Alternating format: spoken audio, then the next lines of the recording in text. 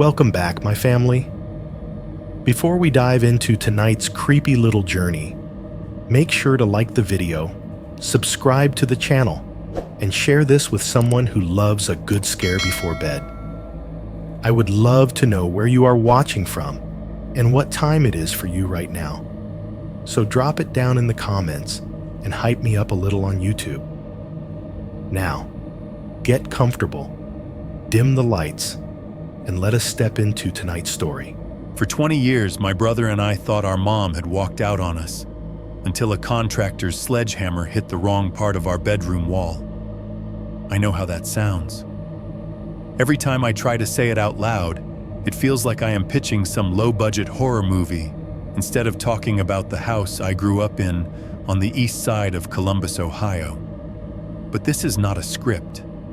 This is just what happened when two broke adults tried to flip their childhood home and get on with their lives. If you are listening to this while you clean your kitchen or drive home from work, look around your own place for a second. Pick one wall. The one behind your headboard, or next to your couch, or behind your kid's crib. Now imagine finding out decades later that it has been hiding your missing parent the entire time. When our mom vanished, we were kids, 13 and 14. Our stepdad told us she packed a bag, said she needed space, and left. Her car was still in the driveway. Her winter coat was still on the hook. Her sneakers were still by the door. But we were old enough to understand what abandonment felt like. And we did what kids do best. We blamed ourselves and tried to keep going. The fights stopped. The house got quieter. Too quiet sometimes. At night, lying in the twin bed I shared a wall with my mom's room, I would hear things I could not explain. Slow tapping from inside the drywall. A dull thump that shook the headboard hard enough to hit the back of my skull.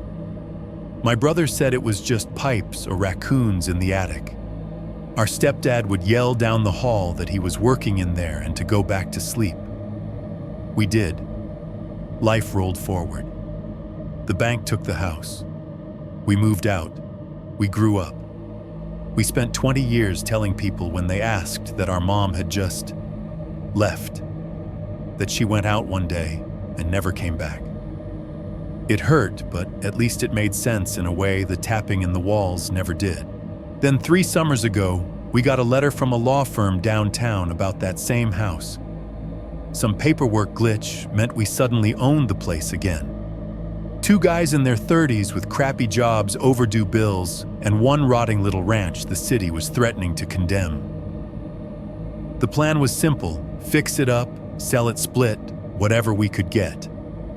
Rip up the carpet, update the kitchen, new paint, new light fixtures, clean slate. On demo day, I was in the kitchen pulling cabinet doors when I heard it. Not the soft tapping I grew up with, but a sharp, ugly crack from down the hall, followed by the contractor yelling my name.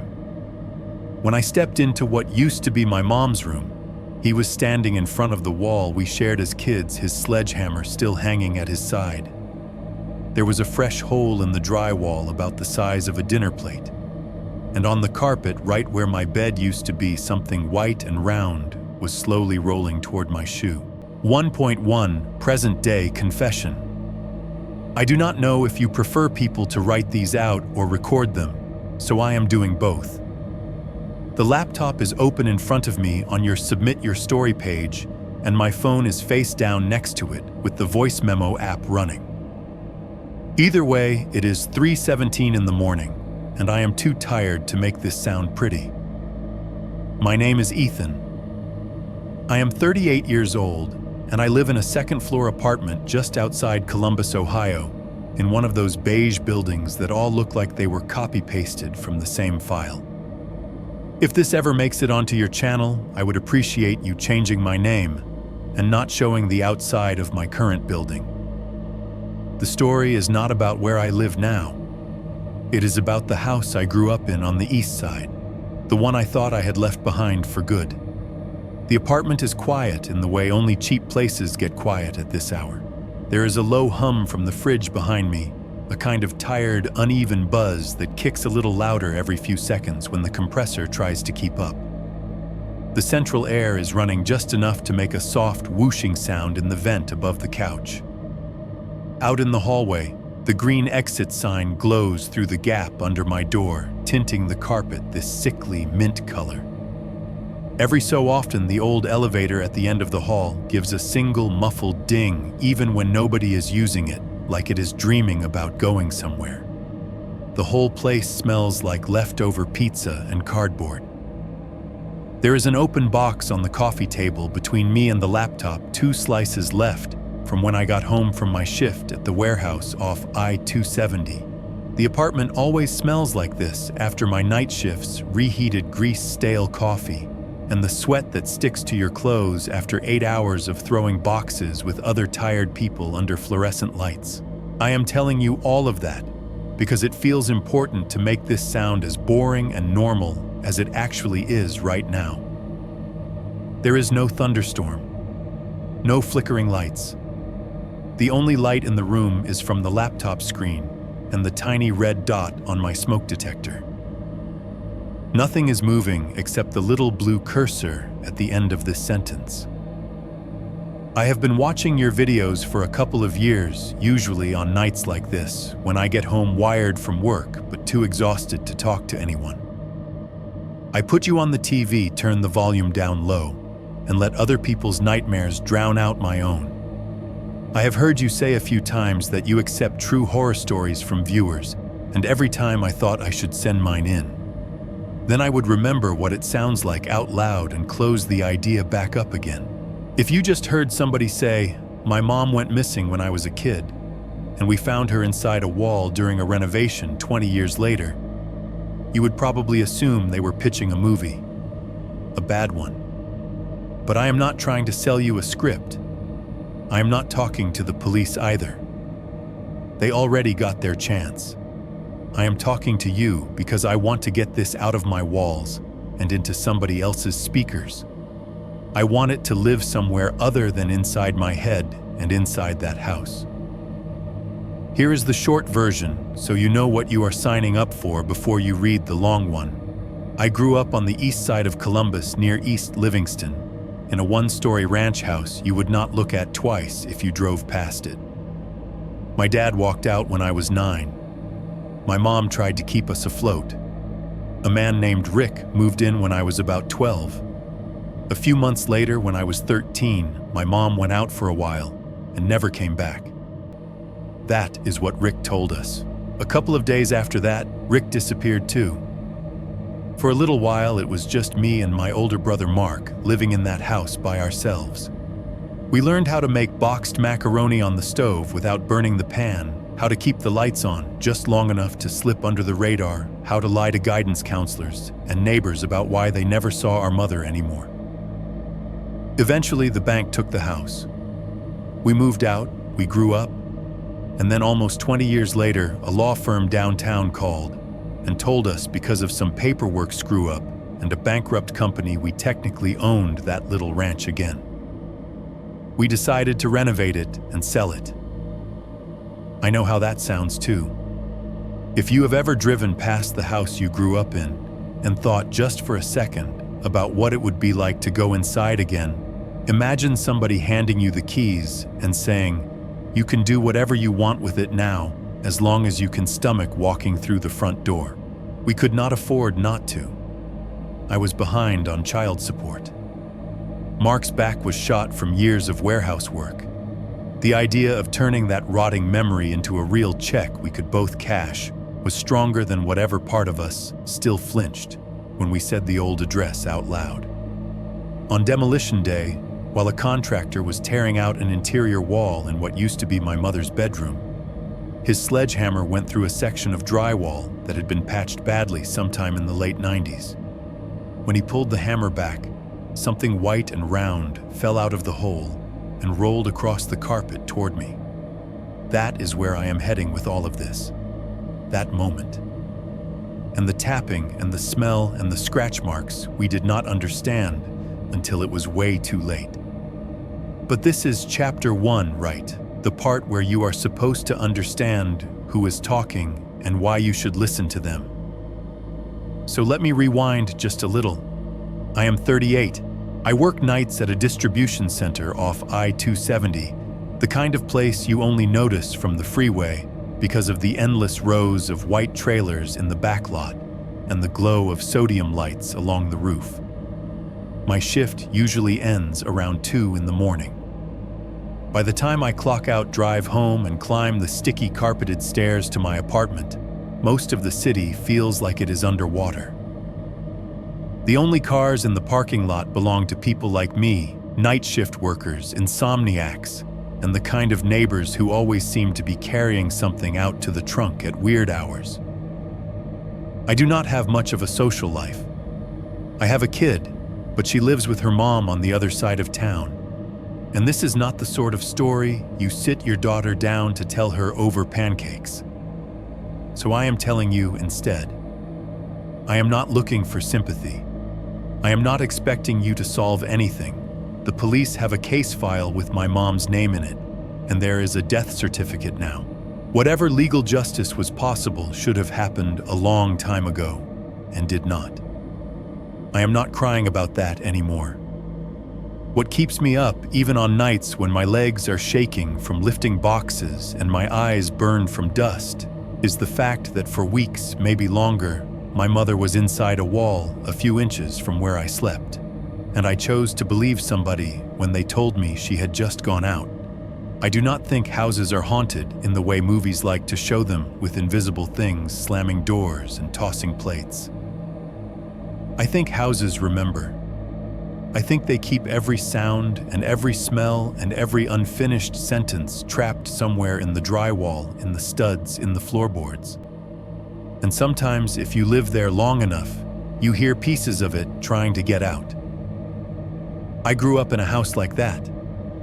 These days, if you type the address into Zillow, you will see a bright, cheerful listing for a cozy 3-bedroom ranch with updated interior, perfect starter home. There are wide-angle photos of the living room, the open kitchen, the fresh gray paint in the master bedroom. There is a picture of that room with a crisp white crib pushed up against one wall, a stuffed giraffe in the corner, sunlight pouring in through clean blinds. The description does not mention what is behind that wall. So I guess that is my reason for writing this finally at 3:17 a.m., with the fridge humming and the elevator dinging softly down the hall. I am writing about the house I grew up in, the one Zillow calls a cozy 3-bedroom ranch, and not the place that hid my mother's body inside the wall next to my bed. 1.2 before Rick, a normal kind of broken. If you pull my old house up on Street View, you will probably have to drag the little yellow man around for a second before you realize which one it is. It is not the worst on the block, and it was definitely never the best. Just another single-story ranch squeezed between two nearly identical copies, sitting on a quiet street off East Livingston, where the sidewalks crack in the same places and the mailboxes all lean a little toward the road.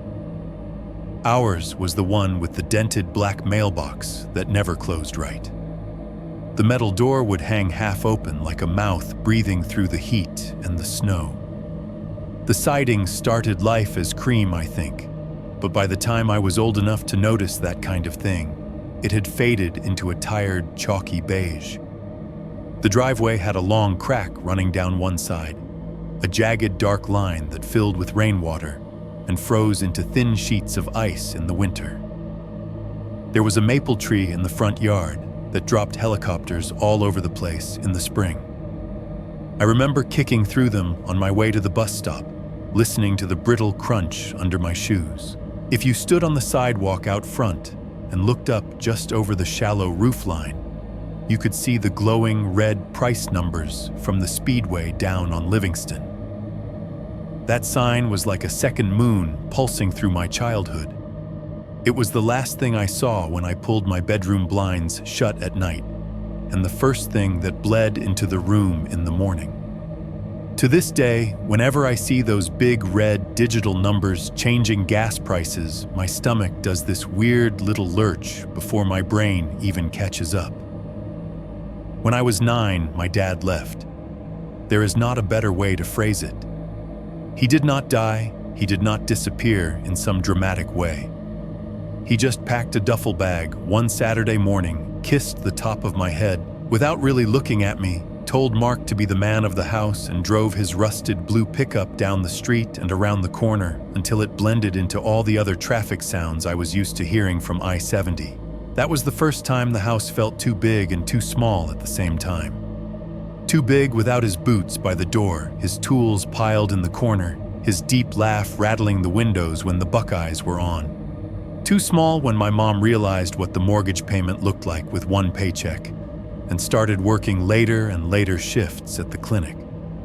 She would come home past dark in those thin blue scrubs, smelling like antiseptic cheap coffee and other people's sickness. The porch light would hit her just right, and you could see the crease lines dug permanently into her face from years of holding in every emotion she did not have time to feel.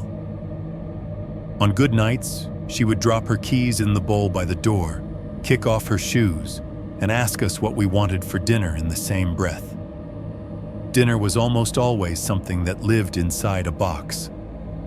Kraft mac and cheese frozen pizza ramen with a sad-looking hot dog sliced up into it, if we were lucky. Sometimes she would stop at Kroger on the way home and bring a rotisserie chicken that made the whole kitchen smell like heaven for 30 minutes. We would sit at the little wobbly table in front of the window, the glass fogging from the steam of the food and the heat from the oven, and pretend for the length of a sitcom rerun that we were one of the families on TV. The TV was an old CRT monstrosity that made a soft electric whine when you turned it on. The VCR underneath it constantly flashed 12 in bright green digits because no one ever bothered to set the time. We would slide in whatever tape was not too chewed up and let reruns of shows that were older than we were fill the living room. The canned laughter would spill down the short hallway to the bedrooms, trying its best to cover the sounds of the house settling and the occasional siren wailing faintly from somewhere closer to downtown. The whole place always carried this mix of smells that at the time meant home to me. Laundry detergent from the basket of clothes my mom never quite finished folding lemon cleaner from the days she attacked the kitchen. Like it had personally insulted her, the salty artificial cheese powder from boxed dinners. Underneath all of that was something more permanent, the dry, dusty scent of old drywall and carpet that had soaked up a decade of spills and tears. We were already a broken family by most people's standards, but it was a normal kind of broken. The kind where the dad's name stops coming up and the mom answers the phone in the other room with her voice lowered and says, "We're doing fine, really," while staring at a stack of bills. The kind where you are old enough to know your friends have more money and more parents than you do, but not old enough to understand how that is going to shape the rest of your life. In the evenings after the dishes were stacked in the sink, and Mark and I had done the bare minimum to clean up the hurricane we left in the living room, my mom would sometimes declare it cleaning night and crank a little plastic radio on the counter to some country station. The sound would be tinny and too loud for the kitchen, but the music somehow seeped into the rest of the house, threading its way around corners and under doors. I remember her on those nights more clearly than almost anything else. Bare feet on the basement stairs, a rag in one hand, a spray bottle of lemon cleaner in the other, singing half the words to whatever song was playing while she scrubbed the banister. The air would fill with that sharp citrus smell cutting through the lingering food and sweat and school. Mark and I would be drafted into picking up toys we had not touched in months and hauling trash bags to the curb while she attacked the house like she could scrub away the debt, the loneliness, the fact that there was one less set of keys on the hook by the door. The basement was always a little cooler than the rest of the house. The concrete floor held onto the chill even in the thick of July. When you walked down, you could hear the drip from the utility sink into the metal drain, a slow, steady plink that echoed off the cinder block walls. The washer would shudder through its spin cycle, thumping against the wall in a rhythm that vibrated through the floorboards above. It was not scary back then. It was just the house, alive in its own way. Upstairs, we had our little rituals. Mark and I shared a room at the end of the hallway, 2 twin beds pushed against opposite walls, with a beat-up dresser between them. My headboard was against the wall we shared with my mom's bedroom. At night, lying there staring up at the textured ceiling, I would hear the steady tick-tock of the clock in the hallway and the faint murmur of the TV from the living room. If the window was open, even a crack, the sounds from outside layered in the sigh of cars on I-70 like distant waves, the occasional honk, the low roar of a plane banking before disappearing into the dark. Sometimes late enough, you could hear a police siren moan far away, climbing and falling as it wove through streets you did not know the names of yet. Once in a while, a squad car would actually come down our block lights off just the low growl of the engine and the crunch of tires over the maple seeds in the road. After it passed, the quiet would feel heavier, like the house was holding its breath along with us. The walls themselves seemed to soak all of it in. Every argument, every laugh track, every whispered phone call after we were supposed to be asleep. I used to think that was just how houses worked. They swallowed what you could not say and kept it safe. There was this one afternoon that sticks with me more than most. My mom had finally printed out a family photo someone took at a church picnic, years before my dad left one of those awkward posed group shots, where everyone looks like they just remembered at the same time that they do not know what to do with their hands. She decided it needed to go up in the hallway. She made a little ceremony out of it. She dug around in the junk drawer until she found a nail and a hammer. Mark and I were sitting cross-legged on the floor, half watching some cartoon, half watching her. She held the frame up against the wall between our bedroom door and hers, squinting one eye then the other to find center. When she finally picked a spot, she pressed the nail to the eggshell paint and gave it a couple of sharp taps. The whole wall shivered. Dust sifted down from the top of the doorframe and sparkled in the sunlight like dirty snow.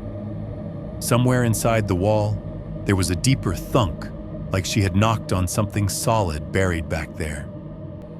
She paused, hammer in midair, and for a second her face shifted, the muscles around her mouth tightening in a way I did not have words for yet. Then she smiled, half for us and half for herself, and said, "These walls have seen too much already," like it was a joke. She finished hammering the nail in and hung the frame. From then on, every time I walked past it, I caught our frozen smiles out of the corner of my eye, hovering above that spot that made the whole house flinch. If I think back hard enough, I can bring up all the little sounds that used to lull me to sleep in that place. The drip from the leaky kitchen faucet that my dad always meant to fix but never did, ticking steadily into the stainless steel sink. The muffled, too loud TV from the neighbor's house on humid summer nights, when everyone's windows were open, their sitcom laughter bleeding into our own. The occasional distant bark of a dog, the low boom of a car stereo rolling through the intersection at the end of the block. Most nights ended the same way, me lying in my twin bed covers pulled up to my chin, the red glow from the Speedway sign slanting through the slats of the blinds and painting lines across the wall and my hands. I could hear my brother's breathing on the other side of the room, deep and even and through the wall behind my head, my mom's soft cough or the creak of her bed as she turned over. The hallway clock kept time with a stubborn metronome tick-tock, and all of it together made a sound I had convinced myself meant safety. Back then, I thought those sounds meant the house was alive in a good way. 1.3. When Rick moved in. I remember the first time I saw him because the kitchen smelled wrong. It was a Saturday afternoon, sometime in late October, that weird in-between part of fall when the air outside is cold enough to make your ears sting, but the house still feels like it is holding on to summer. My mom was at the stove stirring a pot of boxed macaroni steam, fogging up the little window over the sink. The radio on the counter was playing some 80s country songs she liked low enough that we could still hear the announcer on the TV talking about the Buckeyes game in the living room. The back door opened without her calling out, and a gust of colder air rolled into the kitchen, bringing a different set of smells with it: cigarette smoke, wet leaves, and the chalky dust of something like concrete. "Hey boys," a man's voice said from behind me. When I turned around, he was just there, taking up more space than the back doorway had any right to give him. He had a ball cap on, dark hair curling out from under it, and a thick jacket with a logo for some construction company stitched over the chest. There were smears of gray on his sleeves and flecks of white dust on his jeans. His work boots were caked in dried mud that flaked onto the linoleum as he stepped inside. My mom glanced over her shoulder and gave this little smile that did not quite reach her eyes. "Ethan Mark," she said, "this is Rick. We work together. Rick, these are my boys." He smelled like he had spent the day inside someone else's walls. He stuck out a hand first to Mark, then to me. His palm was calloused and rough, the grip just a little too hard, like he was testing how much pressure we could take. "Nice to finally meet you," he said. His voice was friendly on the surface, but there was something flat in it, like the warmth was a coat he could take off at any moment. "Your mom talks about you all the time." I did not know what to say to that, so I mumbled something and stepped back until my shoulder hit the edge of the counter. He looked around the kitchen while my mom went back to stirring the pot, his eyes tracing the cracks in the linoleum, the peeling edge of the laminate countertop, the crooked cabinet doors. "Old place, huh?" he said, not unkindly. "Good bones, though. I can fix a lot of this up."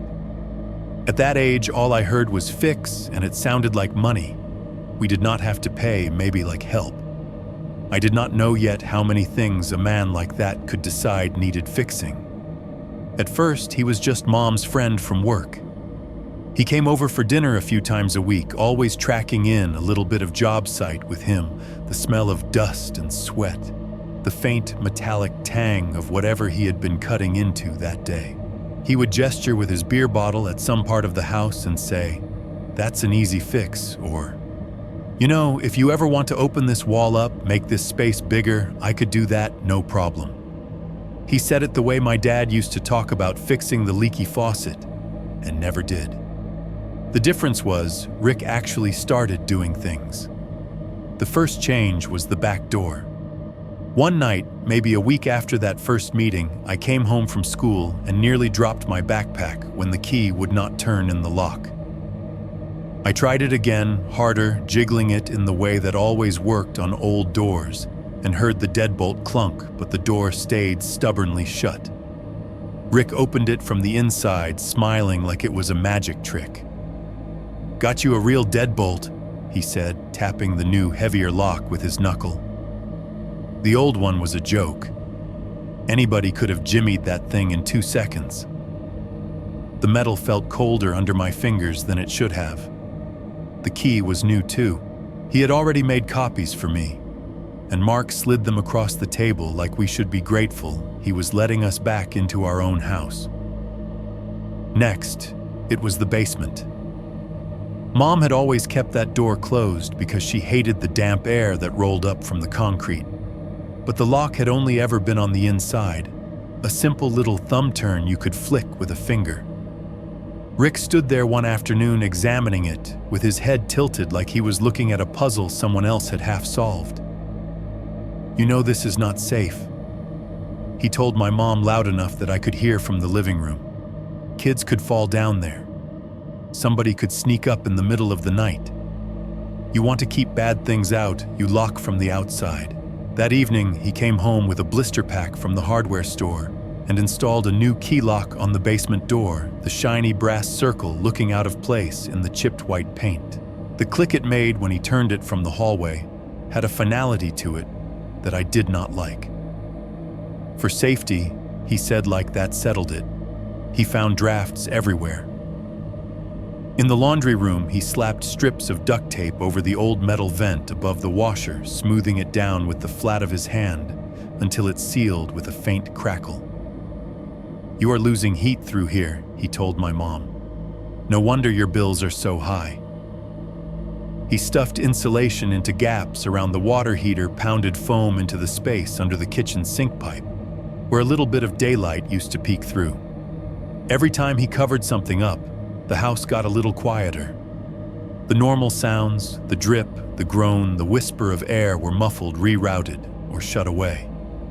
At first it made the place feel tighter, like maybe he was actually making it more solid. Later, it would feel like he was wrapping something in layer after layer so no one could hear it.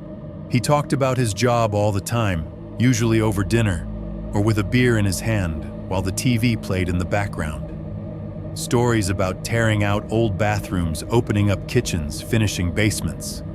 He liked describing the moment when a wall came down, how much dirt and trash they would find inside old newspapers, crumbling in on themselves, lost toys, mouse nests.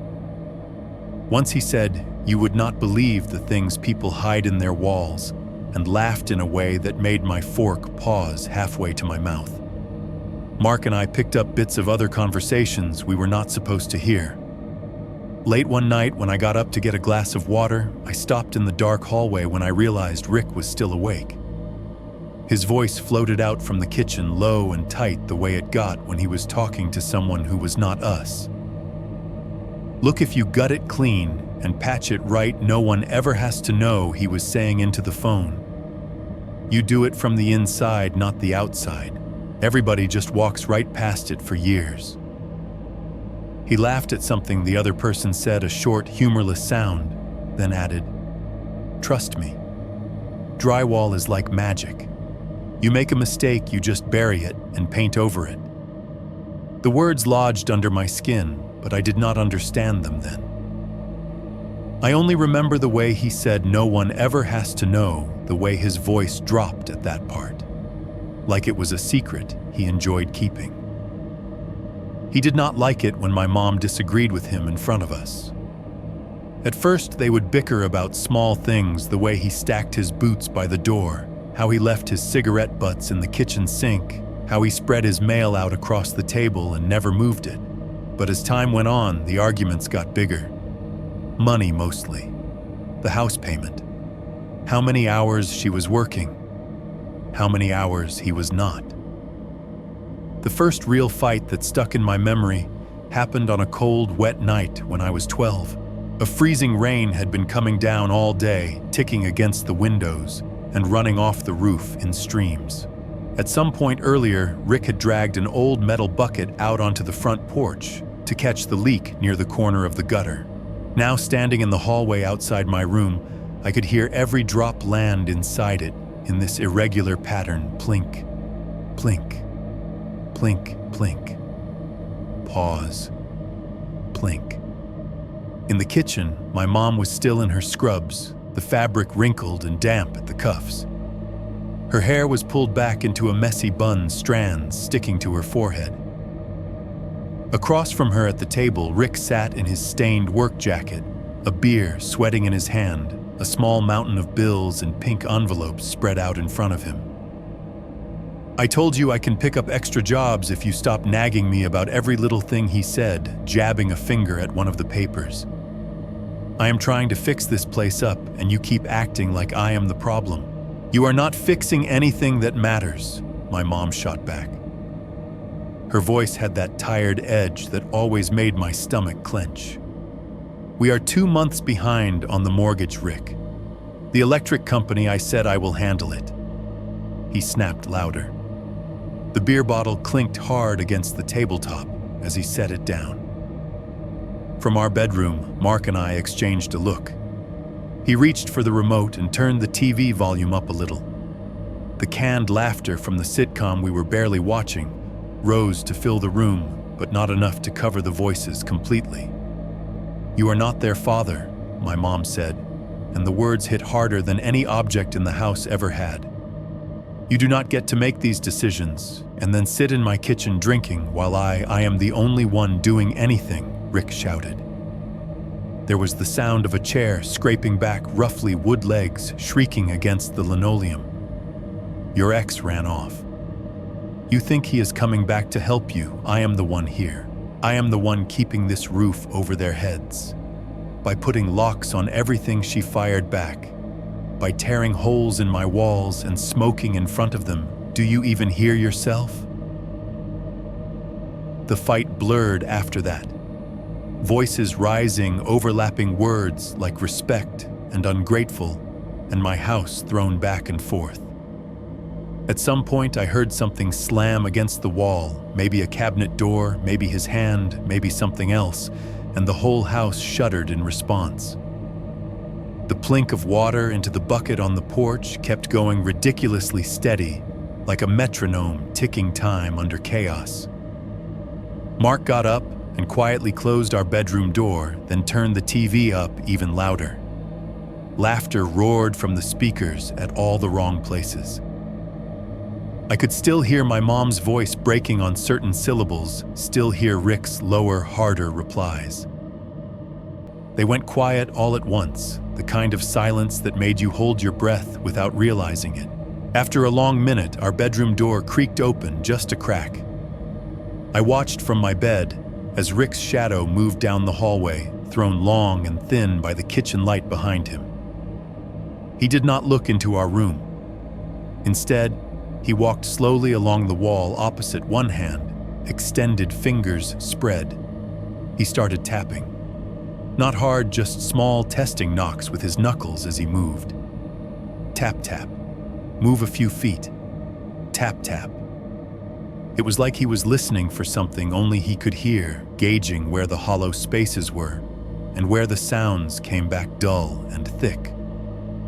He did that past the coat closet, past the bathroom, past the little section of wall where my mom had hung the family picture years ago. His hand slid along the paint fingers, tracing invisible lines. When he reached the short stretch of wall between my mom's bedroom and ours, the wall my headboard rested against on the other side, he stopped. He knocked there once, then twice more. The sound was different somehow. Less, echo more. Wait. He tilted his head, listening, and I saw the corner of his mouth twist up into a small, private smile. Not the big grin he used when he was joking with us. Not the polite one he wore for my mom's coworkers. This was something else. Satisfied, considering. Then, like nothing had happened, he dropped his hand, rolled his shoulders, and walked back to the kitchen. A moment later, cabinet doors opened and closed. The fridge hummed louder, the fight picked back up in lower, sharper voices. At the time, I just registered it as weird. One more odd thing adults did in a house that had already seen more than its fair share of odd. I did not know that was the first night he measured the exact spot where my mother would disappear. 2.1. A Thursday that never ended. The day my mother left was a Thursday which feels wrong somehow. Thursdays are the kind of days that are supposed to disappear between Wednesday and Friday. Not mark the point where your life splits into a before and an after. It started like any other.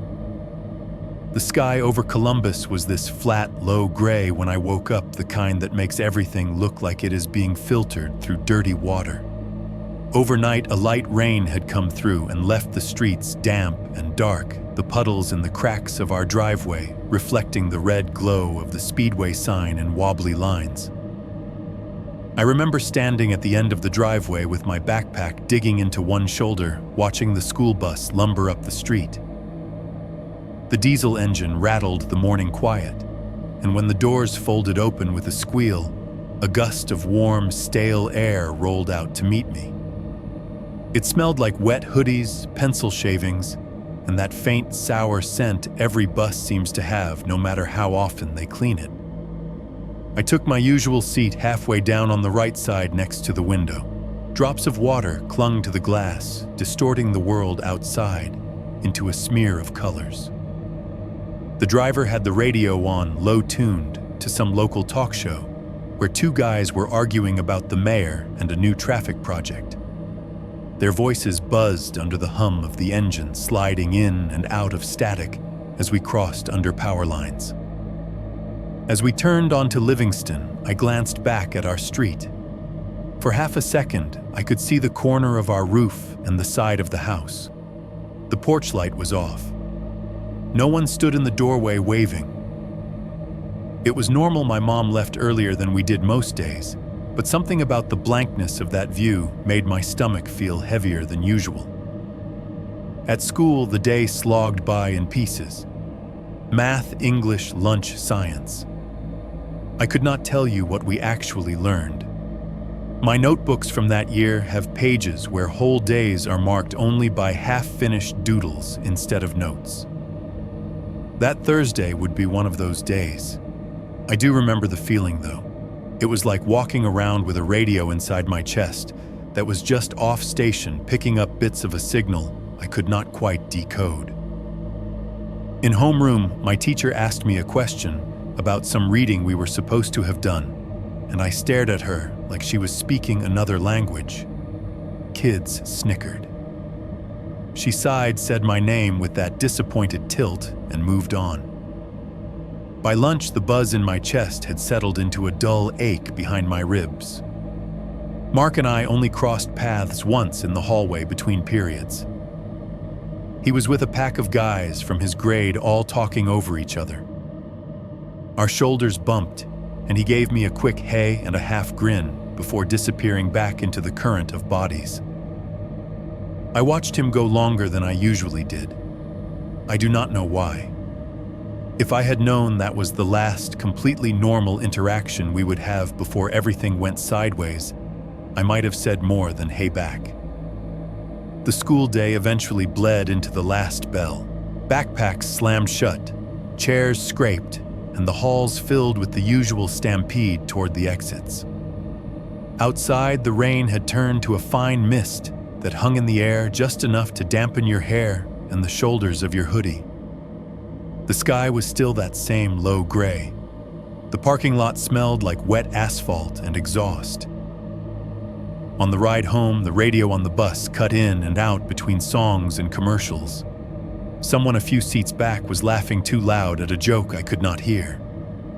I let my head rest against the chilly window, the vibration of the bus rattling my teeth a little, and watched familiar streets slide by.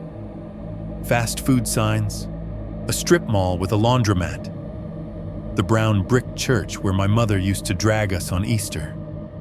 Everything looked the same as it always did, but in my head, that off-station feeling would not let up. Every time I pictured walking through our front door, the image slipped out of focus, like my brain did not want to commit to whatever version it was trying to show me. The bus dropped me at the usual corner.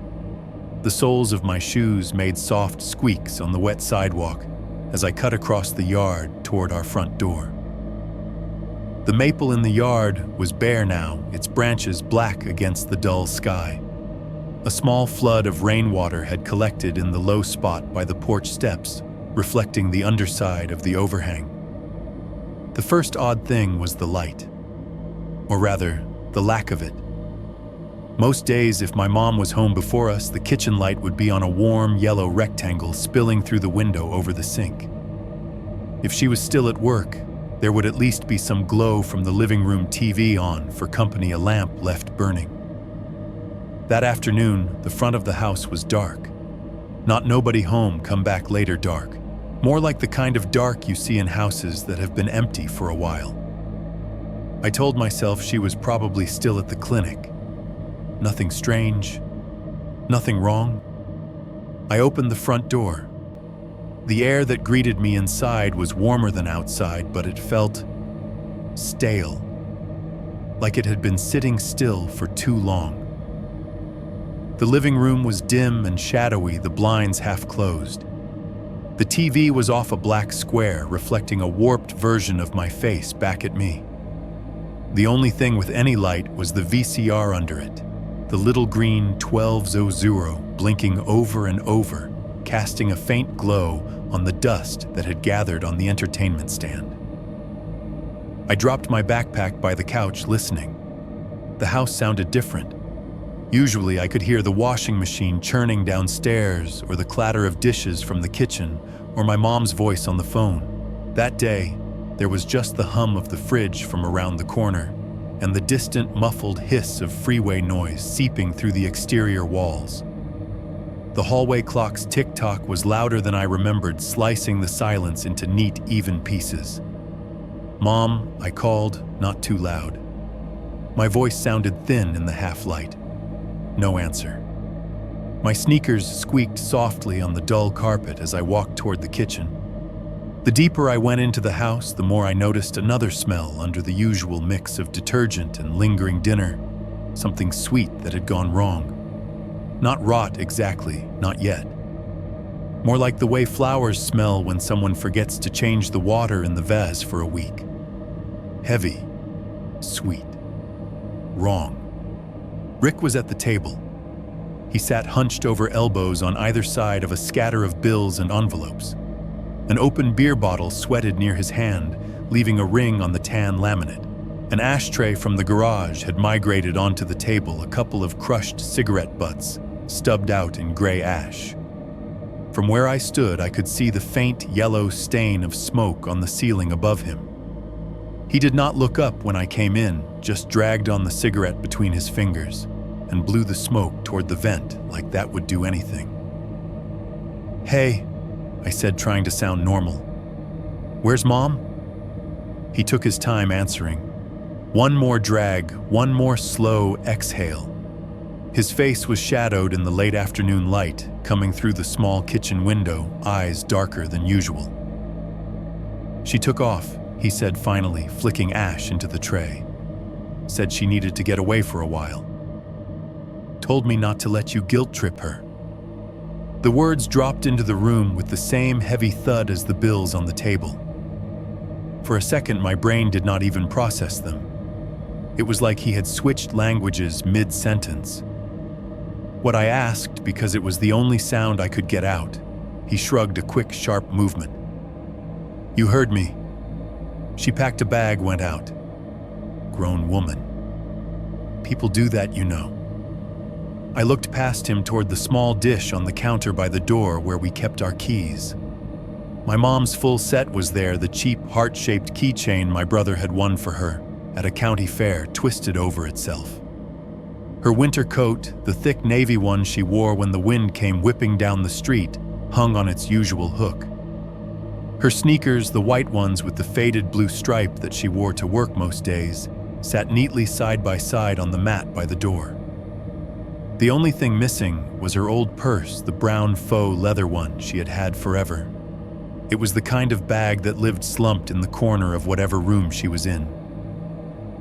I could picture it in my head as clearly as I could see Rick sitting there, but my eyes could not find it anywhere in the actual house. "She did not take her coat," I said. My voice sounded strange to my own ears, or her keys. Rick finally looked up at me. His eyes were bloodshot, the skin around them bruised with lack of sleep and whatever else he did when he left the house for hours. He gave me a look that was somewhere between annoyance and warning. "She said she did not need them," he said. "Said she was tired of this place. Tired of..." He broke off, gestured vaguely around with the cigarette.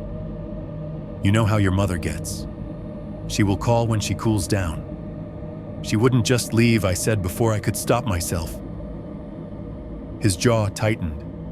The beer bottle made a soft clink as his fingers closed around it a little too hard. "You calling me a liar?" he asked. The way he said it made every hair on my arms stand up. There was something behind the words, something coiled. I felt my throat close up. "No," I said quickly. He cut me off with a sharp shake of his head. "She said not to let you start in with that 'why would you leave us' crap. She needed space. People need space sometimes. You will get it when you are older." The whole conversation felt like trying to walk on a floor that might give way at any second. My eyes kept darting around the kitchen, snagging on little details, the half-empty coffee mug by the sink with a ring of dried brown at the bottom that had to be from that morning.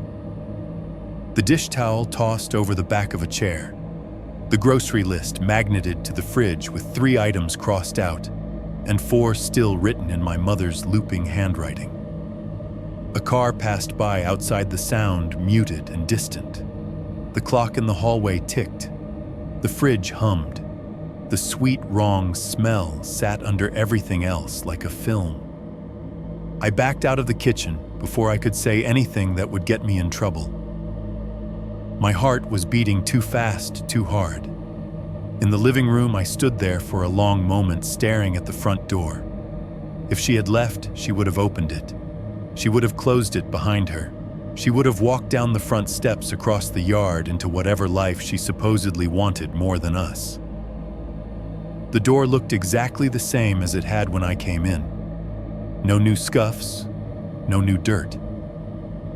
I checked the dish with the keys again. Touched her key ring just to make sure it was really there, the metal cold against my fingers. Looked at the coat, the sneakers.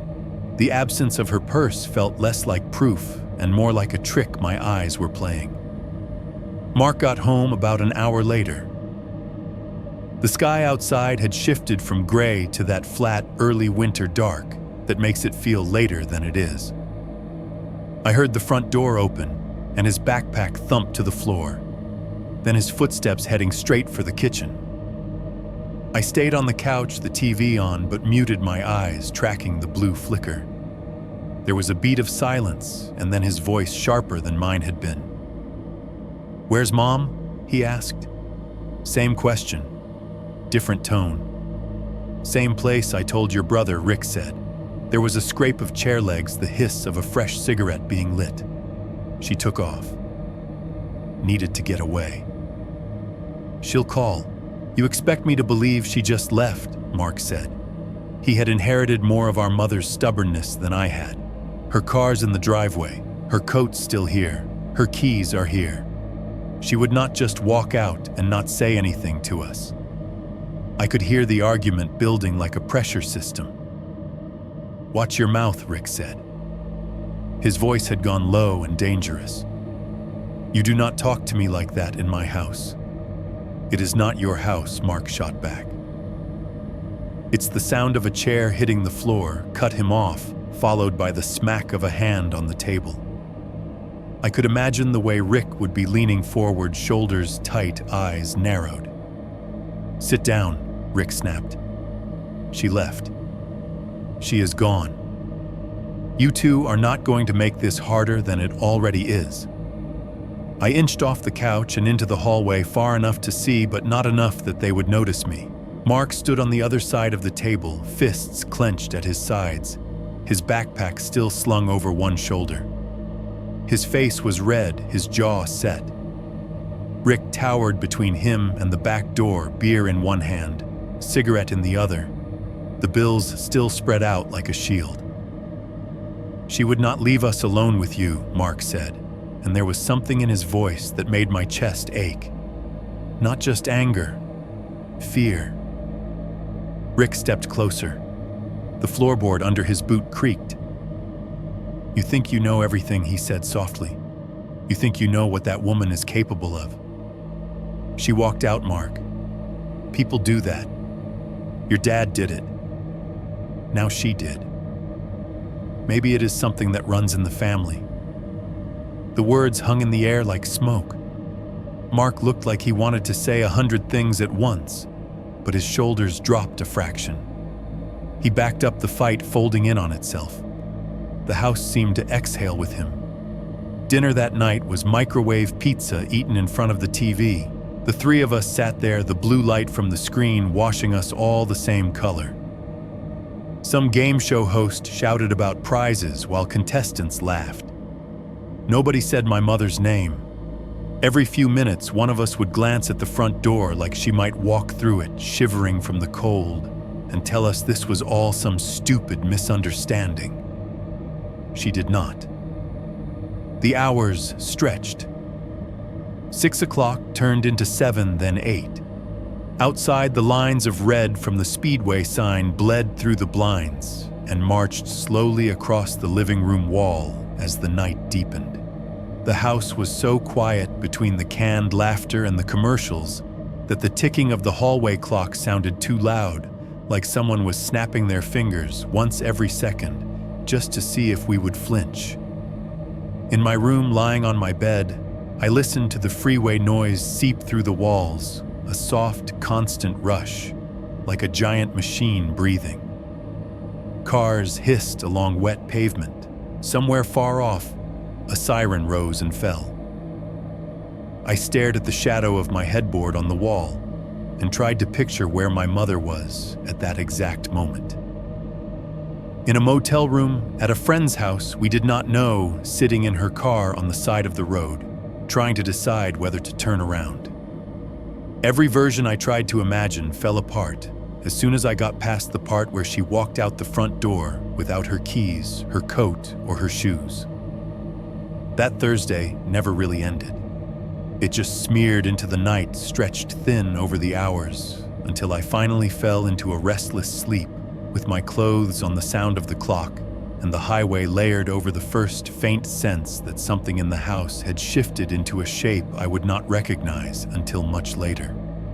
Tu-ta-tu. The first night of tapping that night, the house felt like it was holding its breath. By the time Mark and I finally drifted back to our room, the Thursday had stretched so long it did not feel like the same day anymore. The sky outside had gone from flat gray to full black. The red numbers from the speedway sign at the end of the street glowed brighter now, sharp against the dark, their light slipping through the slats of our blinds in thin, uneven stripes. I lay on my back in my twin bed, staring at those red bands creeping across the ceiling. The room smelled like detergent and old carpet, and something else, something faint and sweet that had started in the kitchen and drifted down the hallway like it was looking for a place to settle. Mark was in his bed across the room, turned toward the wall, his back a hunched shadow under the blanket.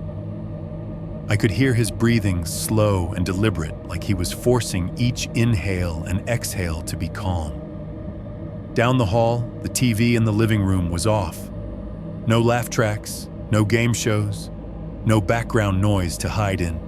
Rick had retreated to our mom's room after slamming a few more cabinet doors for emphasis, and the house had fallen into one of those uneasy silences that sound louder than any argument. At first, the usual mechanical noise filled the gaps. The refrigerator in the kitchen hummed its low, constant note. The HVAC clicked on, pushed a thin stream of warm air through the vents with a soft sigh, then clicked off again. Somewhere in the basement, the water heater gave a deep metallic pop as it adjusted to the cooling temperature. Distant traffic from I-70 seeped through the exterior walls, an endless shh, like waves on a beach we would never see. I focused on those sounds, used them like stepping stones in my head. Fridge, vent, distant cars, Mark's breathing. The hallway clock ticking out its stubborn little seconds, each one a tiny wooden knock in the quiet. Mom will call. Mom will come home. Mom is somewhere, anywhere but here, until blurred. The red light from the speedway sign crawled a little further across the room, painting the edges of Mark's dresser and my closet door in a dull, bloody hue. My eyes got heavier, my thoughts looser, slipping from one to another without fully landing. Then slowly, one by one, the house let go of its usual noises. The furnace cycled off and did not come back on. The low whoosh in the vent above my head faded to nothing. The hum of the fridge stuttered once, like someone had kicked the cord, then died. Even the traffic outside seemed to recede, the rushing sound shrinking to a faint smear under everything else. The clock in the hallway kept ticking, but even that sounded different, now sharper, like it was alone. The silence that followed was not real silence. It was the kind you get in hospitals at night, or in waiting rooms after everyone has left, full of things you are not used to hearing. because the usual noise is gone. I became weirdly aware of my own heartbeat, the sound of my breath slipping in and out of my nose, the tiny rustle of sheets when I shifted my weight.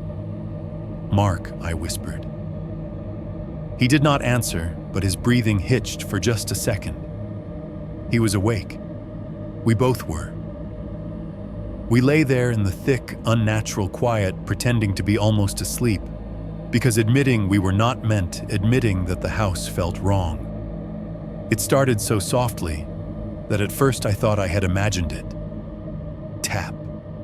A pause long enough that I could have dismissed it as anything, a settling board, a branch outside some phantom echo of the clock. Then tap, tap. 3 small, precise sounds spaced just far enough apart to be deliberate. They came from directly behind my head. From the other side of the wall, my bed was pressed against the wall that separated our room from my mother's. I froze. Every muscle in my body went rigid. I felt the hair on my arms stand up, a prickling wave running from my shoulders down my spine. For a second, I told myself it was pipes. Old houses made noises. Rick had messed with the plumbing in the basement the week before. Maybe air was trapped in the lines somewhere knocking, but it did not sound like pipes. It sounded like knuckles, or fingernails, or something hard tapping against drywall from the inside, trying to be heard without being loud enough to draw attention from the whole house. Tap, tap, tap. My eyes slid toward Mark's bed. I could just make out the outline of his head on the pillow turned in my direction now. He whispered so quietly, I almost missed it. "Did you hear that?" Before I could answer, the tapping stopped. The absence of it made the silence twice as heavy. I realized I had been holding my breath and let it out in a shaky stream, my chest tight. The red light from the speedway blinked through the blinds off and off, painting the wall behind my head in shallow, broken pulses. Nothing. No pipes. No tapping.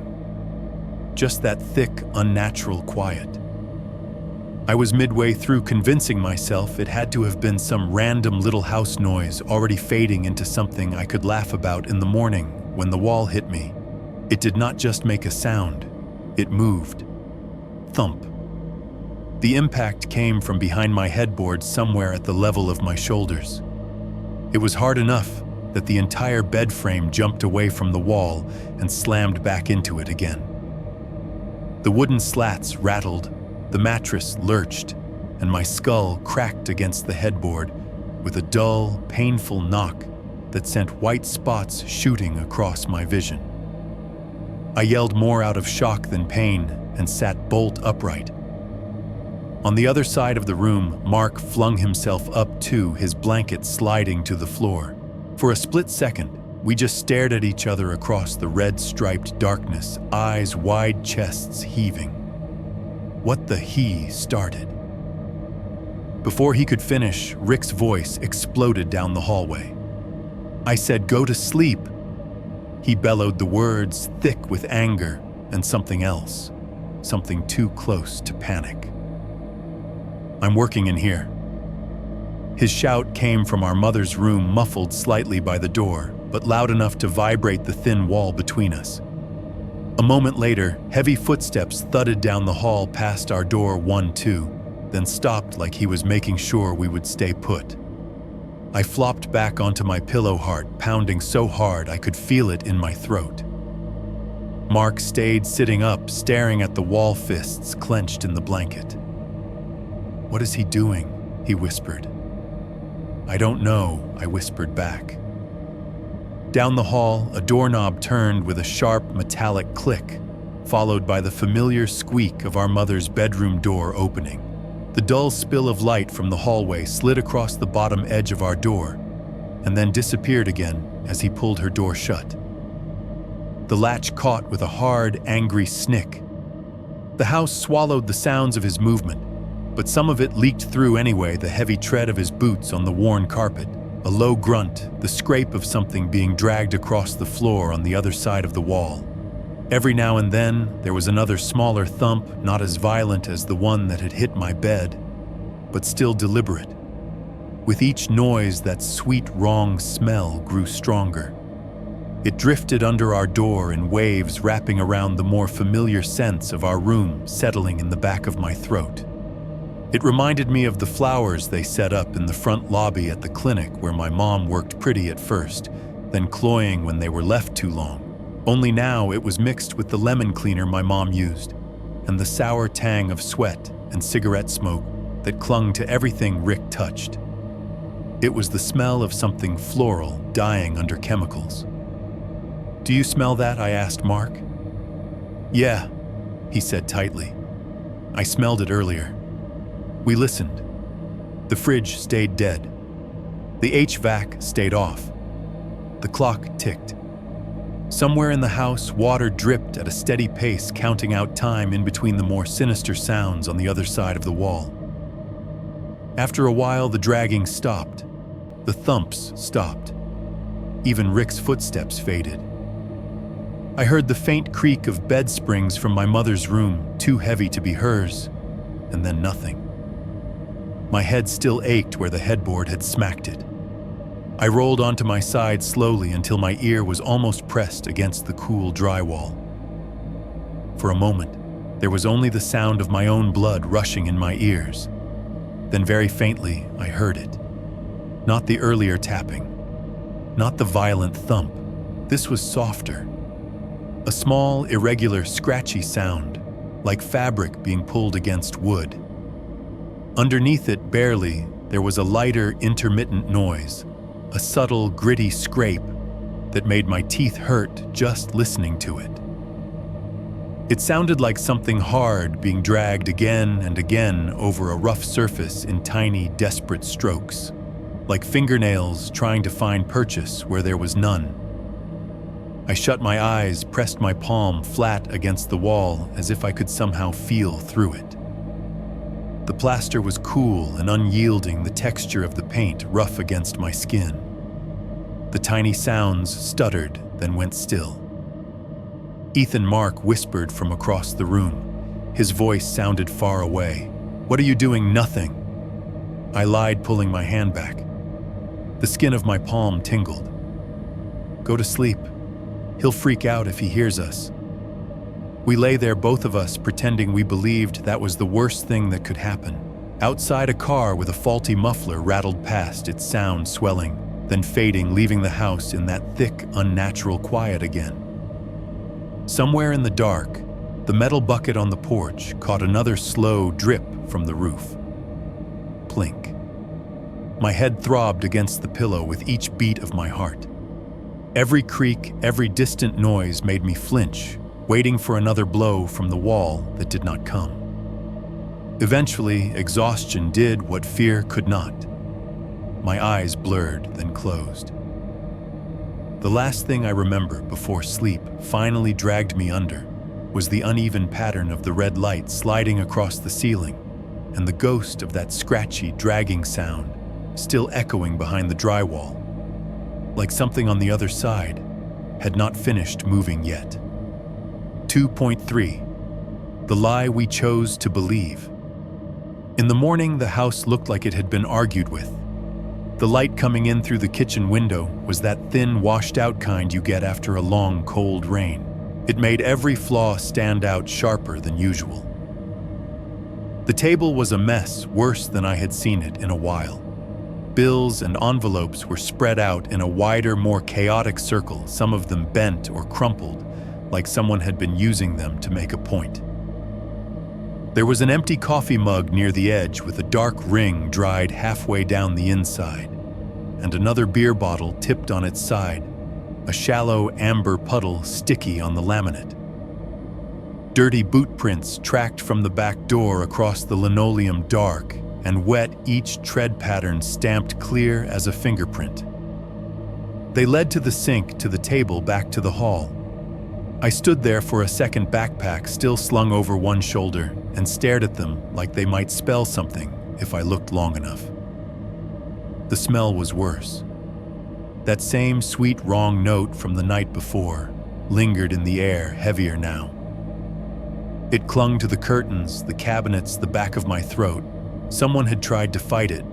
There was a half-open bottle of lemon cleaner on the counter and a damp rag balled up in the sink, but the chemical citrus just sat on top of it, the way cheap perfume sits on top of sweat. Rick was at the table, hunched over like he had never moved.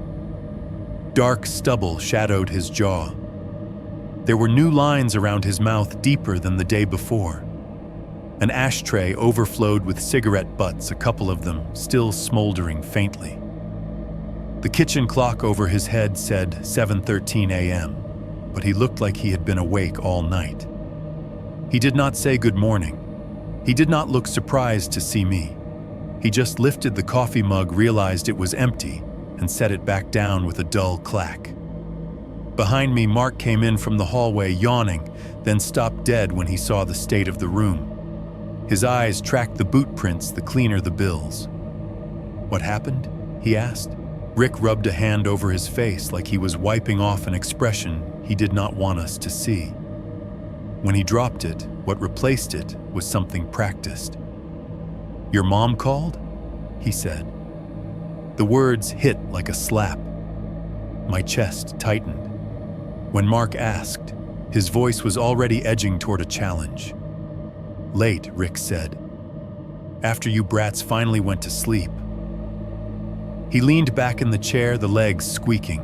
She found a payphone somewhere off the interstate. Said she needed time. Said she could not stand this house, this.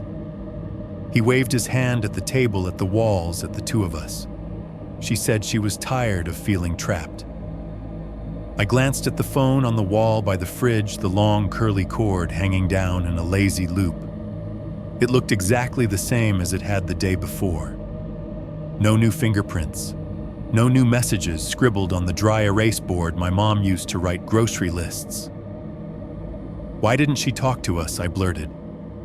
"She told me not to put you on," he said flatly. "Said you would just try to guilt her into coming home before she was ready.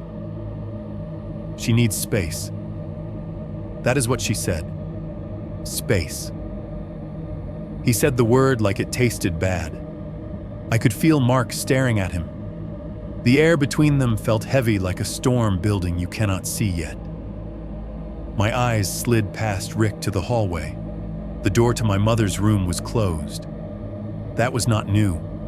She had always kept it mostly shut when she was asleep or at work. What was new was the shiny brass circle dead center above the doorknob, a fresh, bright lock screwed into place on the outside. I stepped away from the table, drawn down the hall, like there was a string attached to my chest. Up close, the lock looked even more wrong. It was the same kind he had put on the basement door, the hardware store edges still sharp, the little keyhole dark and empty. I reached out and touched it. The metal was cold against my fingertips. "Why is her door locked?" I asked, my voice sounding thin even to me. Rick's chair scraped behind me.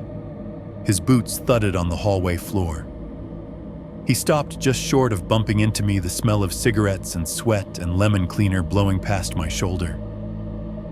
"Because I had to lock it up," he said. "She took some things left. The rest spread all over the place. I am not having you two idiots tearing through her stuff. It is still her room." "She didn't take her coat," Mark said from the kitchen doorway.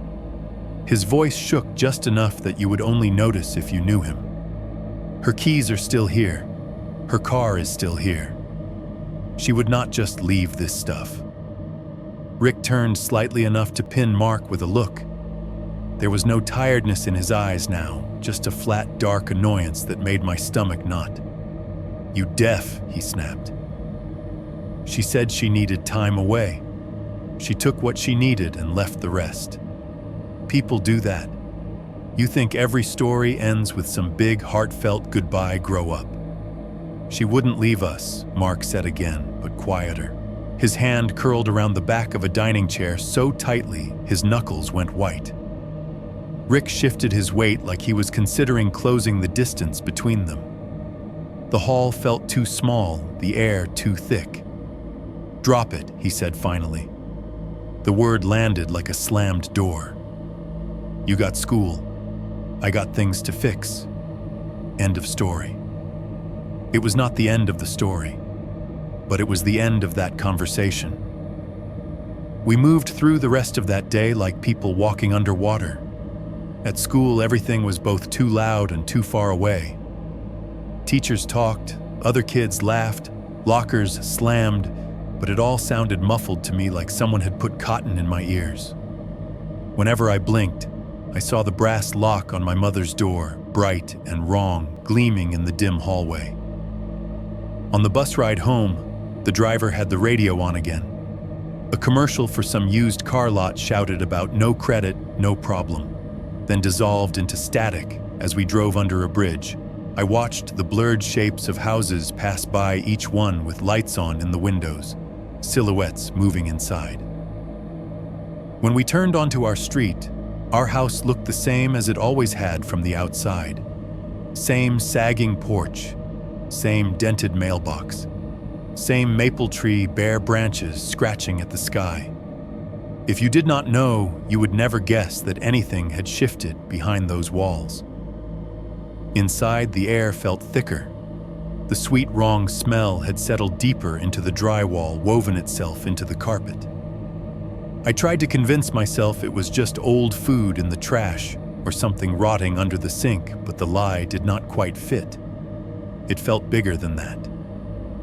The lock on my mom's door gleamed at us every time we walked past.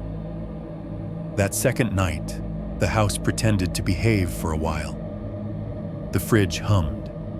The vents whispered. The TV in the living room played some crime show Rick liked low enough that we could hear the dramatic music stings, but not the dialogue. I lay in my bed, staring at the red light from the speedway slicing up the ceiling, and told myself over and over that if she had called once, she could call again. I imagined the scene the way I wished it had gone instead. The phone ringing, Rick answering, my mom's voice tired but recognizable, asking to talk to us, apologizing, explaining, promising to come back when she had figured herself out. All the little fantasies a kid builds when the real explanation is too big and too ugly to touch. Sometime close to midnight, the appliances did their little death routine again. The hum of the fridge cut out mid-cycle. The vents went silent. The house slipped into that too clean quiet where every tiny noise stands out. And then the tapping came back. Tap, tap, tap, fast this time. 3 quick light knocks like someone with small hands hitting the wall with the tips of their fingers. A pause long enough for my brain to catch up. Then tap, tap. 5 in total. 3, pause, 2. The pattern repeated once, then again. I found myself counting the spaces between strikes, like there might be a message hidden in the rhythm if I could decode it. Mark, I whispered. Do you hear that? He did not answer, but I heard his bed springs creak as he turned toward the wall. Tap, tap, tap. Pause. Tap, tap. If the thump the first night had felt like the house shouting, this was the opposite. This was whispering a quiet, insistent request pressed against the back of the drywall. My heart climbed into my throat. Part of me wanted to leap out of bed, run into the hall, pound on my mom's door until the new lock snapped. Another part, the bigger part, felt like someone had put heavy hands on my shoulders and pushed me deeper into the mattress. If that was her, why wasn't she screaming? Why wasn't she hitting harder? Why weren't we hearing her voice? Because that would make it real, a smaller, colder part of my brain answered. And real was worse than anything I could make up. The door to our room was cracked an inch for once. A thin band of light from the hallway cut across the carpet, bright against the dark. I could see the edge of the baseboard there, the worn strip of wall between our door and hers. The tapping stopped. Maybe it's pipes, I said too quickly. My voice sounded thin and strained. Or, I don't know. Mice. We don't have mice, Mark said. There was no room for argument in his tone. Before we could say anything else, Rick's voice snapped down the hallway. "I told you to go to bed," he shouted. "I'm fixing it." The light in the hall flicked brighter for a second, then dimmed as if someone had walked past the switch. Footsteps, heavy, annoyed, thudded from the direction of the kitchen past our room toward our mother's door. The doorknob turned with that same sharp metallic click. The new lock snicked. The hinges moaned softly as the door opened. I held my breath. For a few seconds, all I heard was the soft drag of his boots on the carpet and the murmur of his voice, low and indistinct, from her room. A drawer opened with a faint wooden scrape. Something thumped once, twice, but not hard enough to shake the wall. Then the door closed again. The lock clicked, and his footsteps receded. A moment later, the TV came back on in the living room, too loud for a couple of seconds, before he turned the volume down. Laugh track bled into the hallway, bright and fake and completely out of place. The tapping did not come back that night. Not like that anyway. Every small creak made me flinch, but the deliberate pattern stayed gone. The third night, it returned weaker. By then, the story had grown a thin skin over itself. My mother had called from a payphone by the interstate. She needed time to think. She didn't want to be guilted into coming back too soon. Rick fed us these lines in pieces over the next couple of days, like he was laying bricks in some flimsy wall we were supposed to stand behind with him. I wanted to believe him, wanted to believe her. It was easier to picture her in some anonymous motel room off I-70 than it was to picture anything else. Easier to imagine her smoking a cigarette outside a door with a peeling number, thinking about her life, than to follow the line of my fear all the way to the place it was pointing. So when the tapping came again, softer now, the blows more spaced out, I grabbed onto the first rational explanation that floated by. Old pipes, heating ducts, the house settling. The usual things adults say when a kid says they heard something they cannot explain. It was closer to 1 a.m, that time when the quiet folded in and the noises started. The fridge cut out. The vent exhaled one last gust and went still. I had just started to drift when a string of faint taps brushed my ear through the wall. Tap, tap, tap. Pause. Tap, tap. The pattern was the same.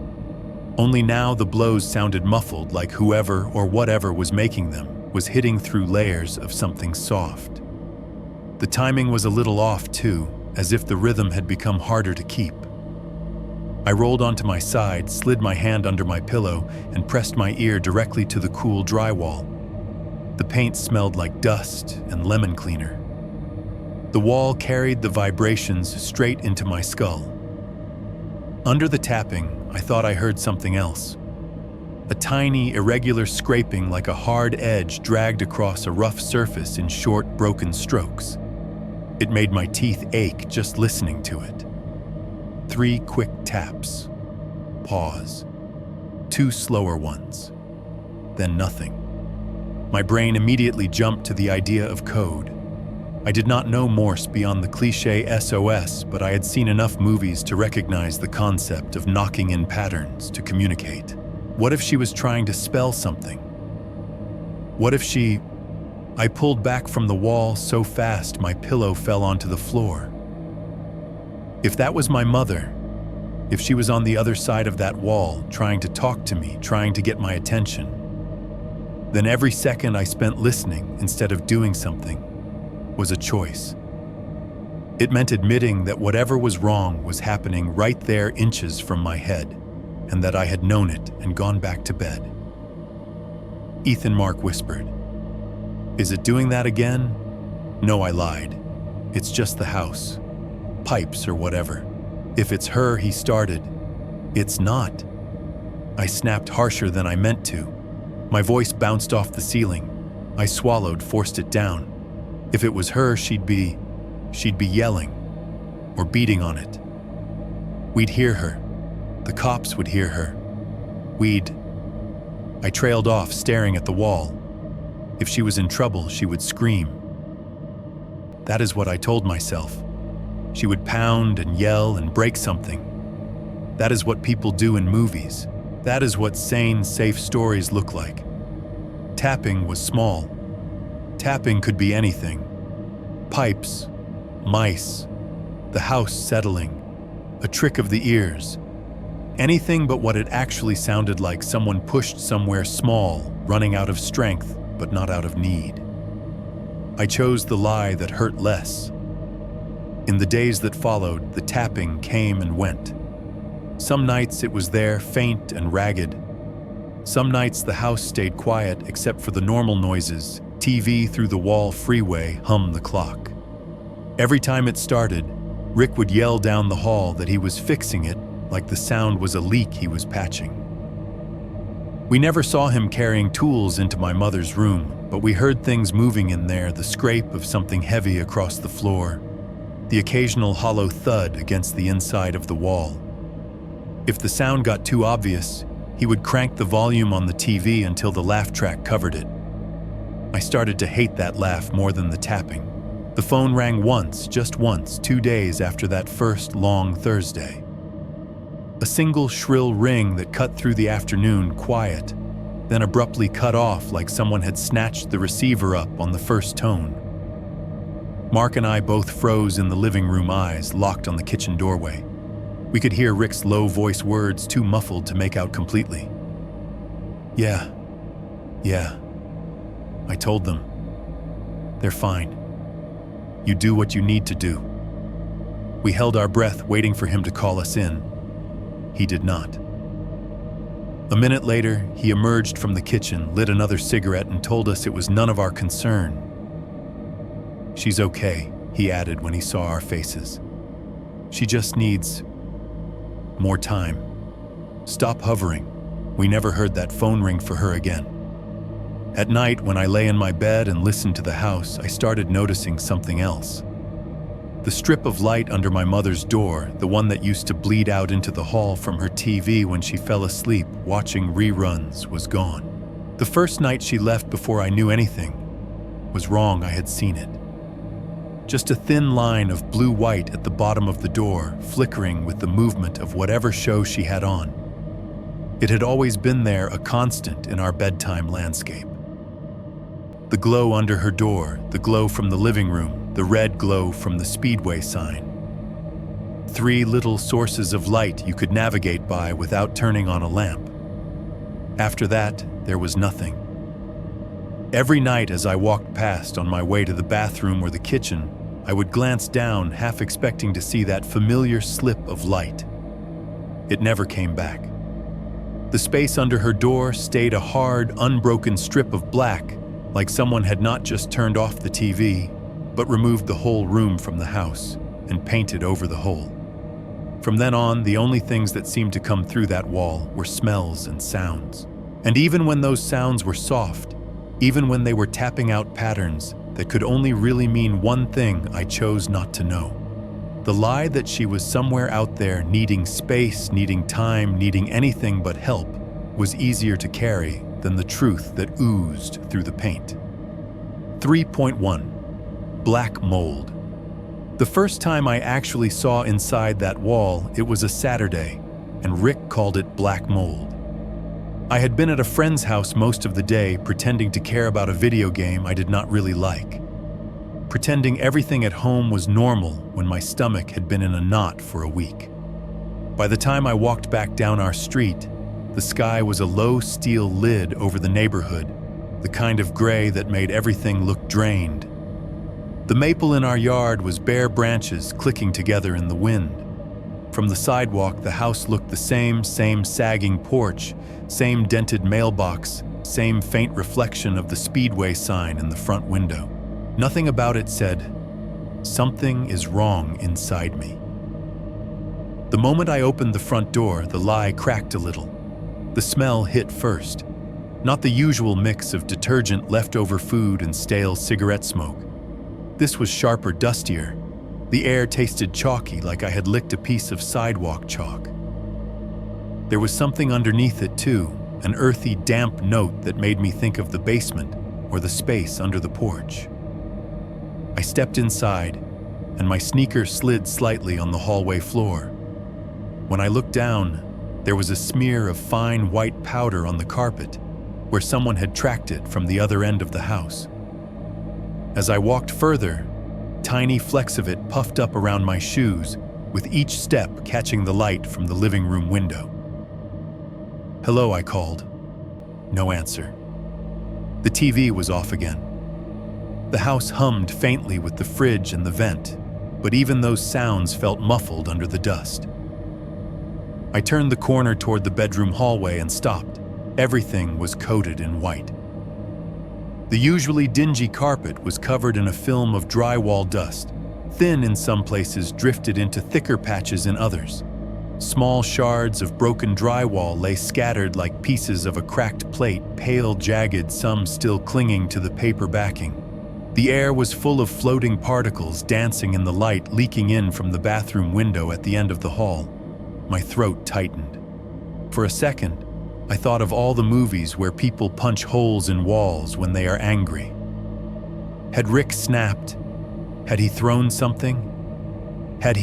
Our mother's door was open.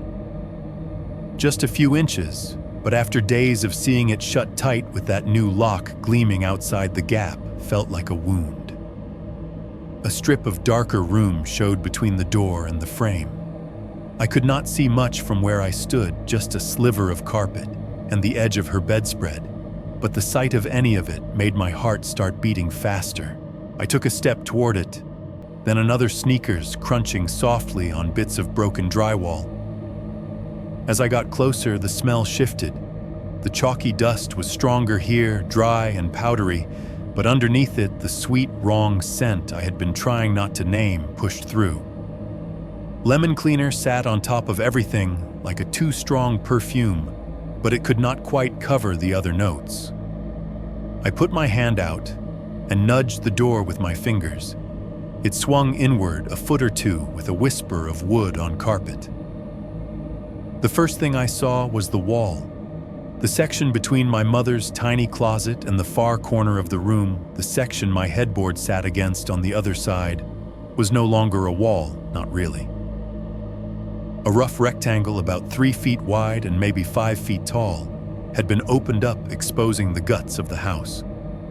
Wooden studs stood there in naked vertical lines, their surfaces scarred where the drywall had been pried away. Between them, strips of yellowed insulation bulged out, some of it slumped onto the floor in torn, itchy-looking clumps. Bits of drywall still clung stubbornly to the edges of the opening, the paper backing ripped and curled. The jagged outline of where the sheets had been cut was uneven, as if whoever did it had started careful, and then given up on neatness halfway through. Rick stood in front of the hole in the wall, his back to me. He had a bandana tied over his nose and mouth like a makeshift mask, the fabric stained in places with sweat and dust. Safety glasses balanced crooked on his nose, the plastic lenses fogged slightly from his breath. In one hand, he held a crowbar, the metal end dusted white. In the other, a utility knife glinted dull in the dim light. He was breathing hard, shoulders rising and falling under his faded work shirt. Each exhale sounded rough through the fabric over his face. "Rick," I said. He flinched. Not much, just a quick, sharp jerk of his shoulders, like I had slapped him instead of said his name. He half-turned eyes visible over the bandana. Behind the glasses, they looked two bright pupils, pinpricks. "What did I tell you about this room?" he snapped. I froze halfway across the threshold. "I just got home. What happened?" He turned back to the opening, jammed the crowbar into a remaining piece of drywall, and pried. The panel gave way with a drawn-out crack, the sound of paper and gypsum surrendering. Another piece cracked off and fell, landing in the pile at his boots with a flat, brittle smack. Dust billowed up around his legs, catching in the sunlight from the bedroom window and turning it into a hazy beam. "There's black mold," he said, through the bandana voice slightly muffled. "Behind the wall. You boys don't want that in your lungs." He said it like he was doing us a favor, like he was some kind of hero. Black mold was one of those things I had heard adults whisper about in worried tones before. On the news, in the waiting room at the clinic. It was always described like some invisible villain that crept in and ruined houses and lungs and bank accounts. I looked automatically at the exposed studs at the insulation. From where I stood, I could not see any black mold. The wood was stained in places, sure old watermarks rising from the baseboards, but nothing that looked like the horror stories I had imagined. No slimy black patches, no spreading fungus. Just old wood and old insulation and dust. Near the bottom, though, there was a darker streak. A thin brownish line ran up about 6 inches from the floor along one of the studs, a faded vertical stain that did not look like the others. It was narrower, more deliberate somehow, as if gravity had not been the only force affecting it. At the base on the floorboards, the stain widened into a faint, irregular blot that had soaked into the wood before someone covered it up with carpet years ago. It could have been anything, I told myself. Old water, rust, spilled paint, 1,000 harmless things. On the carpet near his feet lay a roll of silver duct tape, half-used, the end stuck haphazardly to the gray backing like it had been torn off in a hurry. Next to it, folded once and tossed aside, was a rag. The fabric was stiff in places, and there were pale, dried smears on one corner, a washed-out red that the lemon cleaner had not completely conquered. "What's that from?" I asked before I could stop myself nodding toward the rag. Rick's head snapped in my direction so fast, the safety glasses slipped a little down his nose. For a second, the room shrank. His eyes were 2 dark points above the bandana flat and unreadable. I said, "Stay out," he growled. The crowbar clanged against the floor as he dropped it. In 2 steps, he crossed the space between us, his boots grinding drywall dust into the carpet. His gloved hand closed around my upper arm fingers, digging in through the fabric of my sleeve hard enough to hurt. He yanked me backward out into the hallway. My heel caught on a chunk of broken drywall, and I stumbled, catching myself on the opposite wall. White dust smeared under my palm. "You want to breathe this crap in," he demanded, gesturing back into the room with a quick jerk of his chin. "You want to end up in a hospital because you could not listen. There is black mold in there. It is dangerous. You stay out. You hear me?" My arm throbbed where he had grabbed me. I nodded, swallowing down the protest that rose in my throat. The word dangerous hung in the air between us, heavy and flexible enough to cover anything he wanted it to. "Good," he said. He let go, wiped his glove on his jeans like I had gotten something on him. "Go do your homework. I have to contain this before it spreads." Behind him, through the half-open door, I could see the exposed studs, the hanging insulation, the strange stain at the bottom. The opening gaped like a missing tooth in the wall, like a mouth mid-scream. He slammed the door halfway shut, then seemed to think better of it. It stayed ajar just enough that I could still see the edge of the hole. Cold air drifted out through it, carrying more of that dust and something else I did not want to name. I backed down the hallway, my sneakers leaving faint prints in the white powder, and ducked into our room. Mark was sitting on his bed, elbows on his knees, listening. "What's he doing?" he asked. "Tearing up Mom's wall," I said, trying to sound casual. "He says there's black mold." Mark's eyebrows drew together. Convenient. We did our homework with the door open, not because we wanted to keep an eye on him, but because closing it felt like it would cut us off from knowing if something went wrong. As the afternoon slid into evening, the sounds of demolition became the soundtrack of the house. Crook. The brittle groan of drywall being levered away. Snap. The sharper crack of a piece coming loose. Rustle. Insulation being yanked and stuffed into trash bags, its papery backing rasping against itself. Every now and then, there would be a heavy thud like something solid dropping onto the floorboards in my mother's room, followed by a muttered curse from Rick. The crowbar clanged. The knife rasped through something tape plastic, who knew? At one point, the sounds stopped completely.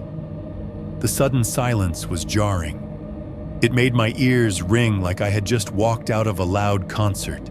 I realized I had been tracking his every move through the wall without meaning to, building a mental picture of what he was doing from squeaks and scratches.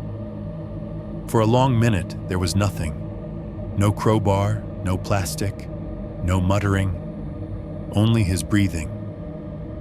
Even through the wall and the half-closed door, I could hear its slow, heavy pulls of air through the bandana, each exhale rough and damp. It sounded less like a man at work and more like someone standing very still, listening for something. I held my own breath, suddenly terrified that if I made any sound at all, he would remember we were there. Then, out of nowhere, the hammering started. Not neat, measured taps. Hard, repetitive blows that drove nails into wood with more force than necessary. Each strike made the wall shudder. My headboard rattled gently against the drywall, echoing the thump my skull had taken nights before, but not quite as violent. Bang. Bang. Bang. He was closing something back up. By the time night fell, the sounds had shifted from destruction to reconstruction. The tearing and ripping gave way to the rasp of a putty knife spreading joint compound. The faint hiss of tape being pulled off a roll, the soft thud of new drywall panels being set into place. I could smell the wet, chalky scent of fresh mud, even through our door, mingling with the lingering lemon cleaner and that stubborn undercurrent of sweet, stale air. At one point, I stepped into the hallway to go to the bathroom and paused outside my mother's room. The door was almost completely shut now, only a sliver of the interior visible. Through that narrow slice, I saw the new drywall where the hole had been a pale, raw rectangle, slightly lighter than the rest of the wall. The seams were still rough, the screws still visible. It looked temporary, like a bandage slapped over a deeper wound. Rick was standing with his back to me again, shoulders hunched, hand braced on the fresh panel, as if he was holding it in place by sheer will. His head was bowed. For a second, I thought he might be praying.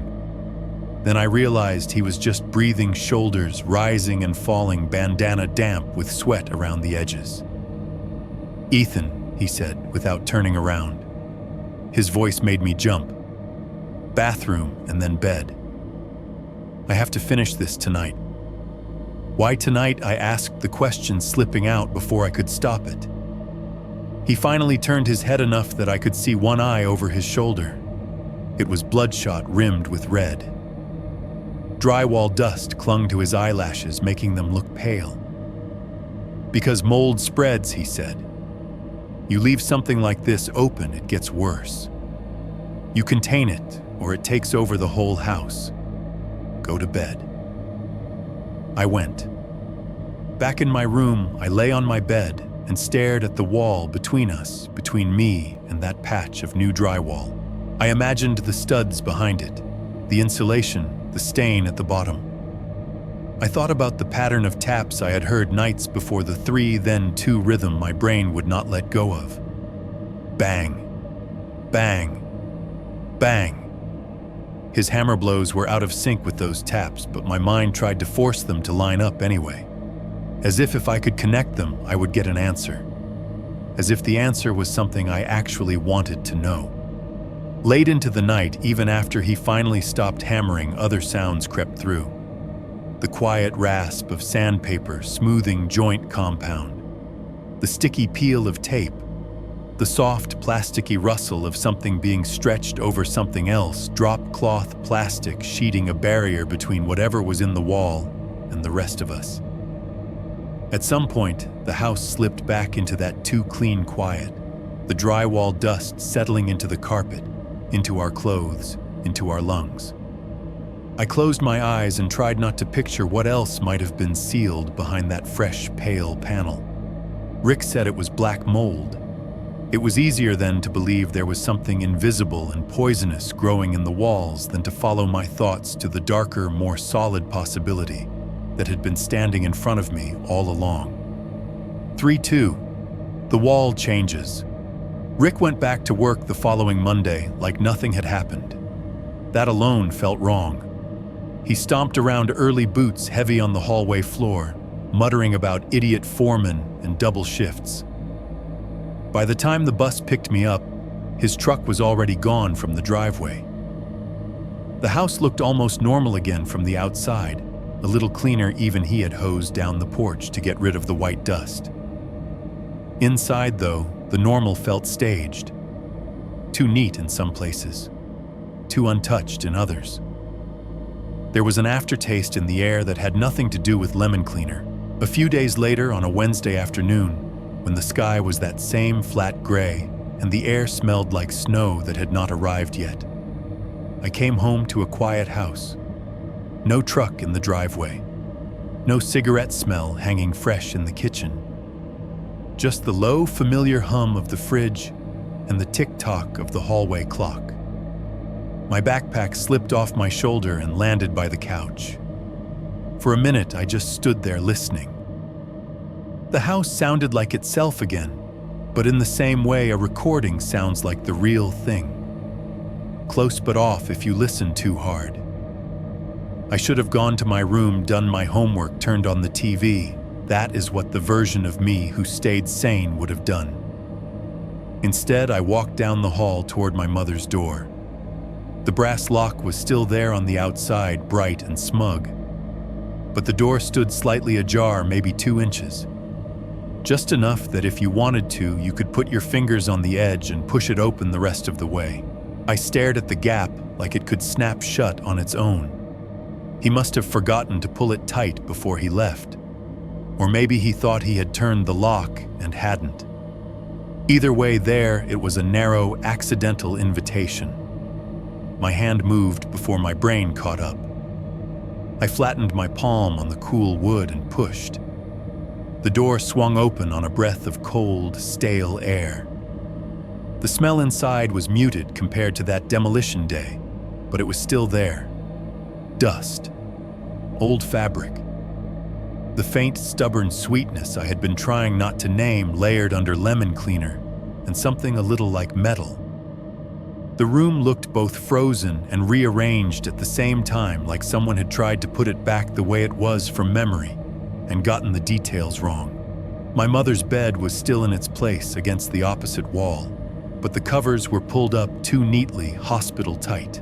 The dresser stood beneath the window, a fine white film of drywall dust still lodged in the carved grooves of the handles. Her lamp sat on the nightstand, unplugged. No alarm clock on top of the dresser anymore. No glass of water with a lipstick ring. No half-read paperback face down on the quilt. My eyes went straight to the wall. The hole was gone, or rather it was hidden. Between the closet door and the far corner where I had seen bare studs and yellow insulation just days before, there was now a clean, pale rectangle of new drywall blended into the old. Rick had patched it, mudded it, sanded it. You could still see the edges, faintly slightly raised seams where the joint compound feathered out into the original wall. The trowel marks formed wide curving arcs, dull in the weak daylight. He had not painted over it yet. The rest of the room was a tired off-white, the color of coffee with too much milk. The new section was brighter, a cold, chalky white that caught the light in a way that made it stand out, no matter how hard my eyes tried to see it as part of the whole. It looked heavier than the rest of the wall. That was a stupid thought, but it was the only one that came. Like someone had filled that part with something denser than air before they sealed it up. I stepped inside, closing the door almost all the way behind me without thinking. The click of the latch sounded louder than it should have. For the first time in weeks, I was alone in my mother's room. The air was cooler here than in the hallway, a little damp. Dust motes drifted lazily in the beam of light coming through the thin curtains. The carpet crunched faintly under my sneakers, where loosened debris had settled and never been vacuumed. I moved closer to the patched section, drawn like there was a magnet embedded behind it. Up close, the texture of the compound was rougher than the rest of the wall. Someone had sanded it, but not perfectly. Tiny ridges and shallow valleys traced the path the trowel had taken. I lifted my hand and laid my fingers against it. The drywall felt cold. Colder than the air, colder than the other parts of the wall when I shifted slightly and touched there too. My fingertips tingled. All my life I had watched adults test walls in houses on TV renovation shows in real life when someone was thinking about hanging a shelf. They would knock on them, listen, then say things like, "This one's load-bearing," or "This is just a partition." I had never really understood how they could tell. Still standing there, I wanted to know what this wall would say if I asked.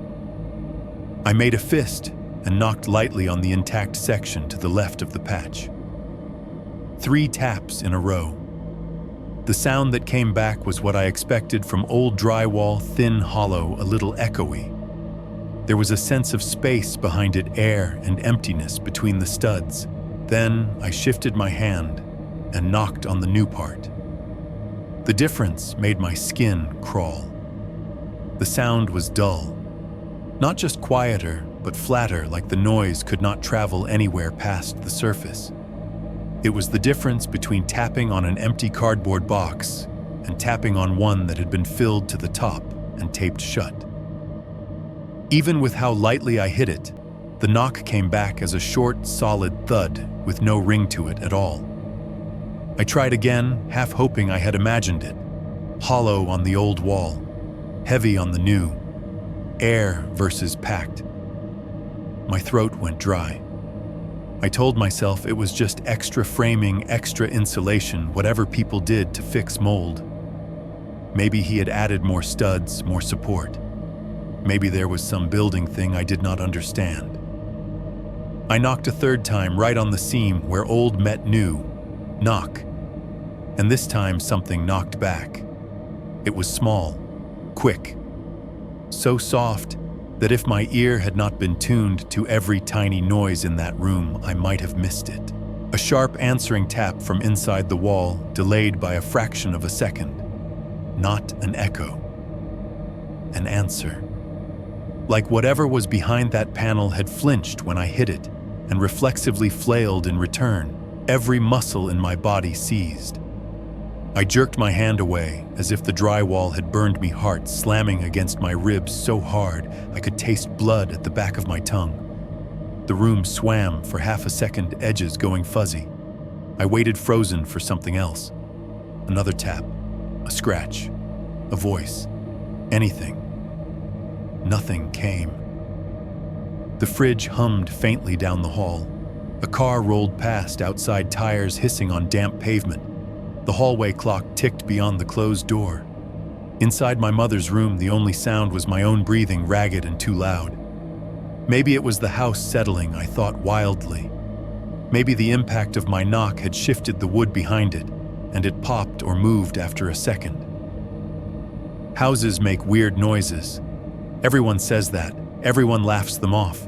My brain clung to that explanation, the way a drowning person clings to anything that floats. It did not fit quite right, but it covered more than the alternative. I backed away from the wall slowly, like it might lunge. The pale rectangle seemed to swell in my vision, the edges pulsing faintly with my heartbeat. For a second, I had the insane thought that if I stared long enough, I would see it bulge outward, the paint stretching like skin.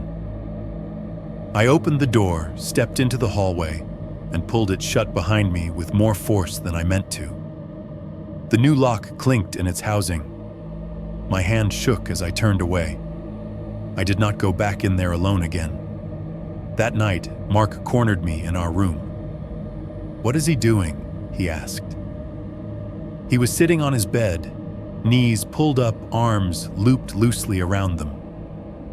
The TV was on with the volume low, a game show flashing colored lights across his face, but neither of us was watching it. I pretended not to understand. With what? With the house, he snapped. With that wall. With Mom. The words hung between us heavier than anything Rick had shoved behind drywall. I thought of the dull knock under my knuckles, the answering tap, the stain at the base of the stud, the roll of tape, the rag. I don't know, I said, which was technically true, and also the biggest lie I had ever told. Mark snorted, anger and fear blended in the sound. "You ever think maybe he did something to her?" I flinched. "Like what?" He stared at me, eyes searching my face like he was looking for some switch that would turn on the version of me that already understood. "You know what I mean?" I shook my head too quickly. "If he did something, the cops would have found it," I said. "They came here. They looked around. They would have, I don't know, smelled something, seen something. They looked around once," he said, "for like 10 minutes, and he would not let them into her room without standing right there the whole time." Remember, I did remember. 2 officers in pressed uniforms, boots, politely wiping on our mat, asking Rick questions in low voices, while my brother and I sat on the couch and tried not to stare. One of them had stepped down the hallway, glanced into the bedrooms, looked behind the shower curtain like this was a TV show. They had not pulled up carpets. They had not knocked on walls. Besides, I added desperately, they checked the basement and the yard. They walked around for like hours. Mark's jaw clenched. Yeah, the yard. The basement. He looked toward the wall between our room and our mother's. But what if they were one layer off? What if they were standing right next to her and did not even know it? The idea made my stomach lurch so hard I had to swallow twice. If that were true, we'd... No, I said. We'd smell it. We'd hear something. He wouldn't. I stopped before I said, "Seal it up." The phrase popped into my head like it had been waiting there patient.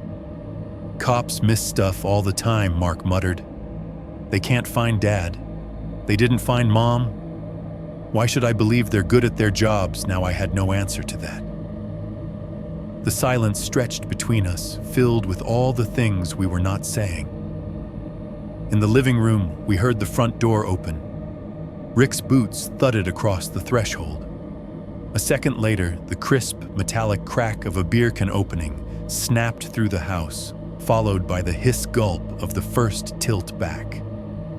The TV volume rose as he grabbed the remote and flicked through channels too fast to be actually watching any of them. We fell quiet, automatically listening. At some point later after dinner that tasted like cardboard and forced small talk, Mark went outside to take the trash out and stayed gone longer than necessary. I stayed inside listening to the house breathe around me. From the kitchen, the sound of another beer tab snapping up, then another. The hollow clink of empty cans tossed into the metal trash can under the sink. One missed from the sound of it hitting the linoleum and rolling until it banged dully against the cabinet. Rick's voice drifted down the hall, slurred enough that the words came out in lumps. "You know what I think he was saying to the TV or to the empty room or to whoever it was he talked to when we were not in front of him? I think people who run off and leave their kids don't deserve funerals anyway." The canned laugh track from whatever show he had landed on swelled right after that, punching the words into a vaguely comedic shape that made my skin crawl. He laughed along with it, a short, humorless bark. I stood in the hallway, half in shadow, just out of his line of sight.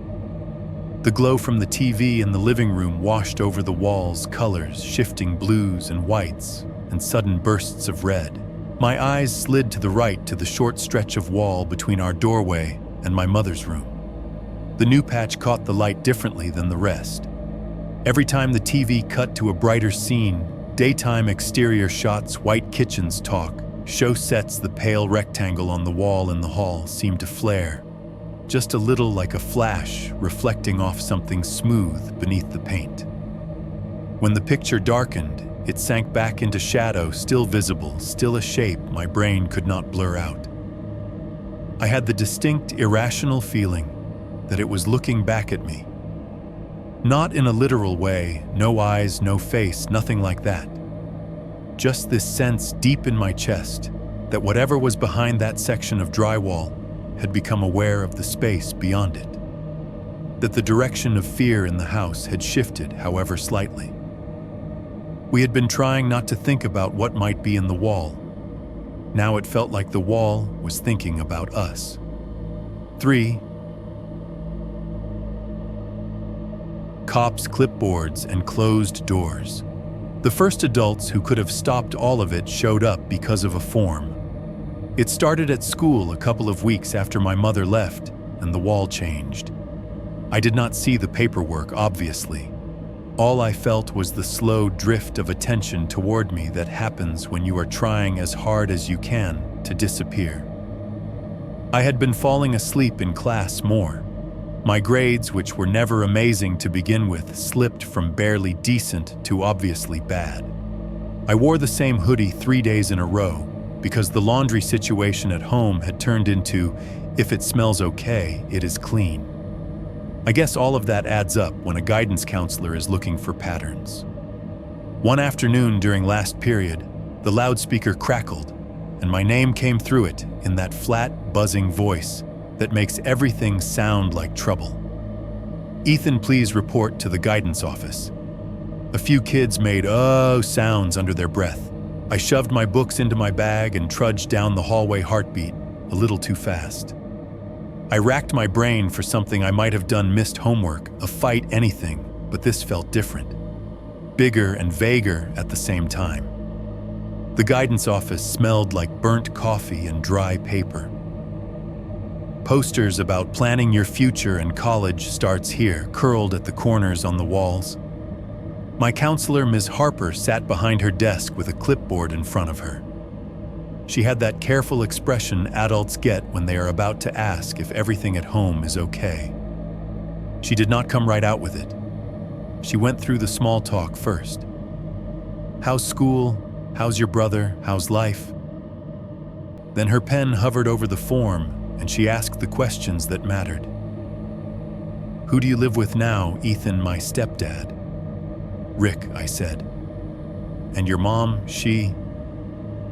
Left, I said, and the word felt like something sharp in my mouth. She went away. Her eyes flicked up to me, then down to the clipboard again. I saw the way her pen pressed a little harder into the paper. Did she tell you where she was going? She asked. Did you see her leave? No, I said. She just called. I realized too late that saying it like that made it sound even less true. She called him. He said she needed space. Do you have food at home? She asked. Is there an adult there at night? Yes, I said too quickly. He works, but he's there. Her mouth pressed into a line, but she did not argue. She just wrote more things down. The scratch of her ballpoint pen on the clipboard sounded too loud in the small room. At one point, I heard the faint click of a box being checked. When she was done, she gave me a pamphlet about coping with family change and told me her door was always open. I left feeling like I had passed a test I did not fully understand. A few days later, the real test showed up in our driveway. It was a Wednesday late afternoon, that weird time when it is not quite dark, but the streetlights are thinking about coming on. Mark and I were in the living room pretending to do homework at the coffee table while the TV played some cartoon on mute in the background. The house smelled like frozen pizza and cigarette smoke, and the faintest trace of lemon cleaner from a half-hearted swipe at the counters. We heard the crunch of tires on gravel softer than Rick's truck, followed by the low rumble of an engine idling. I glanced out the front window and froze. A white Crown Victoria sat at the curb, a blue stripe along its side, the city seal on the front door. The light bar on top was dark, but there was no mistaking what it was. Behind it, a second car pulled up, this one unmarked, but with the same look, plain, practical, government-issued. The radios in both cars crackled faintly, little bursts of static and half-words leaking into the quiet street. I said. Mark was already on his feet, moving to the window. His shoulders tightened when he saw. The knock on the door was firm, but not aggressive. 3 even raps from knuckles that had done this 1,000 times. Rick appeared from the kitchen a beat later, wiping his hands on a dish towel, his eyes narrowing when he saw the outline of the cruiser through the curtain. "Go to your room," he said low and fast. "What did we—" I started. Now he snapped. We went. But we left the bedroom door cracked just enough to see down the hallway, just enough to hear. He opened the front door with a practiced, put-on smile already in place. "Afternoon, officers," he said. "Everything okay?" 2 uniforms stood on the porch. One was older with a graying mustache and the kind of gut you get from years of sitting in a squad car. The other was younger, his expression more openly curious. Both had clipboards tucked under one-arm pens clipped to the top. Their radios hissed and popped softly at their shoulders. "We had a call from the school," the older one said, tone neutral. "Guidance counselor had some concerns." "Mind if we come in and ask a few questions?" Yeah, of course," Rick said, stepping back, making a big show of holding the door wide. "I've been expecting something like this. Come on in. Watch your step, I've been doing some fixing up." They wiped their feet automatically, eyes flicking over the living room, the sagging couch, the old TV, the coffee table with our open notebooks. The younger one's gaze lingered on the stack of pizza boxes by the trash can, the ashtray overflowing on the end table. So the older one said, flipping his clipboard to a blank page with a flick of his wrist. The scratch of his pen getting ready echoed Ms. Harper's in my memory. "You're—" "Rick, yeah," he said. "Rick Dawson. I'm their stepfather." "And the boy's mother?" the younger one asked. Rick sighed just the right amount.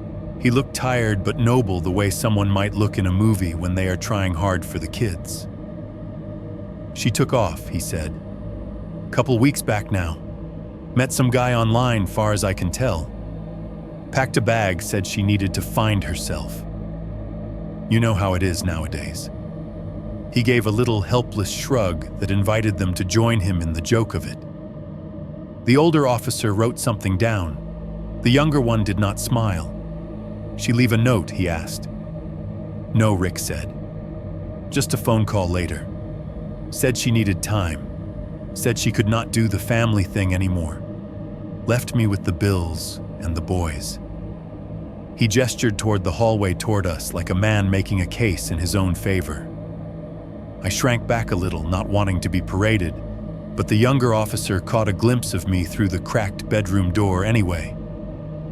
Our eyes met for half a second. He gave me a small professional nod. "How long have you been their legal guardian?" he asked Rick. "Been here about a year," Rick said smoothly. "Biological dad split way before that. I've been the one keeping the lights on, keeping them in school, keeping this roof over their heads." "You filed a missing person report on their mother?" the older one asked. "Of course," Rick said. "Soon as it was clear she wasn't coming back that night. You can check it. They told me the same thing everyone says, she's an adult, she's allowed to leave. No signs of foul play, all that. No signs, I thought, staring at the pale patch of wall just visible at the end of the hallway. They asked to have a look around. It was rote formulaic. They checked the kitchen, made a note of the food in the fridge, the condition of the stove. The basement door lock clicked loudly as Rick opened it, flicked on the bare bulb at the bottom of the stairs, and gestured down like a game show host showing off a prize. Nothing down there but laundry and junk, he said. You can see. The younger officer went down his boots, thudding hollowly on the wooden steps. The older one stayed at the top, asking more questions about money, school, any incidents. Rick played his part well, a little defensive, a little wounded, mostly hard-working man doing his best. They're good boys, he said. It's been rough on all of us. I'm even trying to fix the place up for them. Make it nice, you know. He said that last part when they'd moved back toward the hallway when the younger officer had come up from the basement and glanced just once toward my mother's door. The new section of wall was impossible to miss up close. Fresh mud, slightly rougher texture, the color just off. The brass lock on her door gleamed. Had some water damage, Rick went on, waving vaguely at the pale rectangle. Behind the wall there, black mold starting. I tore it out, patched it up. Don't want the boys breathing that in. The younger officer stepped closer to the wall. For a second, my heart stopped. He raised his knuckles and rapped lightly on the patch. Just 3 little test taps. The sound came back dull and solid, exactly the way it had for me. No hollow ring, no sense of space behind it. His eyebrows twitched together, tiny, but I saw it. The pen on his clipboard hovered for a second, then moved, scratching something down. I found myself holding my breath, waiting for him to say it. What did you put in here? Instead, he stepped back. Well, the older one said, flipping his form closed with a practiced snap. Like we said, their mother's an adult. She's within her rights to leave if she wants to. We don't see any obvious signs of abuse or neglect here. The boys are in school, there's food in the house. The property's being maintained. He let that last bit hang over the broken carpet and stained walls. If you run into trouble paying the bills, the younger one added a little stiffly, there are community services we can put you in touch with. I can leave a pamphlet. I'll manage, Rick said quickly. We're okay. Really. They walked back to the door. The radios on their shoulders crackled, a dispatcher's voice cutting briefly through unit numbers, a street name, a call about a disturbance across town. The older officer murmured something back into his shoulder mic. Outside, their car engines rumbled softly, waiting. Boys, the younger one called, raising his voice just enough. You two doing all right? Mark and I stepped into the hallway. I nodded. Mark said we're fine in a tone that meant anything but. All right, the older officer said. You let your school know if you need anything. Or call us. He tapped the side of his radio like that meant something. They left. The front door shut behind them with a solid thunk. Through the window, we watched them climb into their cars. The radios crackled again. A moment later, the engines revved and the vehicles pulled away from the curb, taillights glowing red as they turned the corner and vanished. The sound of their departure seemed to suck something out of the house with it. The fake calm deflated. The silence that followed was thick and sour. Behind me, Rick laughed. It was not a happy sound. It was dry and thin and edged with something ugly. See, he said, stepping back into the living room, cracking open another beer with a sharp, metallic hiss. They don't care. Nobody cares. They got bigger problems than one woman who decided she was done playing house. He tilted the can back, took a long pull, crushed it slightly in his fist, and tossed it toward the trash. It bounced off the rim of the metal bin with a hollow clang before rolling in. The sound echoed longer than it should have in my head. That night, after he had passed out in front of the TV, the volume still turned up too loud. Mark and I lay awake in our room, the red glow from the speedway striping the ceiling. That was it, Mark said into the dark. That was their chance. I did not answer. The image of the younger officer's knuckles on the patch kept replaying behind my eyes. The way he had paused. The way his pen had scratched on the clipboard. The way he had stepped back anyway. If there was a ghost in that house, it was going to be made of all the almost questions no one asked. Sometime past midnight, the appliances did their quiet death routine again. The fridge hummed, stuttered, went still. The vent sighed and cut out. The laugh track from the TV finally stopped when the cable box timed out and switched to a blue screen. The house exhaled and then held its breath. And then from the wall between my headboard and my mother's room, 3 slow knocks. Not the quick, panicked tapping from before. These were spaced out, almost ceremonial. Knock. A pause that felt like it could swallow me whole. Knock. Another pause, longer this time. My heartbeat filled it, pounding in my ears. Knock. Each one was softer than the blows I had heard earlier in the month, but heavier in its own way. Like whatever was making them had very little strength left and was spending all of it on this. My hand moved up the blanket on its own fingers, curling toward the wall. This is the part I thought hazy with fear and something like hope, where I knock back. This is the part where I finally stop pretending I do not know. I lifted my hand and placed it flat against the drywall. The surface was cool, the paint slightly rough under my skin. My fingers trembled so much that the pads made tiny skittering sounds as they dragged across, almost like a weak echo of the scratches I had heard nights before. I raised my knuckles to knock and stopped. If I knocked, I was admitting that there was someone to talk to on the other side. That there had been someone this whole time. That my mother might be right there behind a few inches of gypsum and paint and lies, and that I had listened to her die and done nothing. My arm went weak. My knuckles hovered an inch from the wall, shaking. I let my hand fall back to the mattress. Across the room, Mark shifted under his blanket.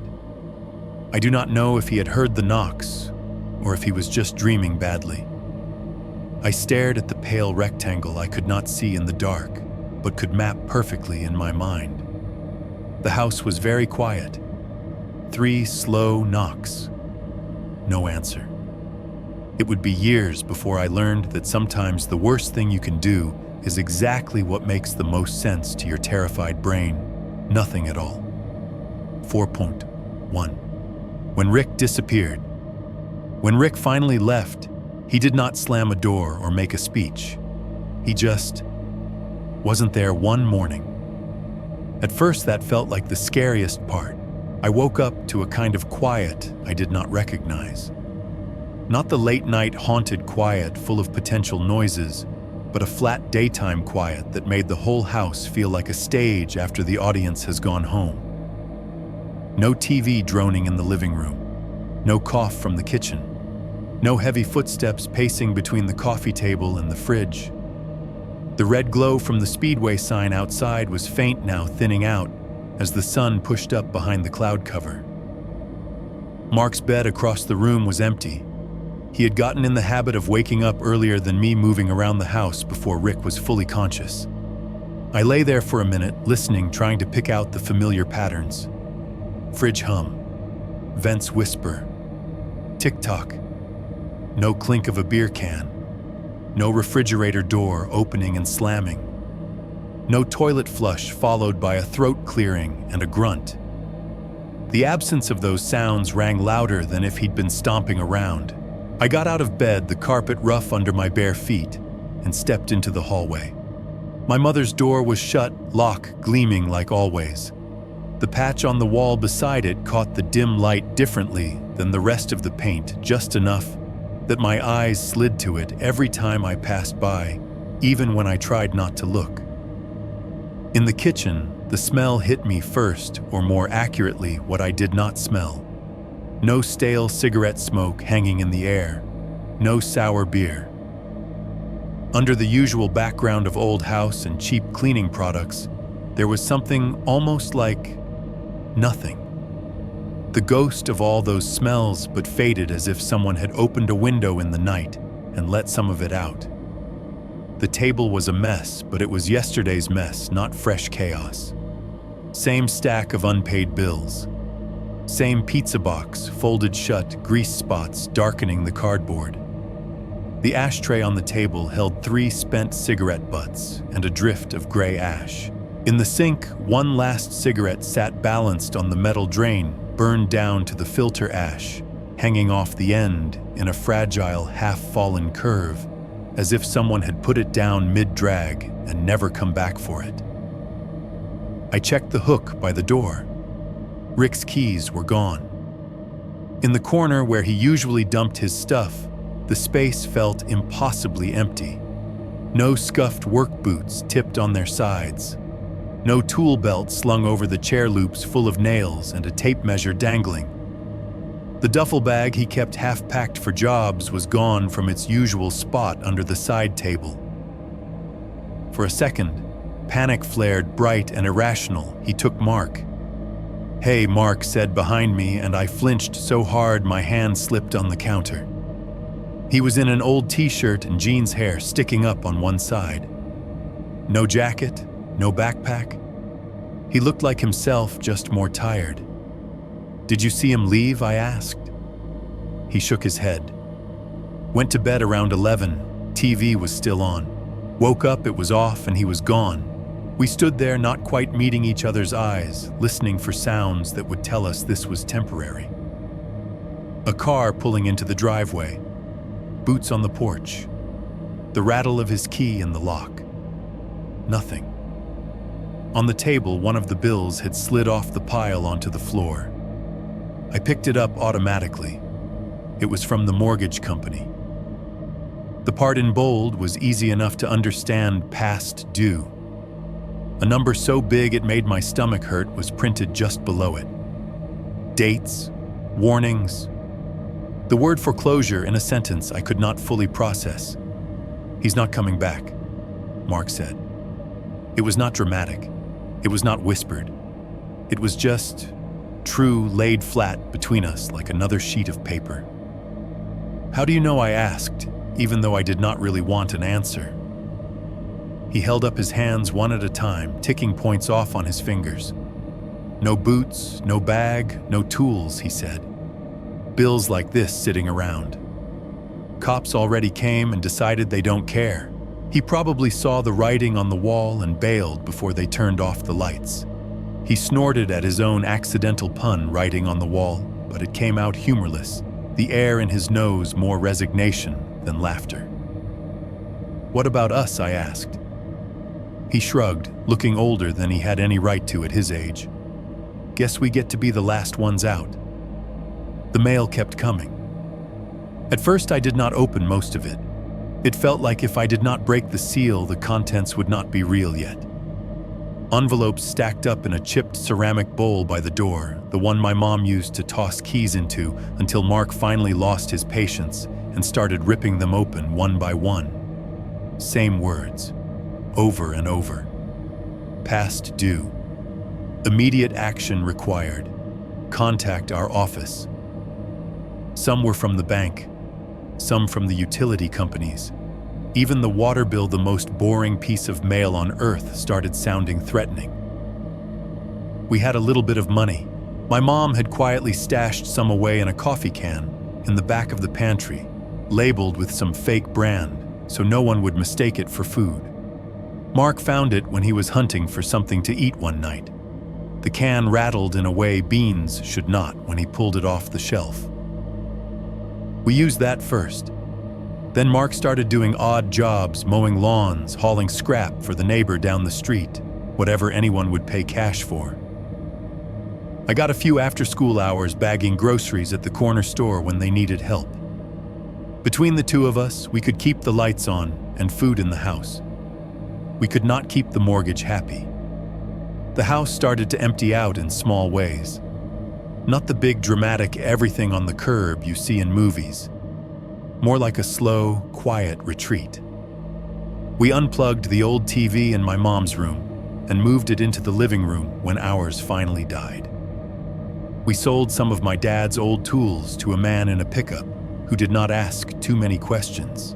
I boxed up some of my mom's clothes and shoved them into the back of her closet, not because I wanted them gone, but because seeing them every day hurt.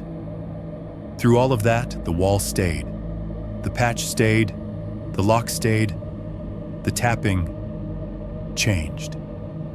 For the first week or so after Rick vanished, the house was so full of the business of survival that I barely had the bandwidth to listen for anything else. We were staying up too late sorting mail, arguing quietly about which bill to pay and which to let slide.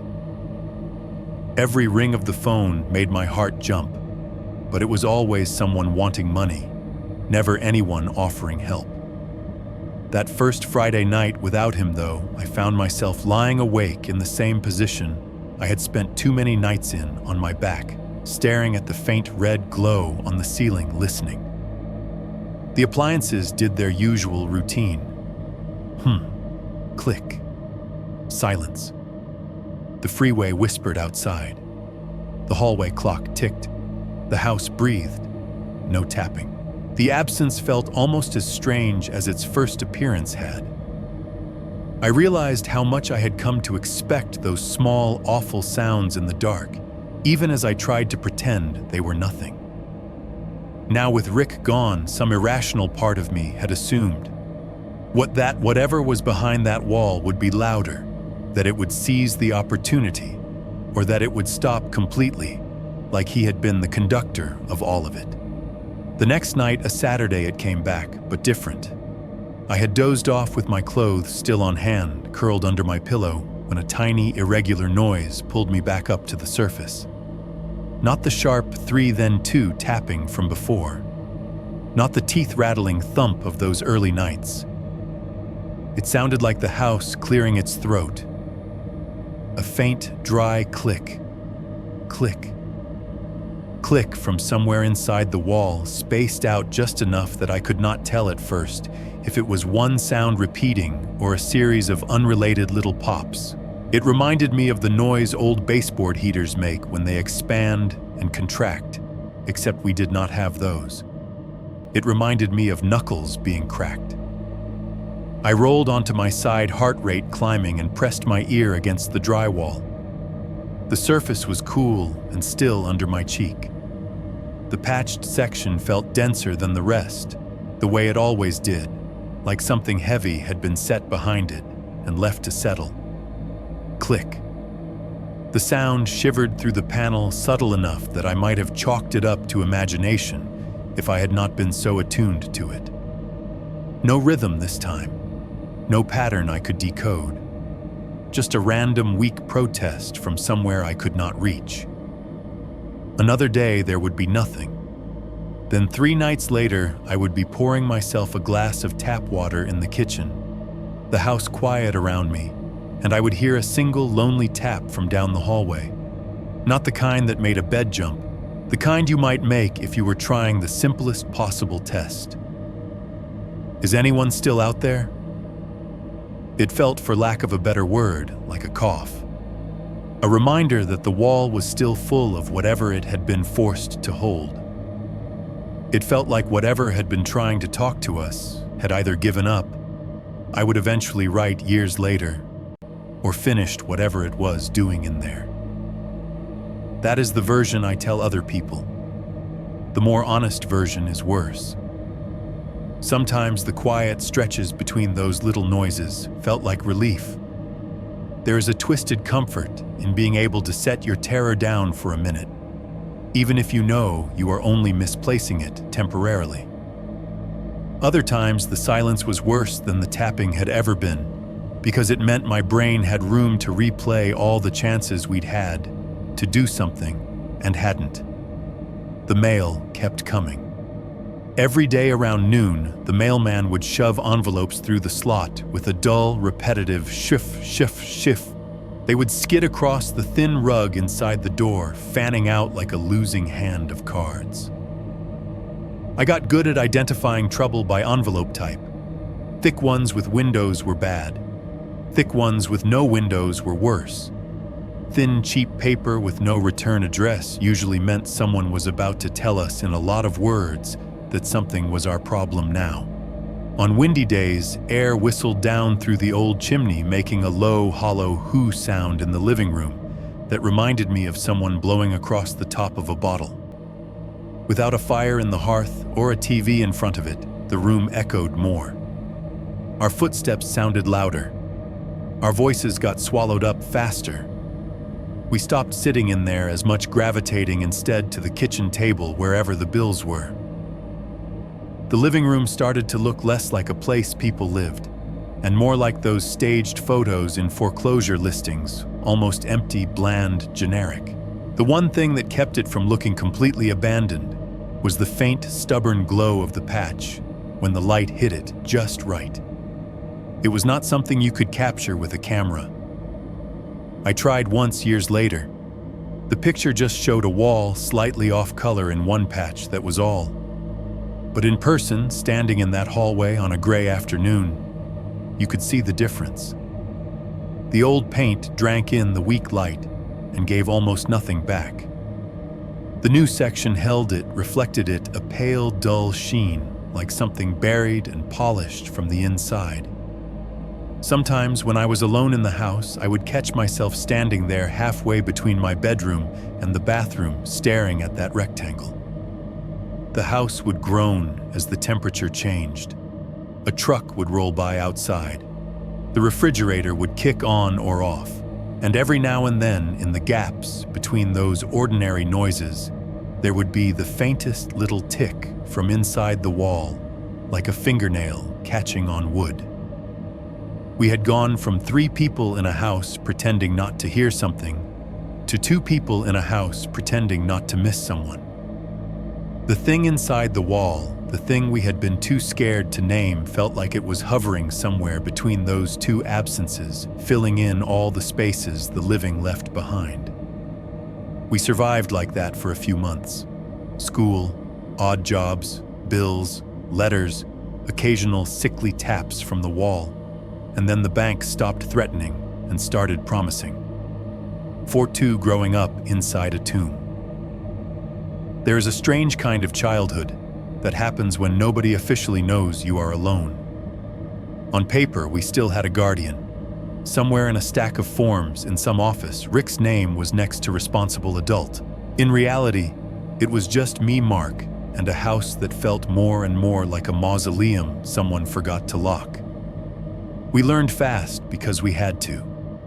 Dinner became whatever you could make with 1 pan, 1 pot, or a microwave that sometimes sparked when you looked at it wrong. Ramen, boxed mac and cheese, frozen burritos, canned soup. After a while, I could tell how much water to put in a cup of noodles by sound alone, the way the faucet sputtered when you twisted it, the way the spoon clinked against the bowl when you stirred in the flavor packet. Our internet came from a neighbor 2 houses down who never changed his Wi-Fi password. We sat near the front window with an old laptop balanced on a milk crate, stealing signal strong enough to check homework assignments and eventually watch horror videos made by people who had no idea they were narrating our baseline. We did not tell anyone at school that we were on our own. You would be amazed how much you can hide by just shrugging a little more and talking a little less. If a teacher asked where our stepdad was, Mark would say working nights or out of town or construction stuff, and they would nod like that, explained everything. People only dig when they want to. The house, freed from even the pretense of adult maintenance, began to show what it really was. Paint that had been merely tired started to peel in long, curling strips near the baseboards, exposing older colors beneath faded yellow, sickly green. The bathroom faucet developed a drip that turned into a steady drip, drip, drip, leaving a rust-colored ring in the sink that no amount of scrubbing could erase. The back screen door lost the fight with its hinges and started slamming on its own whenever the wind picked up, banging against the frame in an irregular rhythm. We closed off rooms to save on heat and electricity. The small guest room, once full of boxes no one had sorted, became a cold, stale cube where the air never moved. My dad's old office turned into a storage graveyard, broken fan, dead printer, a rolling chair with 1 wheel missing. We shut those doors and stopped thinking of them as part of the house. My mother's door stayed locked. It was like a cork in the hallway, a plug that kept everything behind it from spilling out, even though we both knew that whatever mattered had already seeped into the rest of the place. The patch beside it, the pale new rectangle where old had been cut out and replaced, remained the focal point of everything, the offbeat note in every walk down that hall. You could not unsee it once you knew to look. The smells changed as slowly as the walls. There was always the baseline of old house dust trapped heat, the faint mildewy breath of the basement coming up through the vents. On top of that, the ghosts of our former life, my mother's detergent, the lemon cleaner she used, the stale smoke Rick had left embedded in everything. But beneath those, a third layer pressed in. Not overpowering, not obvious like a dead animal in the attic, just a low, persistent suggestion of something that had been alive once and was not anymore. On some days, if the heater kicked on and pushed warm air through the ductwork, the smell would bloom in the hall for a few minutes, strongest near the patch, and then fade back into background. On others, the cold seemed to block it, trapping it where it came from, so all we got was the idea of it. That winter was bad. Columbus winters are not kind even when your furnace is healthy. Ours was not. It had been limping along for years, and one night in the middle of a cold snap, it finally gave up. The familiar rattle of the unit trying to start up in the basement turned into an ugly grinding noise, and then a long, defeated whine. After that, nothing. We tried the thermostat. On, off, up, down. The vent in our room stayed stubbornly still. The temperature slid down with the sun. "We can't call anyone," Mark said, standing in front of the beige plastic box on the wall, like it might change its mind if he stared hard enough. "They'll see the bills. They'll see everything." So we did what kids with no options made do. We dragged our mattresses into the living room, the one space where the little electric space heater we found in the basement could make a difference. We pointed it at our feet and piled every blanket we owned on top of ourselves. That room with its bare walls and hollow fireplace felt even more like the front of a tomb with us camped out in it. The wind picked up that night, shoving against the old siding, slipping under the eaves. The screen door on the back of the house banged over and over, sometimes in a cluster, sometimes alone, never quite falling into a pattern we could anticipate. The chimney made low, mournful sounds, the air curling down into the empty hearth and out again with a hollow woo-woo that ebbed and flowed. "You hear that?" I asked at one point, teeth chattering. "The wind," Mark said. "Yeah, hard to miss." "No," I said. "Listen." Under the banging door and the wind's hollow whine under the tick of the cooling baseboard and the brittle rustle of old curtains moving, there was another sound. A faint, dry scraping coming not from the fireplace or the exterior walls, but from deeper in the house, from the hall. It was not loud. It was not even constant. Just a soft, intermittent shh, shh, like someone dragging fingertips across the inside of the drywall, testing the barrier. Not claws. Claws have a sharper edge. This sounded like skin catching on rough paper. "Probably mice," I muttered, even as my stomach turned. I pulled the blanket higher up over my shoulders until it muffled the edges of everything. Mice did move in eventually. You could hear them in the kitchen at night, tiny claws skittering under the cabinets, squeaks muffled in the insulation. Once I saw one dart across the hallway and disappear into a gap under the stairs, a quick gray flicker we pretended meant nothing.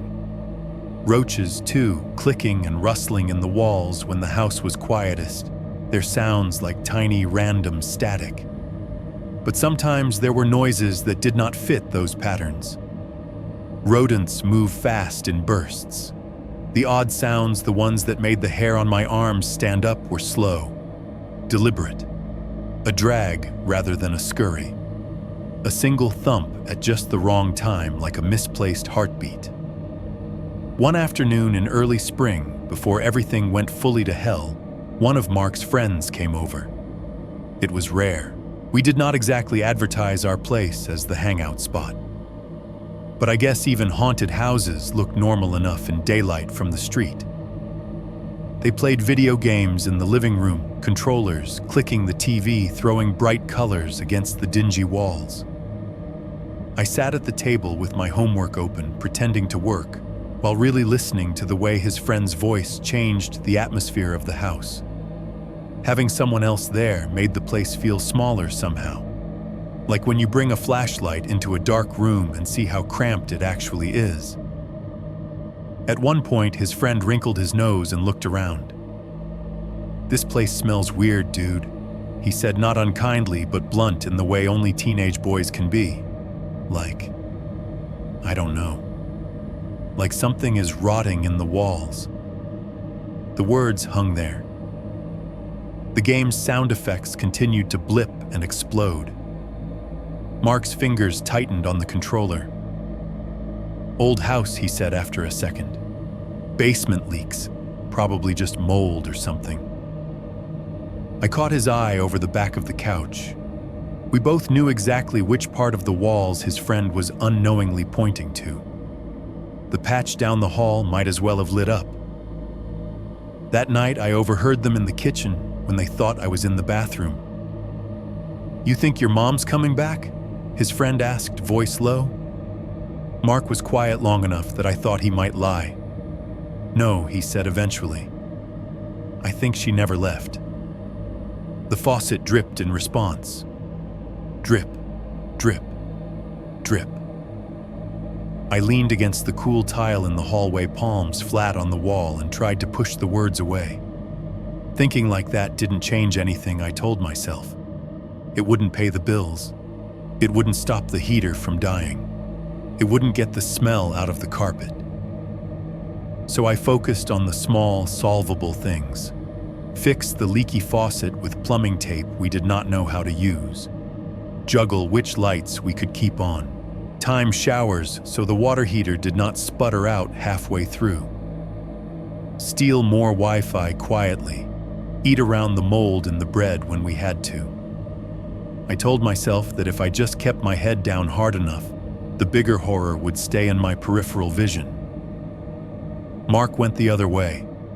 He started avoiding the hallway after dark, cutting through the kitchen and the living room in a weird looping route to get to the bathroom, so he would not have to walk past our mother's door. Sometimes I would catch him standing at the end of the hall in daylight, staring at the patch with a look that was part fury, part pleading.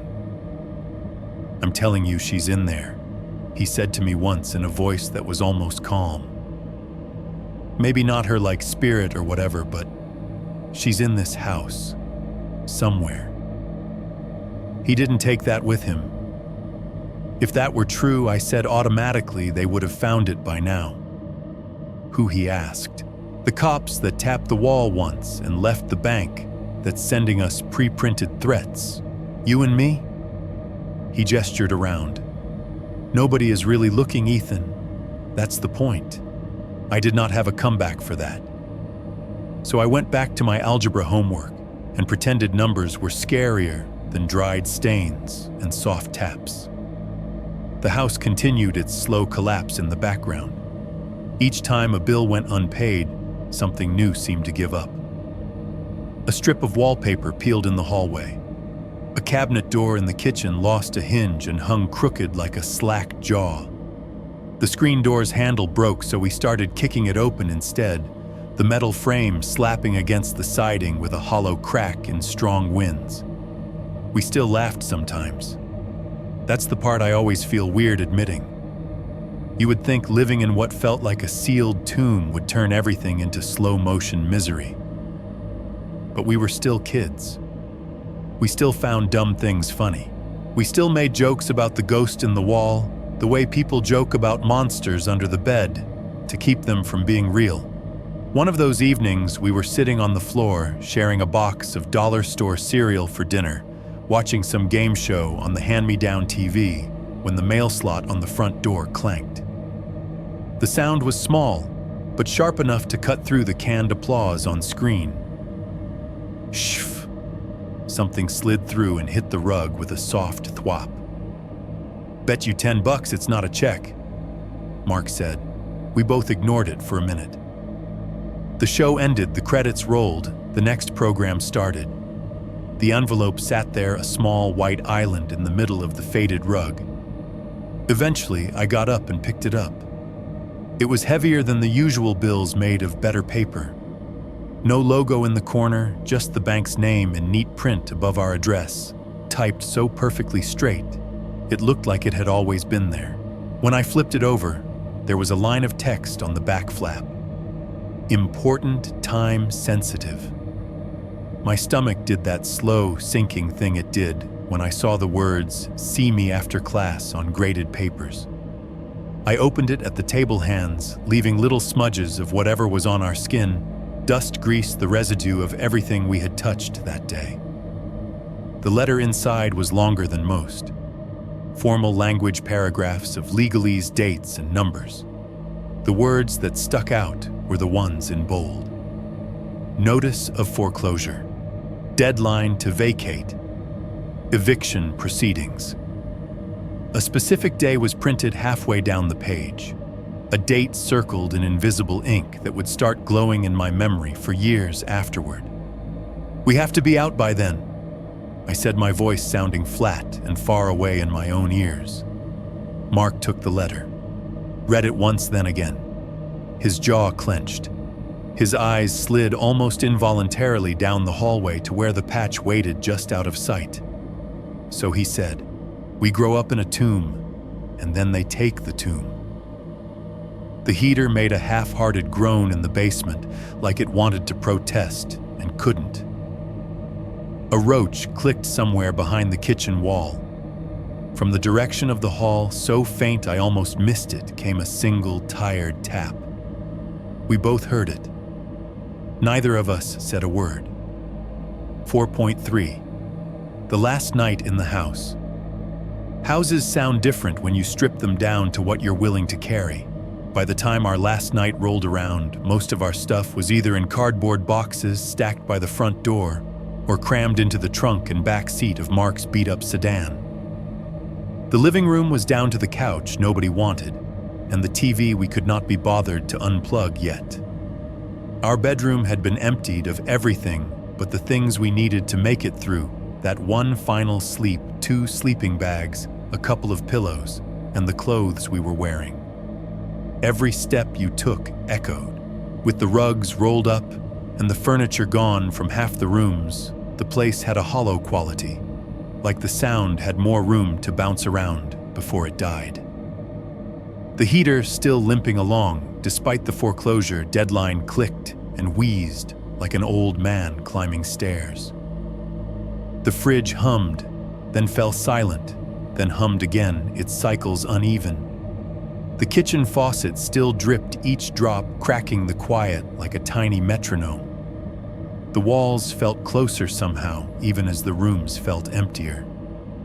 I could feel them paying attention. We didn't talk much that day. There wasn't anything left to say that we had not already rehearsed in our heads 100 times. We packed what the bank wasn't going to own by morning and left the rest where it fell. The bank wanted the structure, the address, the line on a spreadsheet.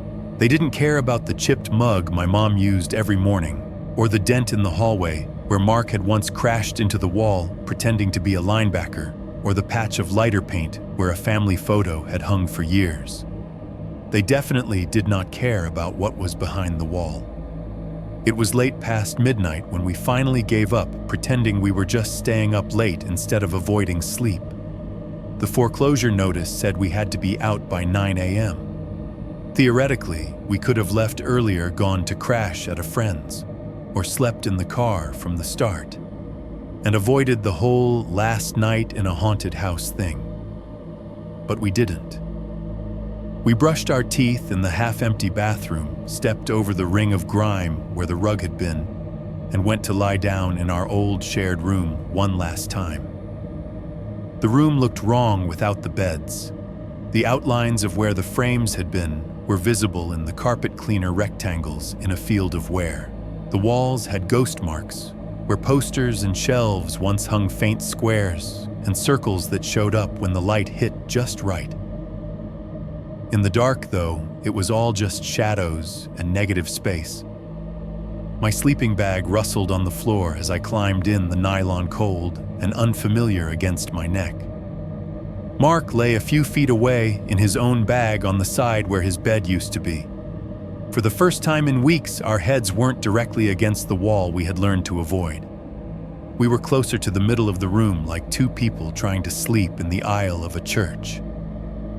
"You think they'll bulldoze it?" he asked quietly, eyes on the ceiling. "Maybe," I said. "Maybe they'll flip it. Paint everything gray, call it a starter home on Zillow." He snorted. "Cozy 3-bedroom ranch with great bones. Fresh patchwork," I added. "Unique features." We both went quiet after that, the joke rotting between us as fast as everything else in that house. The heater rattled one more time, and then gave a wheeze that sounded almost relieved. The vent in our room exhaled a last, lukewarm breath. Then it stopped. The fridge kicked off too, like it had decided it didn't owe us one more cycle. The house slipped into that familiar, terrifying version of quiet, where every little noise gets its own spotlight. The tick of the hallway clock, the distant rush of traffic on I-70, the occasional car passing on our street tires, hissing on the pavement headlights, sweeping faintly across the blinds. I could feel my heart in my throat, in my ears, in my fingertips. I told myself this was just nostalgia, some weird, sentimental terror about leaving the place where I'd grown up, even if growing up here had meant learning how to ignore what was screaming under the paint. For a while, nothing happened. I almost started to believe that the house, whatever version of the house had been banging and tapping its way through our nights, had decided we were not worth the effort. Maybe the thing behind the wall had finally given up on us, written us off as a lost cause. Maybe it liked the idea of being left behind, of watching new people move in, of starting its conversation all over again with someone else. Then the wall woke up. It didn't start with a polite tap this time. There was no gentle 3 then 2 rhythm easing us into it. The first sound hit like a punch. Bang. The floor trembled under my sleeping bag. The air seemed to jump. Bang, bang, bang. Each blow came from the direction of my mother's room, from the patched section of wall we had spent months pretending was just repairs. It did not sound like knuckles anymore. It sounded like someone or something was throwing their entire body against the inside of the cavity, hitting the panel with full weight. The noise was so loud, it felt like it was coming from inside my skull. What the Mark gasped, sitting up fast, his sleeping bag twisting around his legs. Before he could finish, more sounds layered in. A dragging noise, deep and awful, like something big and heavy being pulled along rough wood inside a narrow space. Not the scratchy, delicate scuff of fingertips we'd heard before. This was a low scrape that made the studs themselves creak in protest. Krnuk. The wood inside the wall groaned, a strained, splintery sound that made me picture nails pulling loose old boards, shifting. The blows kept coming, not quite rhythmic, but relentless, filling the hallway and our room and my chest with their impact. Bang! Bang! Crank! Bang! It felt like the wall was breathing heavy, each hit an exhale. I was on my feet before I knew I'd moved, bare toes gripping the cold floor. My body had been waiting for this moment for years without telling me. All the nights I'd pressed my ear against that wall, all the times I'd almost knocked back. They all converged here. The patch had decided we were not leaving without one last conversation. "I'm done pretending this is pipes," I heard myself say, voice thin and shaking. I stepped toward the hallway, each stride feeling both too long and not long enough. The banging cut through my bones, vibrating up through the soles of my feet. The drag and creak underneath gave each hit a horrible living quality, like joints and ligaments were involved, not just nails and plaster. Ethan Mark said sharply behind me, "Don't." I did not answer. I walked out into the hall in my socks, the air colder here, the smell thicker. Every framed picture had been taken down. Only lighter rectangles remained on the walls. The patch, though, stood out on its own, no ghost frame, no nail hole. Just that pale, slightly uneven rectangle between my mother's locked door and the corner. The blows were coming from directly behind it. My hand rose almost on its own. I pressed my palm flat against the drywall, fingers splayed. The wall was vibrating. Not dramatically, not movie-style shaking, but a subtle, deep tremor like the whole panel was being shuddered by impacts I couldn't see. The sensation crawled up through my hand into my arm, made the hairs on the back of my neck stand up. Under the pounding, I could hear another sound now close and awful. A kind of soft, rough friction, something fabric-like sliding along wood or seams. It had the ragged texture of rope being pulled tight or torn loose. Every third or fourth hit was followed by that awful dragging brush. "Jesus Christ," Mark whispered from the doorway of our room. "We should just go, man. Whatever that is, it's been in there this whole time. We're leaving tomorrow. Let it stay." I didn't look back at him. I couldn't. If I saw his face, the little kid part of me that still lived under all the denial might start screaming, and once that happened, I wasn't sure I'd be able to move at all. Instead, I moved my hand from a flat press to a closed fist. The banging from behind the wall seemed to answer the gesture, growing more urgent, less controlled. The panel under my skin felt like it was bulging and snapping back in tiny, desperate pulses, as if something had less and less room to move. "I can't just leave it," I said. My voice cracked on the last word. "Why not?" Mark shot back. "We've been leaving it for years. You think you're going to fix it now? One night before the bank takes the house, we'll be gone. It'll be their problem. Or nobody's. That's the point." The rational part of my brain, the part that had carried me through bills and jobs and lousy frozen dinners, nodded along with him. "Don't rock the boat now. Don't crack the wall now. Walk away. Survive."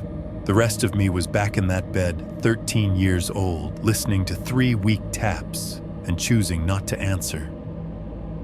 "I need to know," I whispered. I wasn't sure if I meant for myself, for my mother, or for some future version of me who would be stuck replaying this night. I went to the garage. The house felt even emptier with each step I took away from the sound.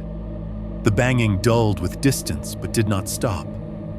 In the garage, the air was colder, smelling like oil and dust and old cardboard. Most of the tools were gone, taken by Rick, sold or lost. But hanging on a nail near the workbench, forgotten or ignored, was a hammer. Just a regular carpenter's hammer.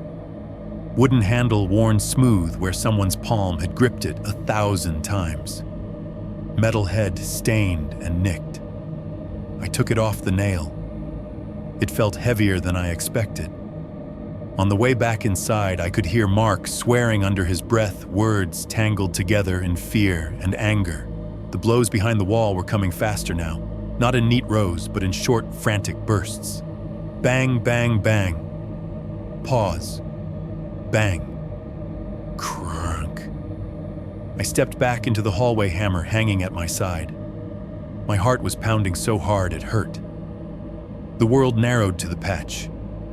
Up close, the texture of the drywall compound looked like dried riverbeds, tiny cracks and ridges, shadows in the unevenness. The seams at the edges were faint, but I could see them, hairline lines where new met old. I placed my free hand on the wall again, feeling the tremor run up into my bones. I raised the hammer. This is the moment, I thought. This is where I either stay who I've been scared, quiet, pretending, or I become the person who hit the wall.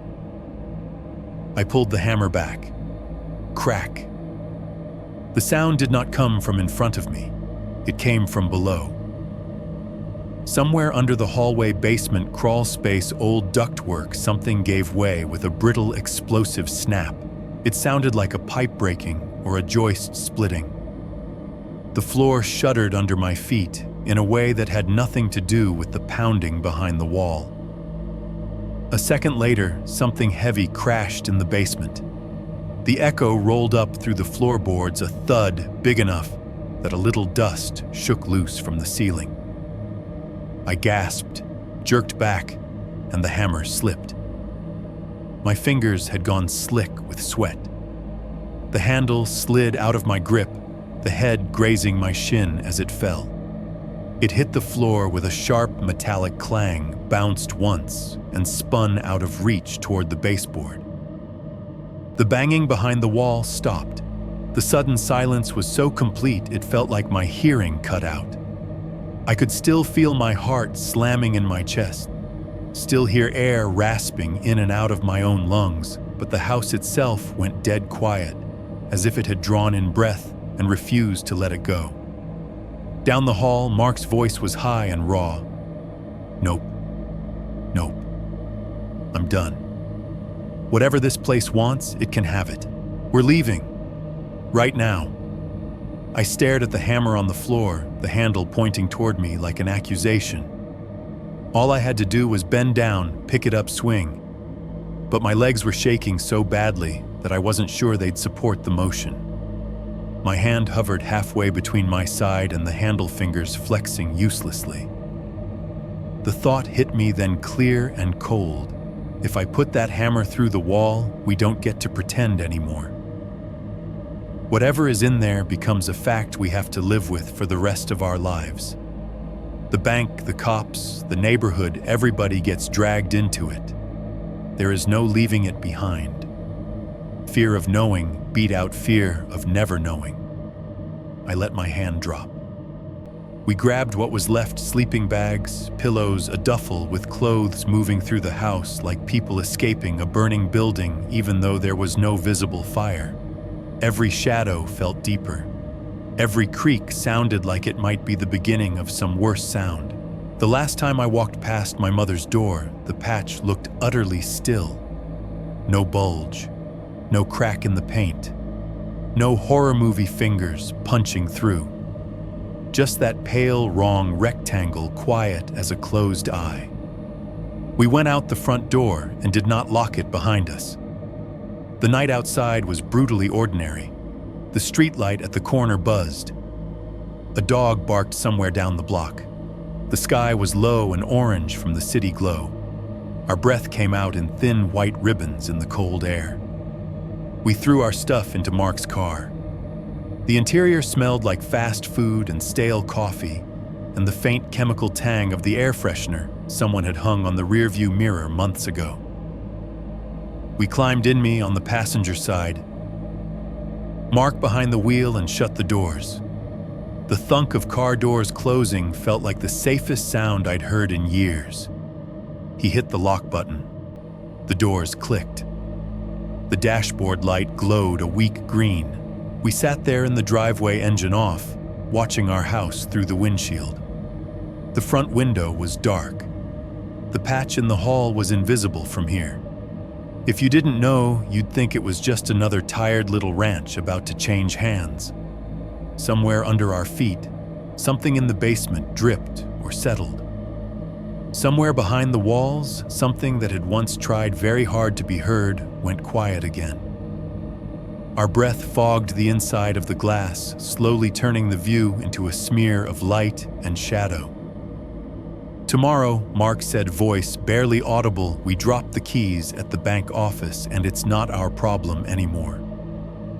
Yeah, I said, though my eyes were still on the dark shape of the house. The shape of the wall inside it. The shape of my own cowardice. We slept in shifts that night, cramped in the front seats, necks at bad angles shivering under our sleeping bags. Anytime I woke up, I looked at the house. It never moved. Nothing dramatic happened. No lights flicked on. No doors opened. No screams. Just silence.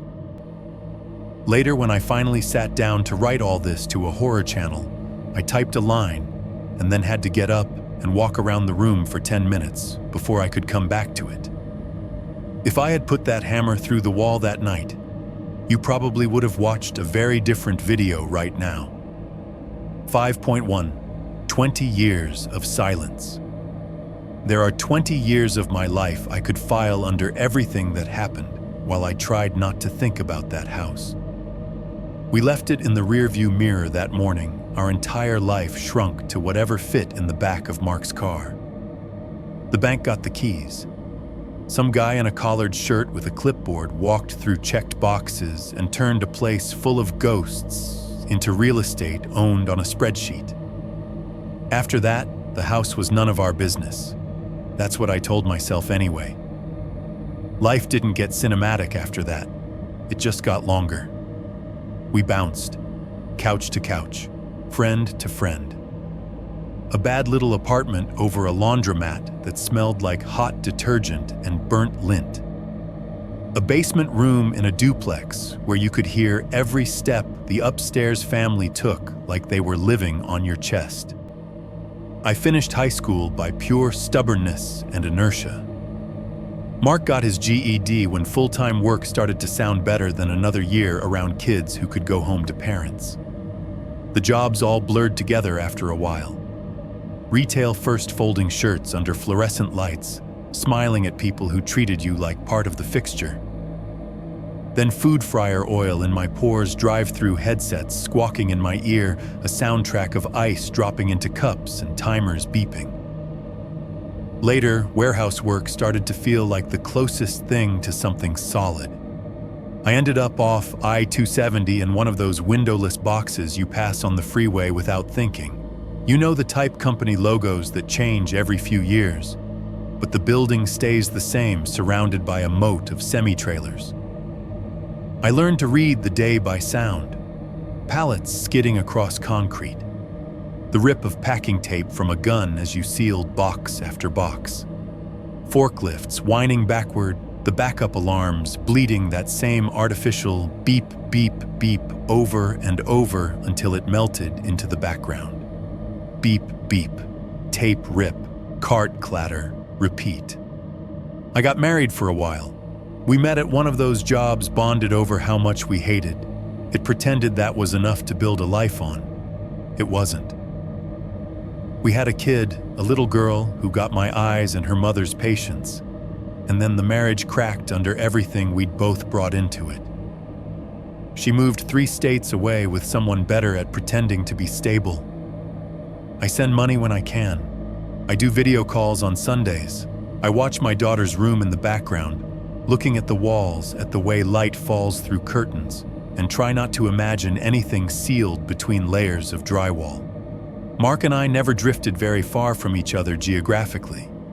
He landed at a different distribution center on the other side of Columbus, the kind where trucks roll in all night, and guys in neon vests live off gas station coffee. We'd grab cheap burgers every few months, talk about football and work and my kid, and carefully orbit around certain topics like they were live wires.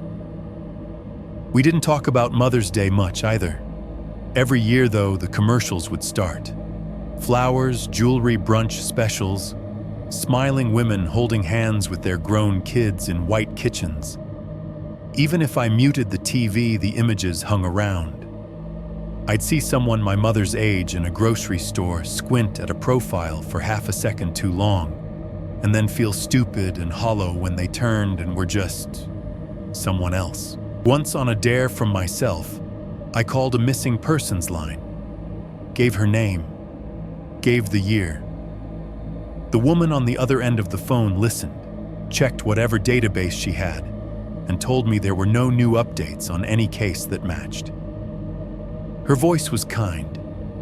That almost made it worse. Years stacked up that way.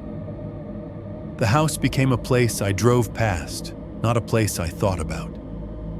If I ever found myself on that side of town, I would take a different route without even connecting the decision to a memory. It was like an old wound under a shirt, you don't poke it on purpose. Then, one Tuesday afternoon, the past sent me an email. I was on break at the warehouse, sitting in my car with the engine off, listening to the ticks and pops of the cooling metal. My work phone buzzed with a notification, new message.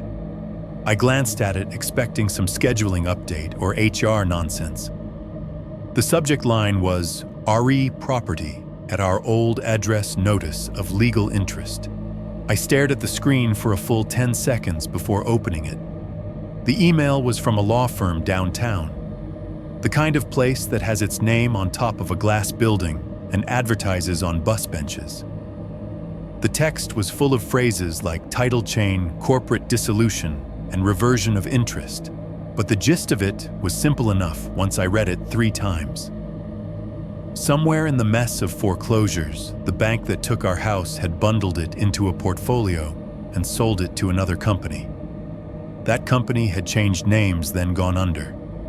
Paperwork had gotten lost, then found again. The net result, because of some glitch and the way my mother's name was still attached to certain documents, was that part of the legal claim to the house had reverted back to the heirs of her full name. Us. The email laid out our options in lawyer speak. Option 1, sign away.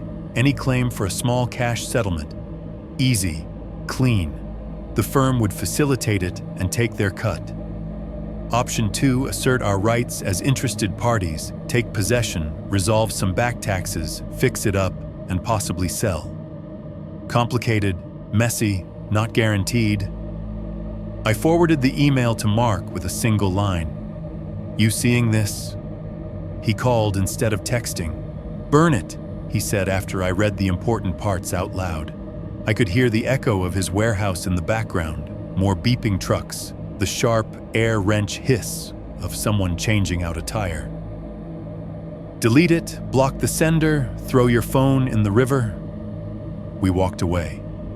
Why would we walk back in? Because they're offering money, I said. Even option 1 is more than I've seen in my account at once in years. Option 2, if we could flip it or something. He snorted. You want to flip a tomb, I want to not die in this job, I said a little sharper than I meant to. I want to maybe help pay for my kids' school someday.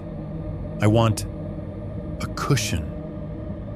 If that house is the only thing this family ever owned, and we can turn it into something that isn't just pain, don't we have to at least look at it?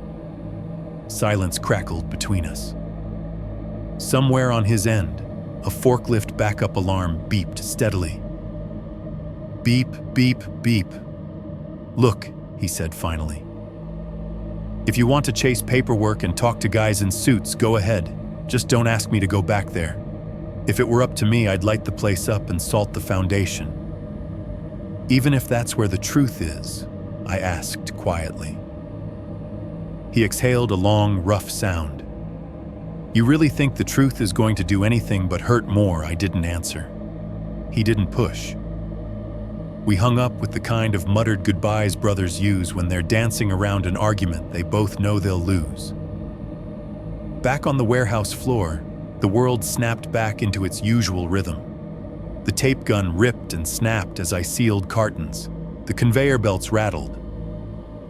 Someone dropped a pallet of bottled water, and the wave of plastic clatter rolled across the concrete like cheap thunder. My body moved on autopilot. My mind was 20 years behind me, standing in a hallway that didn't exist anymore, staring at a patch of too bright drywall. That night in my apartment, the email glowed on my laptop screen.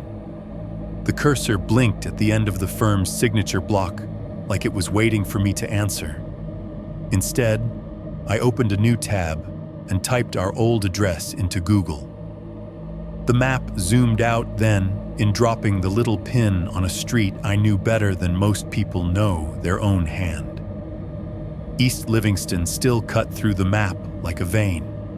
The Speedway logo was still there, just rebranded and brighter. The nearby strip mall had a couple of new names, but the shape of it was the same. My street appeared when I dragged the little yellow Street View figure onto it. The image snapped into a slightly warped, too bright photograph from a car's eye view. The houses on the block had all had time and money spent on them. Fresh paint, new siding. One had a little porch addition with white railings that looked like it belonged on a brochure. Another had a bright blue front door and flower boxes. Our old house, the pin's destination, looked like it had missed a few memos. The siding was a flat, tired gray that might have been white once.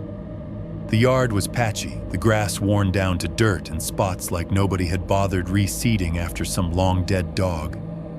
The maple tree out front was taller branches, thicker, but it didn't look any healthier. The porch sagged the same way, maybe worse. The front window's curtain was half-drawn, crooked. It looked, in a word, empty. Not abandoned, there was a car in the driveway trash cans by the curb, but like whoever lived there now treated it like a place to sleep, not a place to inhabit. My throat went dry. My finger hovered over the trackpad. I rotated the view a few degrees, and there it was, the window to my mother's room on the side of the house. From the street, you couldn't see into it clearly. The glass reflected the sky and the tree across the way, a warped collage of clouds and branches. The angle of the Street View camera made everything bend slightly. Google had done its usual blur on anything it decided might be a face, a license plate, a privacy concern. Still, when I zoomed in, my stomach flipped. In the reflection on the glass, where you would expect to see just branches and sky, there was a darker shape. Not a clear outline, nothing you could print and circle in red, just a vague vertical smear that didn't match the rest of the reflection. Too straight, to be a limb, too centered, to be random. The automatic blur smudged it further, treating it like maybe possibly it could be a person. I told myself it was an artifact. Compression. Glitch. The camera car catching its own shadow at just the right moment. But once you see a shadow in that window, it's hard to see anything else. In my apartment, the only sound was the low whoosh of the fridge cycling on, and somewhere outside a distant truck backing up. Beep, beep, beep, beep. On the screen, 20 years collapsed down to a single stupid, foggy image of a house that should not have been able to reach me anymore. I stared at that blurred shape in the glass and realized that the choice in that law firm's email wasn't really about money or titles or property. It was about whether I was finally going to walk back into the tomb we'd grown up in and see what we'd left behind. 5-2 walking back. In the day we went back, Ohio felt like it was trying to boil everybody alive. It was one of those Saturdays in late July when the air sits on you. The kind of heat that makes the asphalt on I-270 shimmer and turns every car into a slow-moving oven. I drove with the AC on full blast and still felt sweat trickling down my back, soaking into the seat. The sky was a hard, blank blue, no clouds, just sun hammering down on everything. Mark followed me in his own car. I kept checking my rearview mirror like I was afraid he'd turn off at the last second and leave me to do this alone. But every time I glanced back, his headlights were there steady, a little too close, like he didn't trust me not to bail either. We took the exit for East Livingston almost on muscle memory. The streets hadn't changed as much as I'd expected. Some new stores, different chain restaurants. But the way the light hit the low strip malls, the way the telephone wires drooped between poles, that all looked exactly the same as it did when I was a kid, riding the bus home, forehead pressed to the window. We turned onto our old street, and my hands tightened on the steering wheel. The house was there, waiting. From a distance, it just looked tired. The siding that had once been a sort of hopeful off-white was now a dull, chalky gray, faded unevenly, where the sun had hit it hardest for years. The gutters sagged in the middle, pulling away from the roofline full of leaves, and God knows what else. The front steps had a new crack running through them, spider-webbing out from the corner, like something underneath had shifted. The screen door hung slightly crooked, one hinge working harder than the other. The house numbers above it, our address, were halfway peeled off, one digit hanging by a corner, so it looked like it was trying to detach itself and roll away. The yard had given up on being a yard. Patches of grass fought losing battles with tall weeds and creeping vines. A busted plastic lawn chair lay faded and half-tilted in the middle of it, like someone had started to sit outside once and then never finished the thought. The mailbox leaned forward, rust spreading like a disease from the bottom up. Its little red flag was jammed halfway between up and down. This was a mistake, Mark said, as he got out of his car, slamming the door harder than he needed to. The heat slapped both of us in the face, thick and close. We saw it. That's enough. Let the lawyers deal with the rest. Lawyers can't tell us what's in the walls, I said before I could stop myself. He shot me a look, then scrubbed a hand over his face like he was trying to wipe away emotion and sweat at the same time. We go in. We look. We get out. That's it. No. Projects. No, we owe her this, speeches. Agreed. I didn't say yes out loud, but I nodded, and that was enough. The key the law firm had mailed us was new and shiny brass bright against my sweaty palm. Seeing it made something in my chest twist. We'd left the old keys on a bank desk 2 decades ago.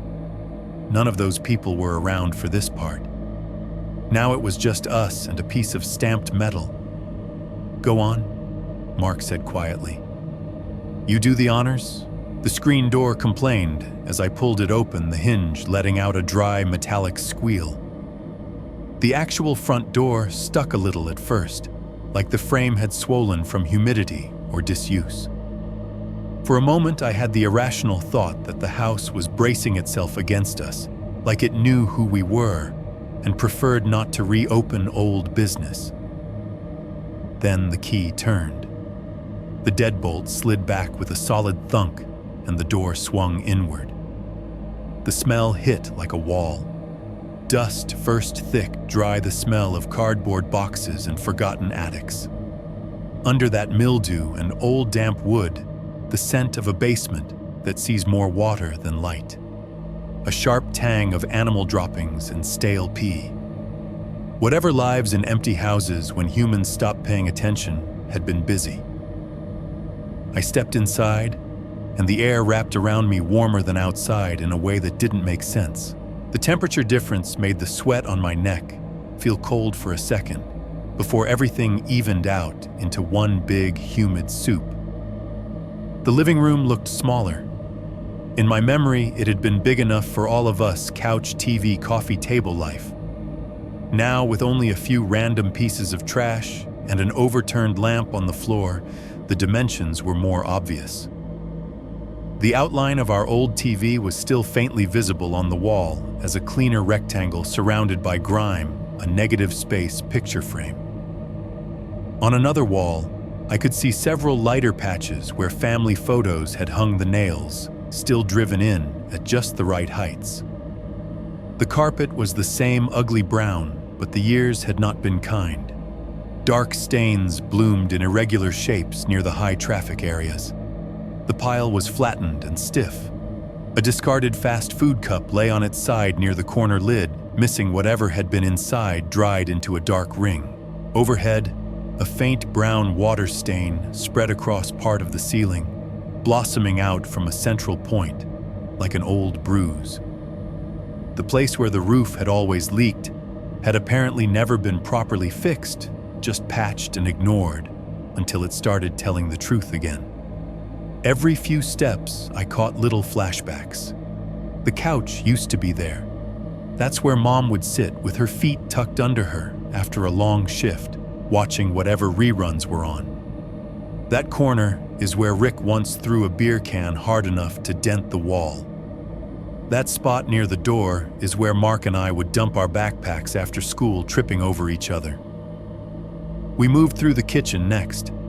The linoleum was cracked and peeling in several spots, curling up at the edges like old photos. The cabinets were the same dingy wood handles, sticky with age. The countertop had a faded ring where a hot pot had once been put down without a trivet my mother scolding us for, that floated up unbidden. The sink was empty, but the faucet dripped once loudly, as if to remind me it still existed. Drip, drip. The echo sounded wrong in the emptiness. A couple of rodent droppings dotted the counter. A cabinet door hung open, one hinge missing, revealing dusty shelves with a single abandoned can of something store brand and unidentifiable. We made a slow loop room to room. The little guest room was smaller than I remembered, the blanket of dust on the windowsill thick enough that someone had drawn a crude, smiley face in it at some point and then smudged it out. My dad's old office was a husk, the impression of a desk still worn into the carpet, a tangle of dead extension cords in one corner, like shed snakeskins. Every step down the hallway stirred up tiny clouds of dust motes that floated in the slanting sunlight from the bathroom window. The walls here bore the most ghosts, outlined rectangles, nail holes, that one patch of door frame where my mother had penciled our heights and ages until Rick painted over them. My chest tightened as we approached the end of the hall. The door to my mother's room was closed. Of course it was. No one had any reason to go in there unless they lived here long enough to care. The same cheap brass knob glinted dully in the half-light. The lock Rick had installed on the outside was gone, removed cleanly enough that there was just a slightly different sheen in a circle where it had once been. I stopped in front of it. My palm hovered over the knob. 20 years fell away in layers, foreclosure letter. Different apartments, trucks, jobs, until it was just me and that door, again 13 and useless. "You don't have to," Mark said from behind me. His voice sounded thinner in the empty hallway, flattened by all the hard surfaces. "We could talk to a contractor, let them deal with it. We just sign forms." "I need to see," I said. My hand closed around the knob before I could give myself a chance to pull away. It was cold. Not cool from the AC, there was no AC running in here. It felt like metal that had never known warmth, like nobody had touched it in years. The skin of my palm prickled. The knob resisted when I tried to turn it, sticking, as if the frame had swollen here more than anywhere else. For a second, there was this horrible image in my head of the door never opening, of the whole room having sealed itself off like a tomb. Then the mechanism gave with a dry little crunch. The knob turned, the latch retracted. The hinges complained as I pushed the door inward. A long, slow screech of metal on metal unfurled into the room, the sound vibrating in my teeth. My mother's room was empty. No furniture, no bed, no dresser. Just 4 walls, 1 window, and the same old carpet now matted down and stained in ways that told you exactly where things used to be. Rectangles of slightly less bad carpet marked where the bed frame had stood, where the dresser had squatted, where her nightstand had once held a lamp and a glass of water. Light filtered in through thin curtains, the fabric stained yellowish near the bottom from age and maybe leaks. Dust floated in the beam. A dead fly lay on its back near the baseboard legs, curled. It should have felt like any other abandoned bedroom. It didn't. A smell slid over the dust and mildew, subtle but unmistakable. Sweet, but wrong. Fainter than it had been in my memory, as if someone had opened the windows a few times over the years and aired it out without ever fully clearing it. A ghost of floral cleaner and something underneath you don't want to name. My gaze went straight to the wall.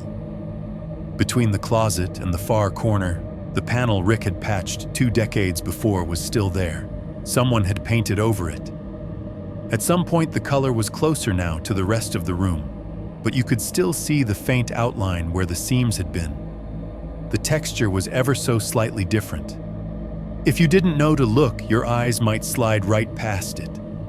I knew to look. The patch stood out like a healed scar. I took a step inside.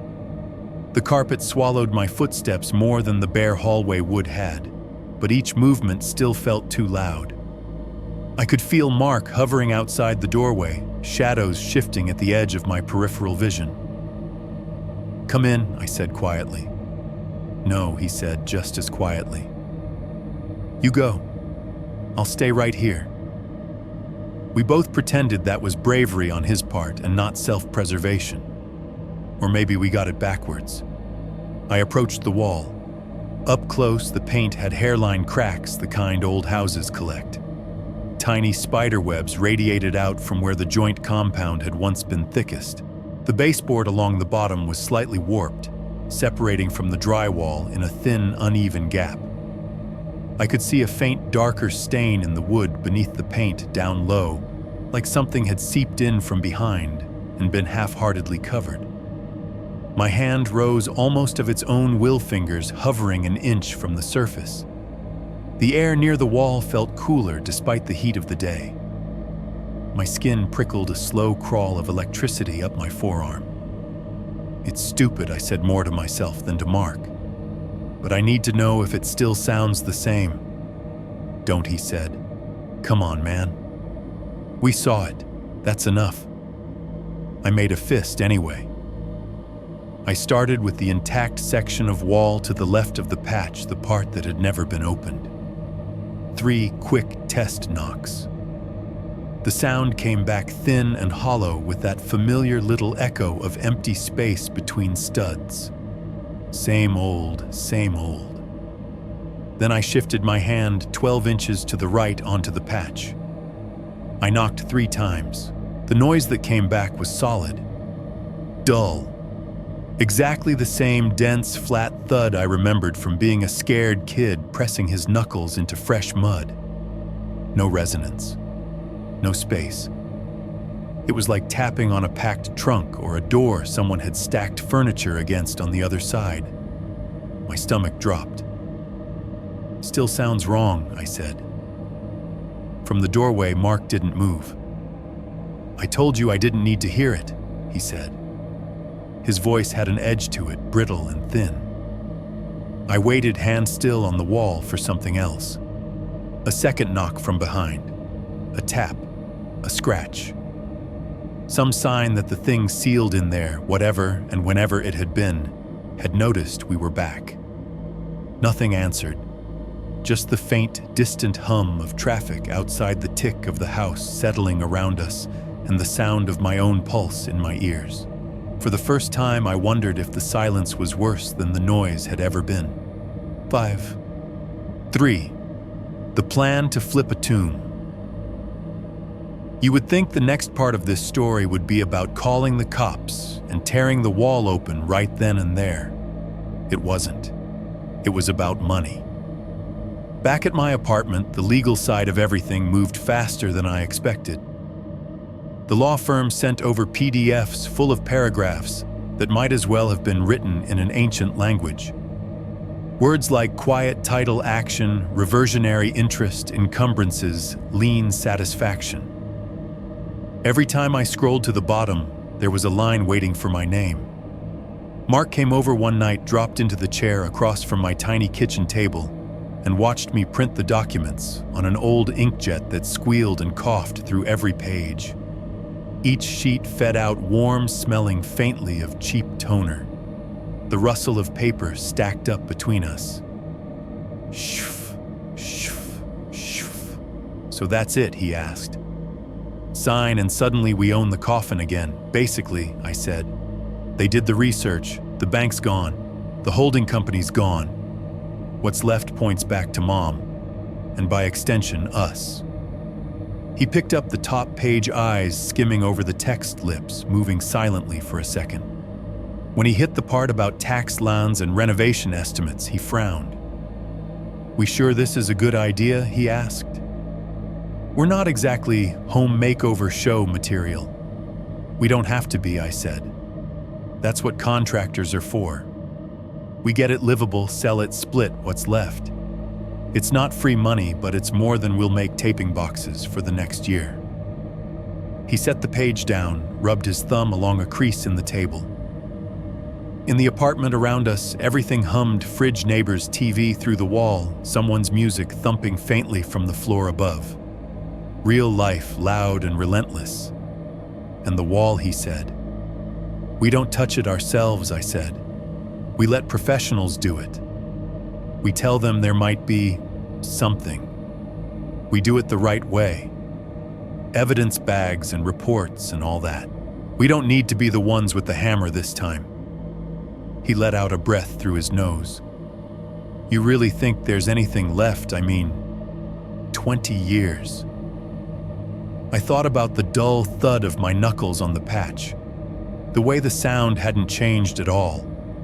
The faint, sweet smell that had still been lingering, stubborn beneath dust and time. I think that room has held on to something, I said. And I think the house isn't going to let go until someone makes it. Silence stretched. The printer spat out the last page with a whine and a click. We signed. The scratch of the pens on paper sounded too loud, each signature a little scar across the neat lines. I wrote my full legal name like I was carving it into something that was going to outlive me. Mark pressed hard enough that his pen left faint grooves in the page beneath. That's it, I said, when we were done stacking the signed pages back into a manila envelope. We officially own the one place we swore we'd never walk into again. Congratulations to us, he said dryly. The law firm took care of the rest. A few weeks of back and forth, a couple of phone calls where a man with a smooth voice said things like closing costs and ass's valuation. Somewhere in a downtown office, more paper changed hands. On a Tuesday morning, I got an email with a scanned document attached our names on a deed black text on a gray digital stamp. That same afternoon, I started calling contractors. It felt weird dialing the numbers from my lunch break at the warehouse, the background noise of pallet jacks, and the occasional forklift beep undercutting my attempts to sound like someone who knew what he was doing. Beep, beep, beep in the distance. Yeah, it's a 3-bedroom ranch on the east side. Yeah, it needs a lot of work. Yes, including structural inspection. No, we're not living there. This is a flip, I'd say, pressing a finger into my free ear to block out the sounds of tape guns ripping. Most of the guys I talked to spoke in a kind of shorthand. Full gut in the kitchen, sure. Roof patch at minimum, maybe replacement depending on rot. Old wiring like that, you probably gotta bring it up to code if you want to get through inspection. They talked about numbers and timelines like they were weather reports. The one I ended up hiring was named Joe. He was in his 50s, gray beard ball cap, with a faded hardware store logo, the kind of guy who'd been inside more houses than their owners. When we met him out front of the old place a week later, he walked the perimeter slowly, hands on his hips. Eyes narrowed against the bright sun. Seen worse, he said finally, which is a contractor's way of being optimistic. Bones are okay. Needs cleanup. Needs love. Needs money. He had a small crew, 2 younger guys who handled demo and hauling, and an electrician he subcontracted named Ron, who looked like he'd been getting shocked since the Reagan administration. They all stood in the heat while we walked them through. We told them the basics. Water damage here, soft floor there, ancient furnace in the basement. I didn't say we think our mother might be in this wall. I said there might be something behind this section. Previous owner did some weird DIY. We want it checked carefully. Joe squinted at the patch in the hallway, ran his fingers over the seam, then gave it the same little test knock I had. Dull. Solid. Huh, he said. Yeah, that's not standard. We'll open it up after we've got the rest of the place safe. See what he did in there. Might just be some idiot stuffing with concrete or who knows what instead of fixing a leak. Or something, I thought. He didn't hear it. We agreed on a rough budget and a schedule. Labor estimates, material costs, contingency. He'd have the guys start with clearing out debris, ripping up carpets, checking for mold. Then electrical, then drywall. If everything went smoothly, and when does it ever, we could have the place ready to list in a couple of months. Mark kept his distance during those talks. He stood outside, leaning against his car in the dappled shade of the maple tree arms crossed. When I came out to get his signature on one more contract, he signed without reading, like he was trying to keep his eyes off the house as much as possible. "You understand, you're gonna have to be the one here most of the time," he said. "I'll swing by, but if I'm around when they start cutting into that wall, I'm not gonna react the way you want me to." "I'll handle it," I said. "You just be ready for phone calls." The papers crackled as we folded them back into their folder. Across the street, a lawnmower started up the choppy, uneven roar of an old gas engine. Kids' voices floated on the thick air from down the block high and excited a sprinkler hissing somewhere out of sight. Normal neighborhood sounds, life happening. It made the house behind me feel even more wrong, like a dead tooth in an otherwise healthy mouth. Before the crew started, I intended to give the place one more walkthrough by myself. Say goodbye in a way before it became a job site full of dust and nails and other people's chatter. The last time I left the house that week, I closed every interior door except one. On my way out, I paused in the hallway in front of my mother's room. The door was open a crack. Joe had left it that way after measuring tape pulling off his roll with that quick zip. I stepped in alone. The air in there was still cooler than the rest. The dust motes moved lazily, unbothered by our sudden interest in them. The patch on the wall sat there quiet and pale, a mouth pressed shut. For a second, it felt like there was someone standing directly on the other side of it, mirroring me. Same height, same hand, hovering almost close enough to touch from the other side. Both of us listening.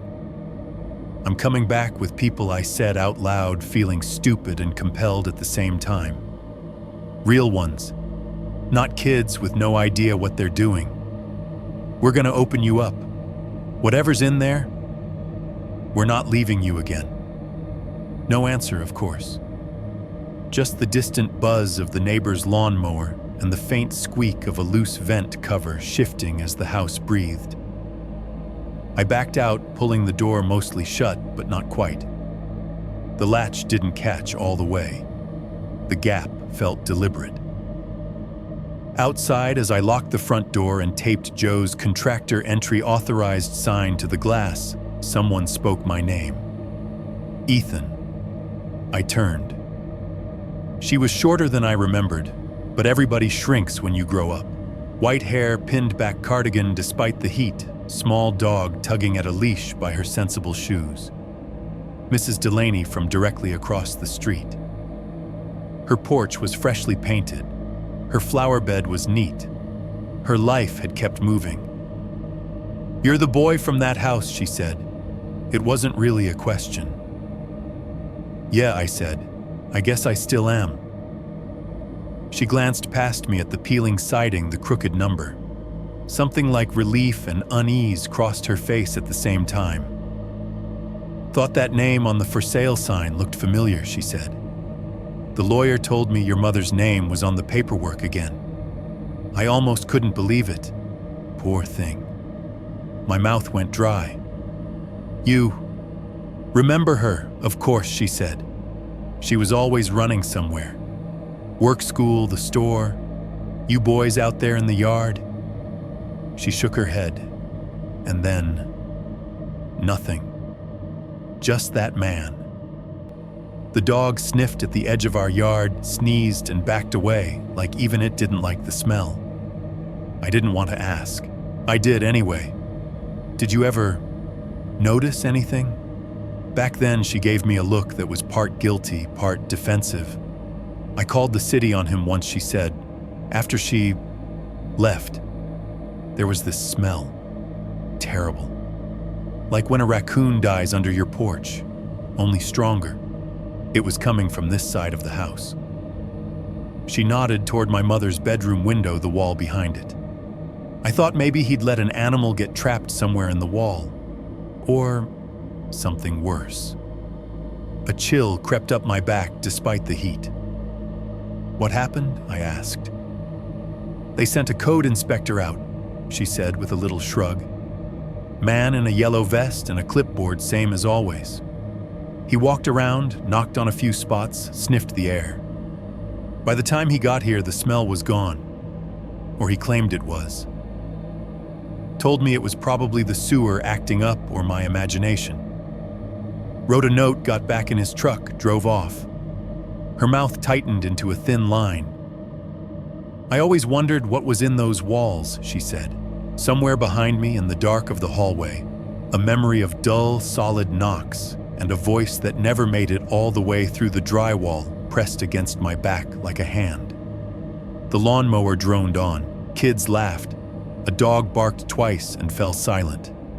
And our house sat there in the sun, quiet and heavy, waiting for someone to finally answer. 6 Paternio. Demo day, the morning the wall finally started to lose its excuses. The street looked exactly like any other Saturday on that block. Kids' bikes tossed on lawns. Someone's sprinkler ticking back and forth, throwing arcs of water that caught the sun.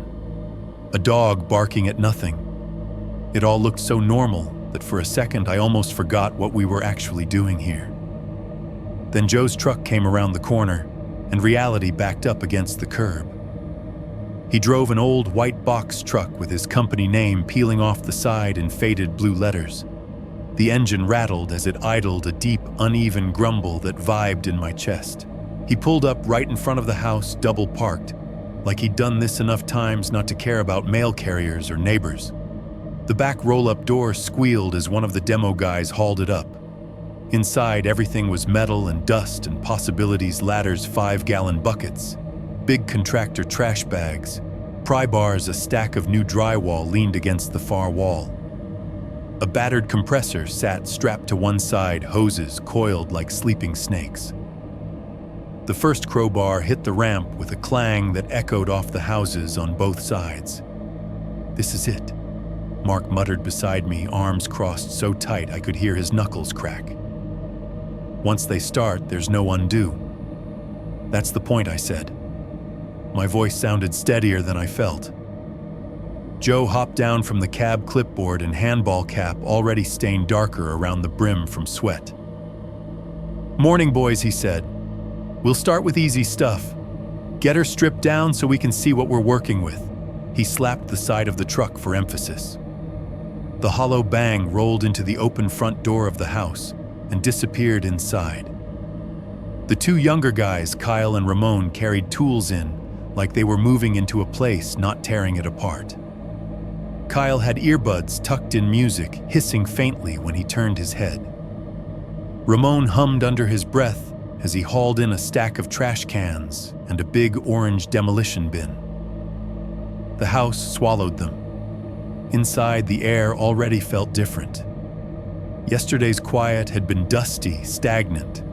Today, the house was holding its breath in a new way, like it knew there were intruders and was waiting to see how bad it would get. We started in the kitchen.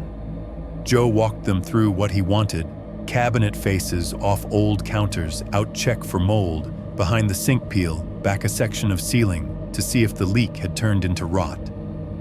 Each instruction was simple, practical, ordinary. None of it sounded like "open a tomb," but that's all I could hear. Kyle swung the first hammer. The blow landed on the side of an upper cabinet. The sound cracked through the room, sharp, wooden, final. The cabinet door splintered at the hinge hanging by one screw before Ramon grabbed it and ripped it the rest of the way free. Sawdust and grit puffed into the air, carrying the smell of old wood and ancient grease. Every impact after that hit me wrong. The bang of hammer on wood, the wrenching squeal of a crowbar prying nails loose, the snap of screws giving way.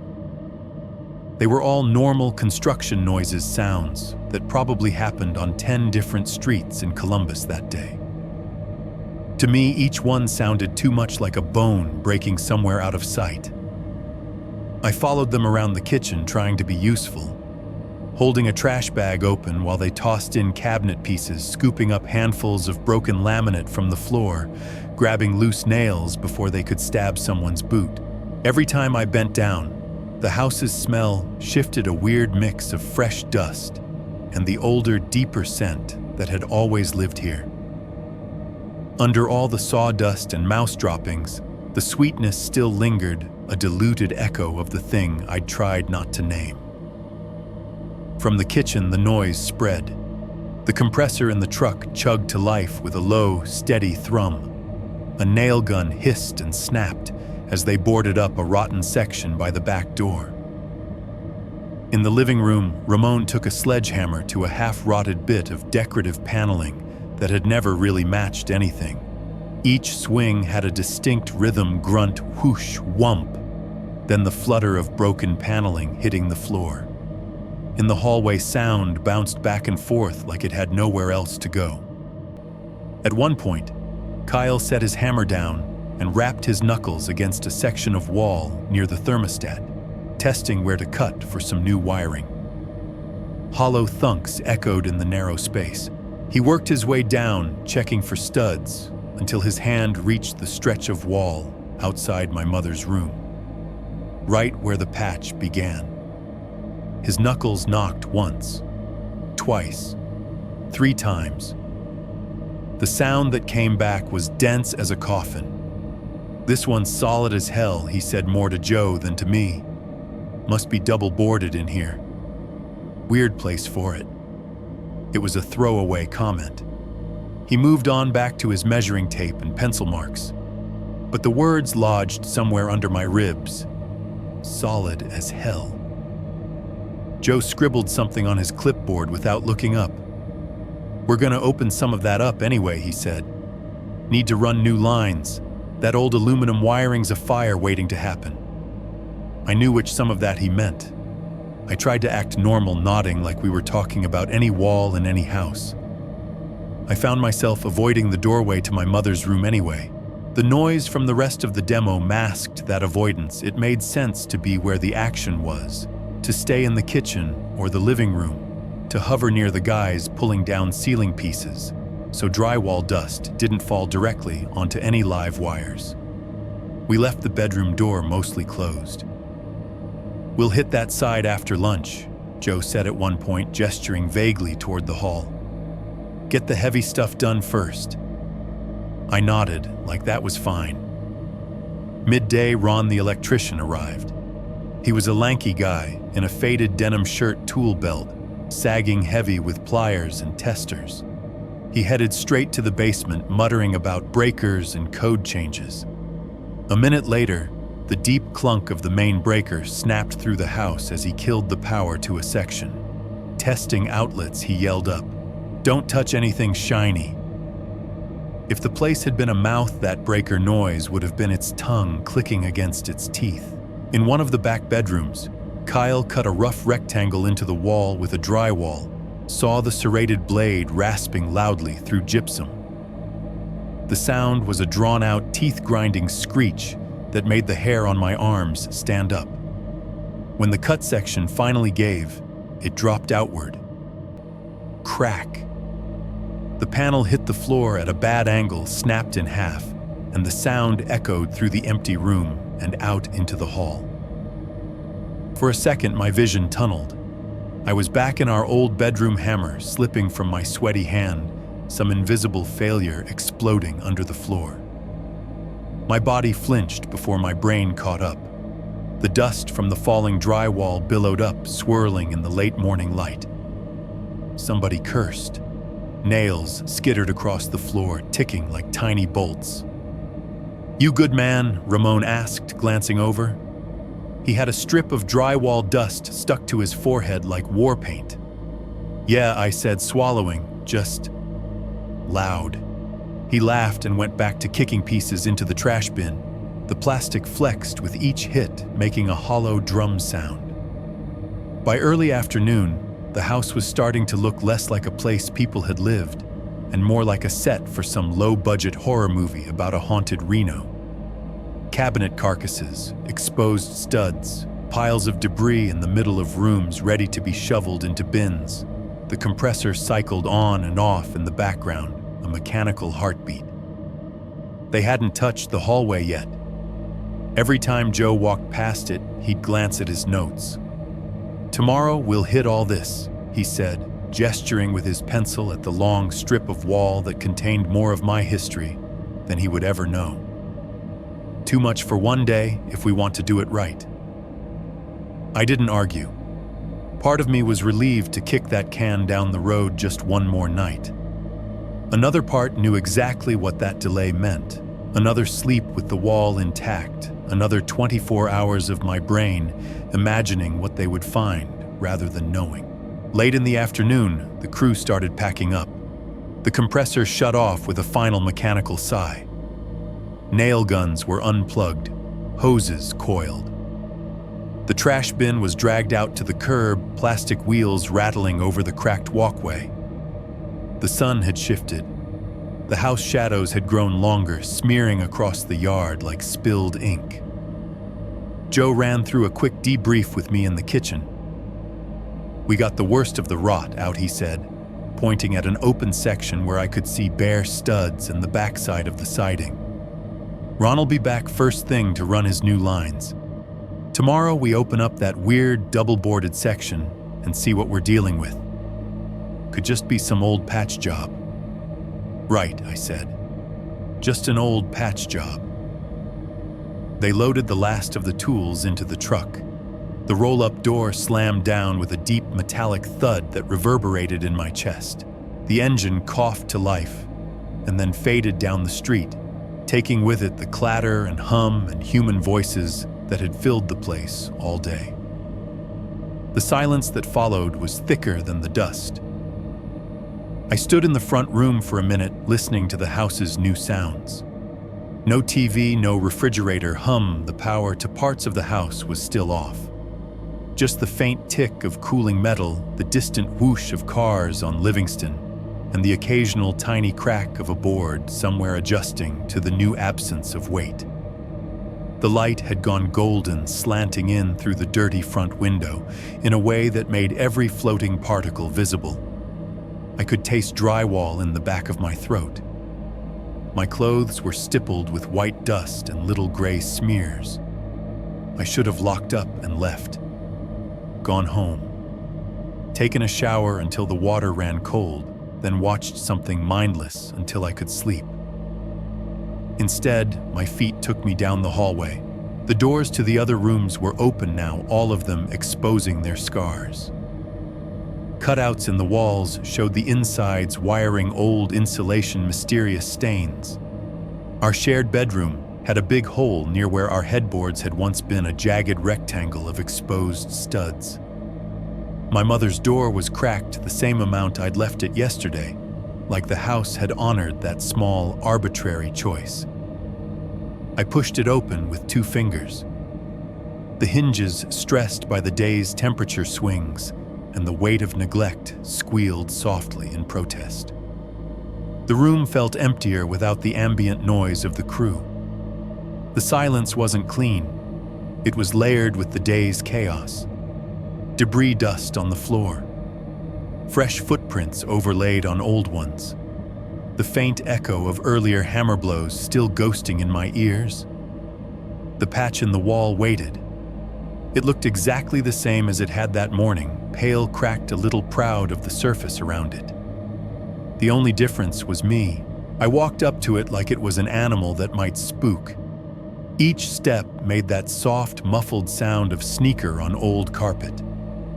My heartbeat sounded loud in my own head, matching the rhythm of earlier hammer blows. I lifted my hand and laid my palm flat against the center of the patch. Cool. Still. Rougher than the surrounding wall, the roller marks just slightly more pronounced. My fingers spread out, spanning maybe a foot of surface. "You've got one more day," I whispered, and immediately felt ridiculous for talking to it. A beat of nothing. Out in the distance, a car door slammed. Somewhere down the block, a dog barked twice and then stopped. A lawnmower coughed, then cut off mid-rev. Under my palm, something gave the tiniest little twitch. Not a bang, not a knock. Just the faintest, most delicate tick, like the sound of a tiny crack forming in something brittle or a fingernail catching briefly on wood. I jerked my hand back, heart lurching into my throat. The wall stayed where it was, solid and blank. No obvious movement, no second tick. The carpet under my feet was as steady as anything in that house ever had been. For a long time, I stood there listening so hard my ears hurt. I wanted another sound so badly, I almost manufactured it out of the creaks and sighs every old structure makes. Nothing. Just the house settling, I told myself finally. You're jumpy, that's all. But on the drive home, every construction noise we'd made replayed in my head. The hammer cracks, the crowbar groans, the panel's sharp fall layered over one tiny, hesitant tick from behind a patch of double-boarded wall. Tomorrow the crew would come back and start cutting. Tomorrow the house would finally have to show us what it had been holding in its mouth all this time. 6.2. The crack in the paint. I got there early the morning the wall started to give itself away. The crew wasn't due until 9. I pulled up at 8, the sun already low and sharp, throwing long diagonal beams across the front yards. Dew clung to the grass in patches the weeds hadn't choked out yet. My key stuck in the front door for a second, before the deadbolt turned like the lock was reluctant to let me in alone. Inside the house was in that awkward in-between stage, no longer just old, not yet new. Sections of wall were open to the studs. Bare bulbs dangled from wires. The air smelled like dust and old insulation, and the faint, sour tang of something that had been damp a long time ago and then dried out.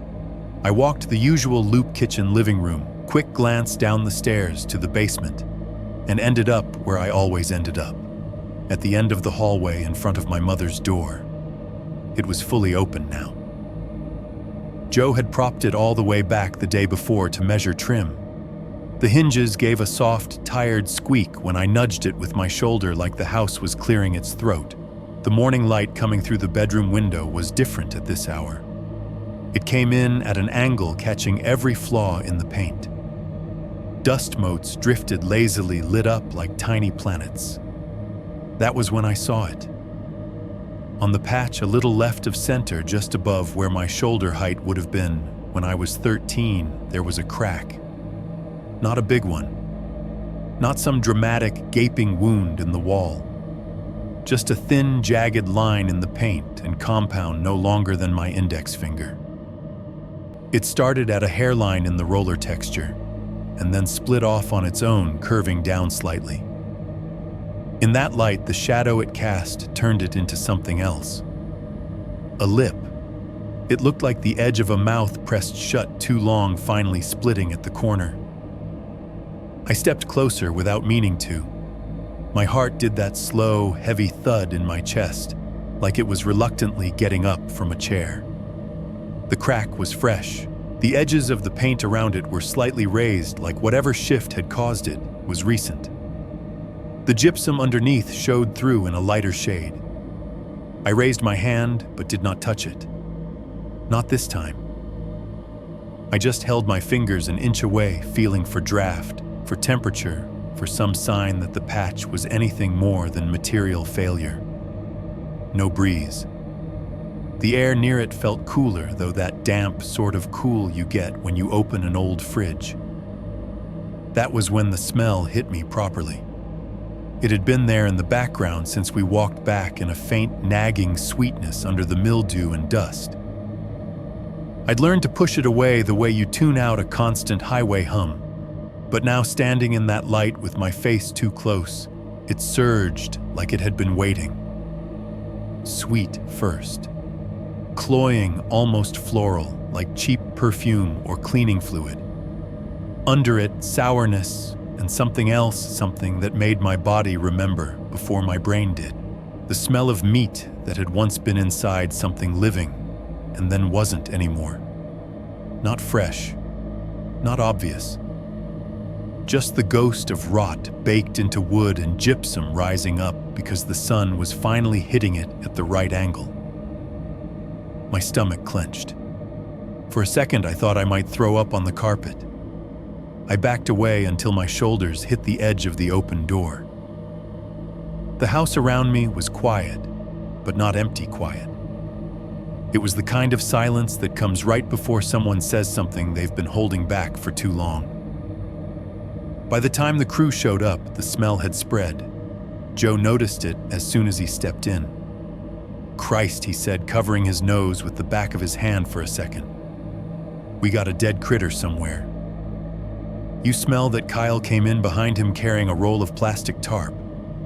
He wrinkled his nose eyes, going straight down the hall like he could follow the scent trail. "Yeah," he said. "That's not just old house, that's something. Probably a raccoon," Ramon said, dropping a bucket full of tools with a thud that made the floor vibrate. "Or possum. They get into the soffits, die in the walls, stink up everything. Had one in my aunt's place once. Nasty." I swallowed. "Could it be further down?" I asked. My voice came out too casual, like I was asking about a burned-out light bulb. "In the crawl space or something." "Nah, this is wall level," Joe said. He followed his nose like it was a compass, stopping just inside my mother's room. His eyes slid to the patch immediately. "Right around here, I'd bet." He stepped up close, squinting at the crack. "See that?" he said, pointing. "That wasn't there yesterday. Heat hits the cavity, gases expand, it'll pop seams, crack mud. Whatever's in, there's not happy." "You don't say," I thought, but out loud I only said, "So, what do we do?" "What we were gonna do anyway," he said. "Open it up. We can call pest control first if you want, let them take the blame. But if you're paying us, we can handle a dead raccoon, or whatever he stuffed in there." He said it like it was a joke. The back of my neck crawled. Ramon spread out a sheet of plastic tarp over the carpet beneath the patch, the material unfurling with a long, dry hiss. Shh. The edges crackled as he pressed them down, the noise loud in the enclosed space. Kyle fetched his drywall saw and a marker from his back pocket. Joe took the marker from him and popped the cap off with his teeth. "That's probably lead paint you're chewing," I heard myself say. "Adds character," he mumbled, then spat the cap into his hand. He pressed the tip of the marker to the wall. The sound sent a cold spike clean through me. It was such a small noise, plastic against paint, the fiber tip dragging, but it cut through everything else. Scree. Scree. Scree. He drew a rectangle right on the patch, the lines framing the exact section I'd felt under my palm my whole life. Top first, then down both sides, then across the bottom. The markered lines were a little uneven, but the shape was unmistakable. A door. He'd just drawn a door into the wall that had already been a door for 20 years. My chest tightened. The air felt thin. "You okay, man?" Kyle asked. "You're white as the drywall?" "I'm fine," I lied. My heartbeat fluttered like something trapped in a vent. "We'll cut it in sections," Joe said, stepping back to survey his handiwork. "Less chance of whatever's in there dropping and blowing stink everywhere. I want Ron to see this wiring first, though. We've got an open junction in the hall we've got to fix before we start tearing into more." So they walked away. Just like that, they left the rectangle uncut and turned their backs on it, heading out to deal with other safer parts of the house. The marked lines sat there on the patch, black against off-white, transforming the scar into something that looked planned. The sweet rot smell seemed to pulse stronger for a second, then fading, then creeping back. The rest of the day passed in a blur of other noises. The snap of cable ties as Ron bundled new wires. The pop and hiss of the compressor kicking on again. The crunch of boots on debris. Somewhere in a back room, a drill whined a high, insistent note as someone set a new anchor into old wood. The smell of the wall kept following me no matter where I stood. "Tomorrow," Joe said at one point, wiping sweat from his forehead with a dusty forearm. "We'll tackle that problem child. I want a full crew on it and clear access to drag out whatever's making that reek. Problem child." That was one way to put it. By late afternoon, my nerves were scraped raw. Every time a piece of scrap fell, I flinched.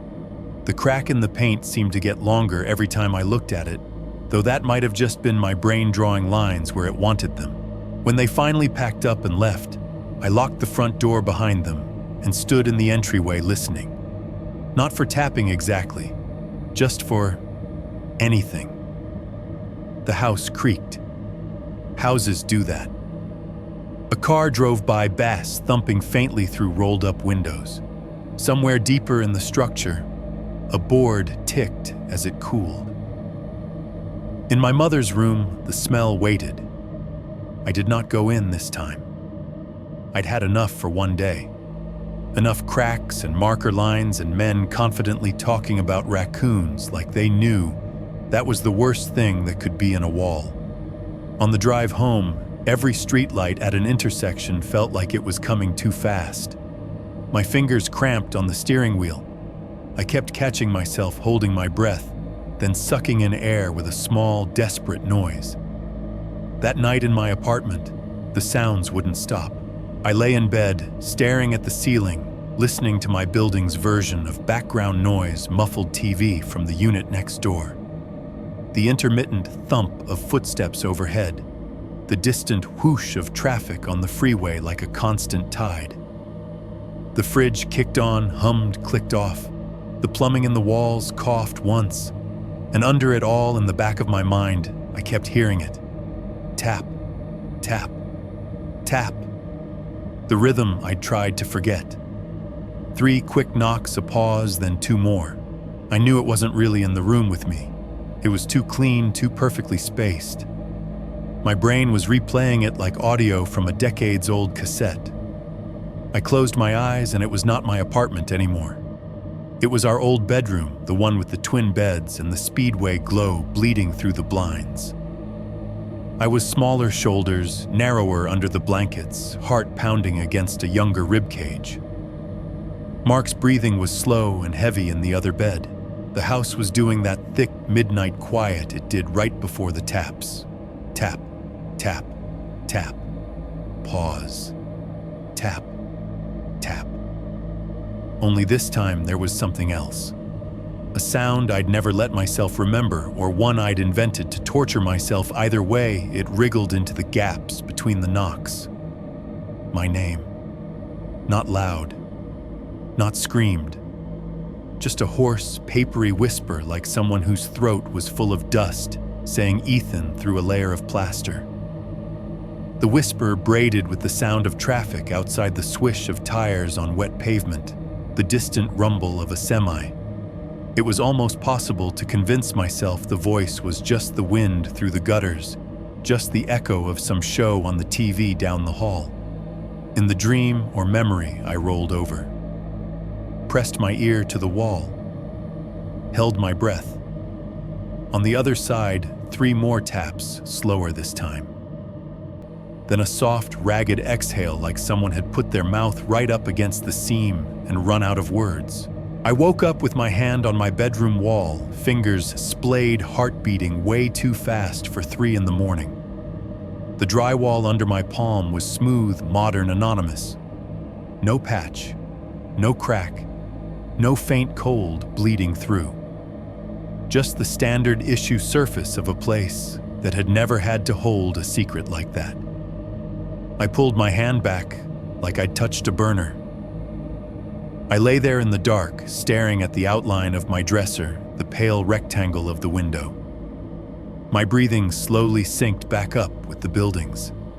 Somewhere far off, a truck backed up its alarm, bleating predictably. Beep, beep, beep. I didn't know if what I'd just replayed was a real memory I'd buried, or a dream stitched together from guilt and the smell of that room. I only knew one thing. Tomorrow, when they cut that rectangle into the wall, when the house finally opened its mouth, I was going to be standing right there. I'd spent 20 years walking away from that sound. I wasn't going to miss what came next. Shakiko 3. The skull that tapped my shoe. It happened at 11:07 a.m. on a Tuesday, on a day so bright it felt like nothing bad should be allowed to exist in it. The front door was propped open to let some of the dust out. Sunlight poured into the living room, turned every particle of drywall hanging in the air into glitter. Out on the street, a delivery truck rattled by bass thumping somebody's radio half a block away, bleeding a country song into the heat. Normal noises, normal day. Inside the house was stripped down to its ribs. Joe had Ron in the basement chasing some mysterious junction, so it was just me, Joe, and Kyle upstairs. Ramon had taken the dump run with the first load of debris. The compressor sat silent for the moment, hoses coiled like snakes waiting to strike again. The place felt hollow, its sounds louder than they should have been. I was in the kitchen on my knees, pulling the last of the lower cabinet carcasses away from the wall. Each pry of my crowbar gave a short, sharp groan from the wood, followed by a crack as a rusted screw finally gave up. The cabinet frame would lurch forward, then fall, hitting the floor with a flat, tired thud. I'd haul it aside, add it to the pile. Bang, groan, crack, thud. Over and over until my arms ached and the rhythm got into my bones. Sweat trickled down the back of my neck. The smell of sawdust and old grease clung to my clothes. Somewhere behind the noise of my own work, I could hear Kyle's hammer in one of the bedrooms, a steady, irregular tapping punctuated by the occasional, heavier blow. Then a different sound cut through everything. Crack. It was sharper, deeper than the cabinet noises. Not wood giving way so much as something brittle finally losing an argument with time. It came from the far end of the hall, from the direction of my mother's room. The sound snapped through the kitchen like a broken bone. Ethan, Joe's voice followed high, with something that wasn't just irritation. You need to see this. My hands went numb around the crowbar. I set it down and pushed myself to my feet too fast, the world tilting for a second. My heart was suddenly in my throat, pounding so hard I could hear the rush of blood in my ears. The walk down the hallway felt longer than it ever had. Boots crunching on stray plaster crumbs. The plastic runner we'd laid down over the worst of the carpet shifts, with a soft crackle under my weight. Dust hung in the air, lit up by the harsh, angled beam of late morning sun spilling from the bedroom window. Every breath tasted like gypsum. Joe was standing just inside the doorway of my mother's room, one hand braced on the door jamb, the other still holding his crowbar by the neck. His face had gone the color of old milk. Kyle stood a few feet back, one gloved hand clamped over his mouth and nose eyes too wide. Between them and the patch, there was a hole. They'd started cutting along the marker lines, sawing through the drywall with steady strokes. I could see the rectangular shape where they'd outlined the problem child. At the top right corner, a chunk of panel had broken off and fallen inward, enlarging the opening in one jagged bite. Yellowed insulation bulged from the gap, spilling out onto the plastic tarp in clumps and loose tufts. It looked like the house had started to cough up its lungs. And sitting on the tarp, half wrapped in that insulation, was something white. Roundish, but not perfectly round. Discolored patches of brown and gray clinging to it. The surface was dusty, a fine layer of powder dulling whatever it had once looked like. For a second, my brain refused to label it. It slid around the edges of my understanding, a shape that could have been anything if you didn't look too hard. A weird rock, a broken piece of some fixture, a chunk of plaster that had fallen wrong. "Careful," Joe said, his voice thinner than usual. Don't step on it." I took one more step. The sole of my boot grazed the tarp. The plastic wrinkled with a dry hiss. The white object shifted. It rolled a few inches as if the house had exhaled through the hole and nudged it. The curve of it turned toward me. Then, with a tiny drop of momentum, it rolled the rest of the way and tapped very gently into the toe of my shoe. Clack. The sound was small, but it went straight through me. It was dry and hollow and completely wrong, a sound like knuckles on an empty bowl.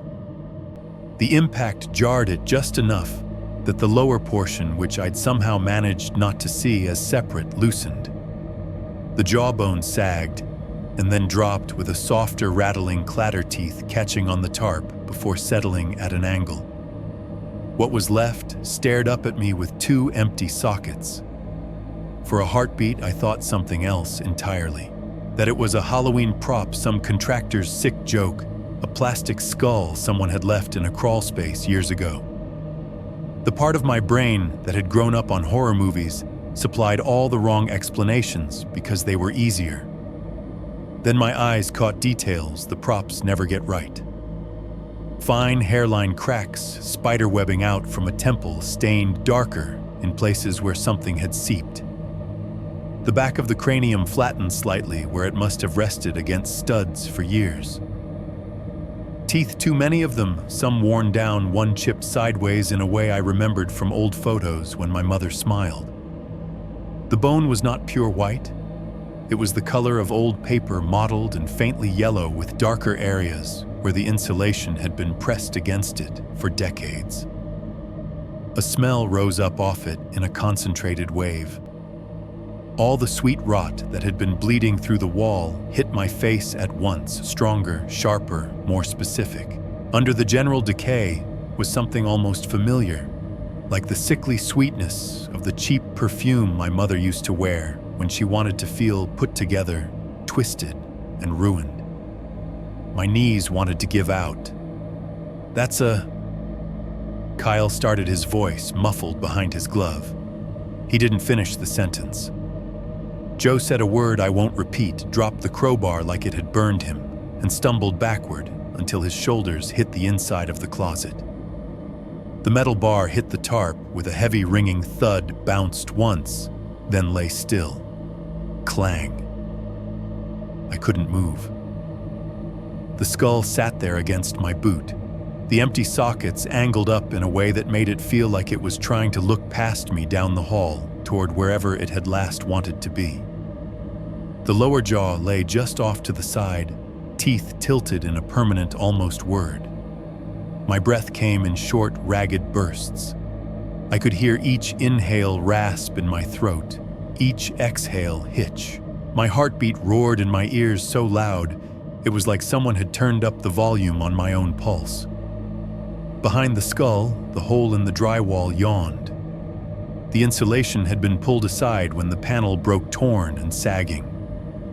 Beyond it, the cavity was dark, but the harsh midday light coming in through the window at just the right angle cut into it, illuminating the interior like a spotlight. Wooden studs marched vertically, their surfaces stained and splintered. And on those surfaces, everywhere the light touched were marks. Dozens, hundreds. Long, ragged scratches ran horizontally, and at slants across the studs clustered most densely right at about shoulder height for someone lying in that cramped space.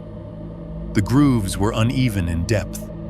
Some shallow and ragged, others dug in deep enough to have lifted thin curls of wood. They overlapped in frantic patterns, gouge over gouge, as if someone had kept clawing long after the surface had nothing left to give. In a few of the deeper grooves, something pale was still embedded in the wood grain. Slivers of keratin, maybe. The ghosts of fingernails. My mouth went completely dry. I could taste dust and bile. From higher up in the cavity, something else shifted. There was a soft, papery rustle, and then another object slid forward, dislodged by whatever blow had cracked the panel. A shape caught in the torn insulation hesitated, then dropped. It hit the tarp with a softer sound than the skull, a kind of dull patter, and rolled until it came to rest against the fallen jawbone. It was a hand, or what was left of one. The bones were still mostly articulated wrist metacarpals, finger bones, all held together by desiccated, darkened tissue. Around the wrist and across the palm, strands of something gray and brittle clung, fused in places to the bone. Tape. Duct tape long since leached of its original color, curled and stiff. It had been wrapped thickly at some point, mummifying the joint. Now, as it fell, sections had broken away, leaving cracked bands like bracelets. The fingers were curled inward, not quite a fist, not quite open. The tips of each phalange were rough and blunted, as if they'd been worn down on something harder than skin. For a second, my mind showed me instead my mother's hand reaching for my face when I was sick, the soft pad of her thumb brushing the corner of my eye. The two images overlapped bone over memory until I thought I was going to be sick right there on the tarp. Joe made a choked sound. "Back up," he said. His voice sounded wrong, like it was coming from somewhere else. "Everybody back up. Don't touch anything else. We gotta call this in." He sounded like a contractor trying very hard to remember the protocol in the middle of a horror movie. I didn't move. All those nights came crashing back at once. The gentle taps behind my headboard when I was 13. The louder thumps that had shaken the wall. The sequence I'd heard over and over, 3 slow 2, like a code someone was trying to send through bone and plaster. The night I'd had my hand pressed to the panel and felt the faint vibration of something. I stared at the scratch marks inside the cavity and saw as clearly as if it were a film someone's hands bound with tape fingers, scraping sideways because they couldn't get any leverage. Scratching until nails split, until bone met wood, until the sound changed from a sharp tap to a dull thud as strength ran out. The tapping I heard myself say. My voice came out thin high, like it belonged to the kid who had lain awake in the next room. The thumps. That was her. She was right. Here. No one answered. I don't think they understood that I wasn't asking anything. Outside, a car drove past, tires hissing on the sun-baked asphalt. Somewhere down the block, a child laughed at something small and joyful. A bird landed on the mailbox metal, pinging softly under its weight. Normal life kept going on the street. Inside in my mother's room, the only sounds were my own jagged breathing, the slow drip of something dislodged deeper in the wall, and the faint metallic ring of the dropped crowbar still humming in my bones. The skull rested against my shoe, like it had been trying to reach me this whole time. 7.1. What the investigation missed twice. The cops got there faster the second time. The first time they came to that house, they'd parked neat and parallel at the curb, 2 officers stepping out like they were doing a welfare check or a noise complaint. No lights, no tape, no hurry. This time they arrived with everything. The first cruiser swung in hot tires, bumping the curb as it stopped right in front of our yard. The red and blue lights stayed on, washing over the peeling siding of our house and Mrs. Delaney's carefully painted porch across the street. The spinning colors made the cracked windows and sagging gutters look even more sick. Another cruiser pulled up behind the first. Then a white van with crime scene unit stenciled on the side in block letters. A marked SUV after that. Our street, which had looked like any other quiet little slice of Columbus half an hour earlier, suddenly looked like a TV crime scene. Someone strung bright yellow tape from the mailbox to the maple tree, then across to the other side of the yard, cordoning off the place where we had once played catch and ridden bikes.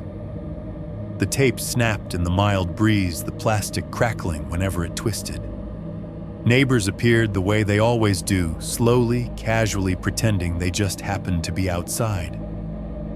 A guy I didn't recognize took his dog for a much longer than necessary walk, looping past our house again and again, the leash stretched thin as the dog strained toward the smell.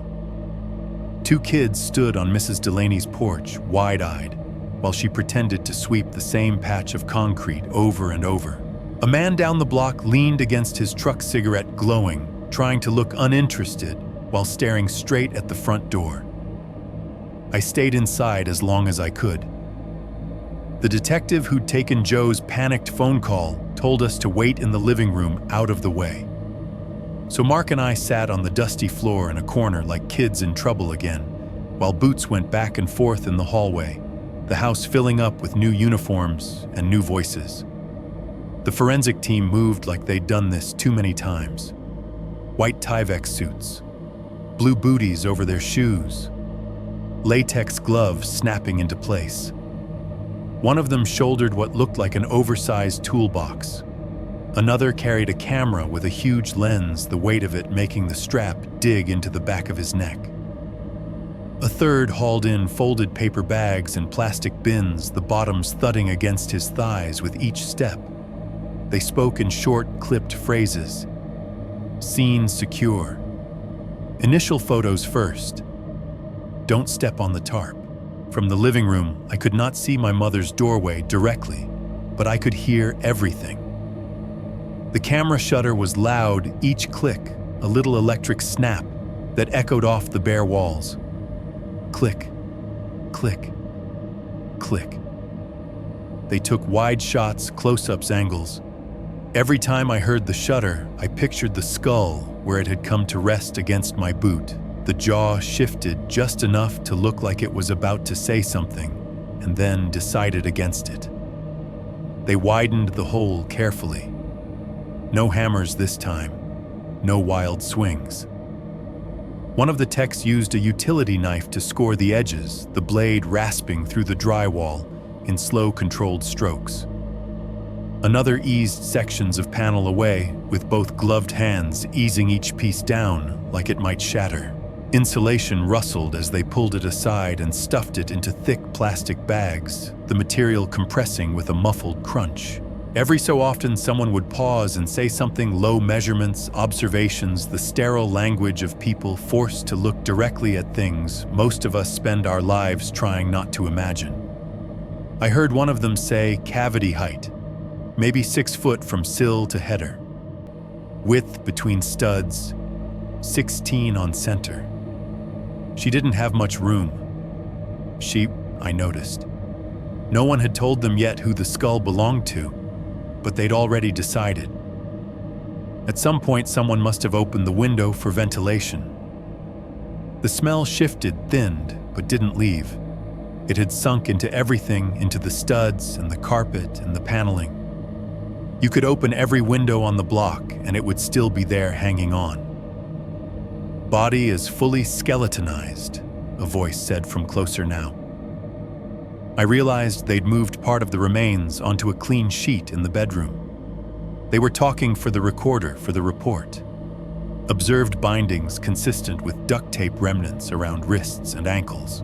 Gagging material present, likely cloth. Note heavy scratching on interior studs in immediate vicinity of skeletal hands.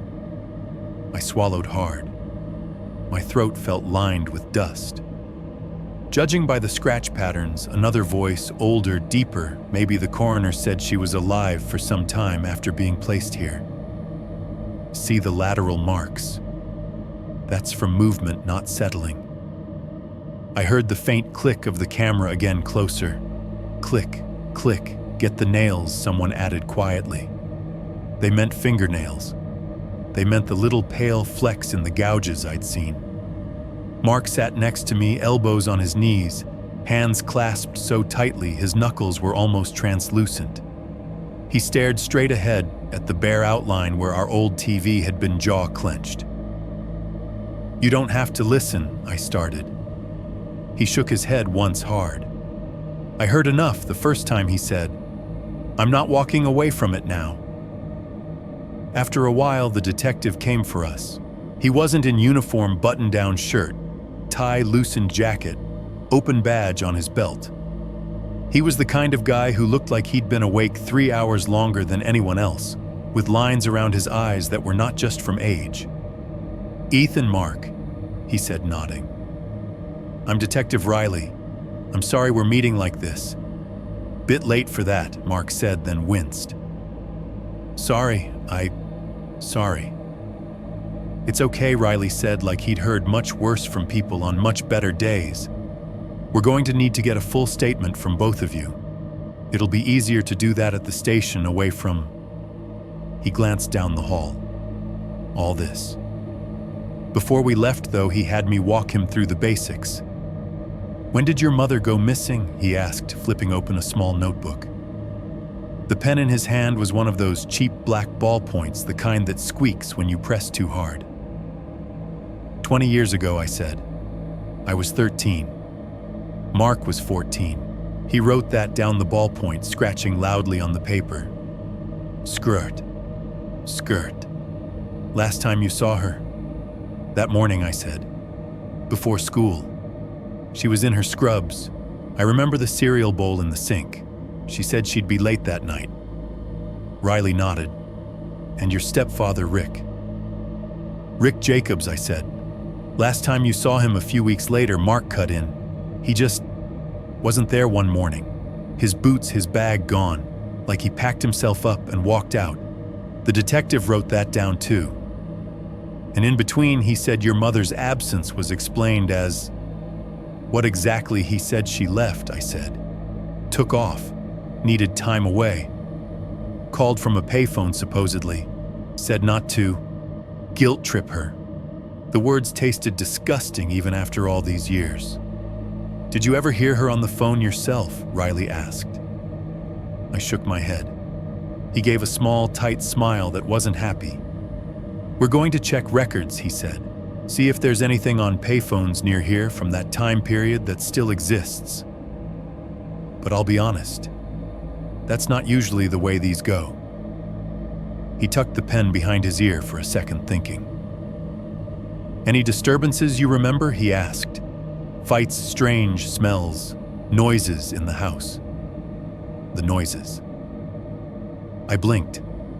For a second, all I could hear was the faint whir of the crime scene van's generator outside and the low murmur of the forensic techs down the hall. There were arguments, I said finally, loud ones.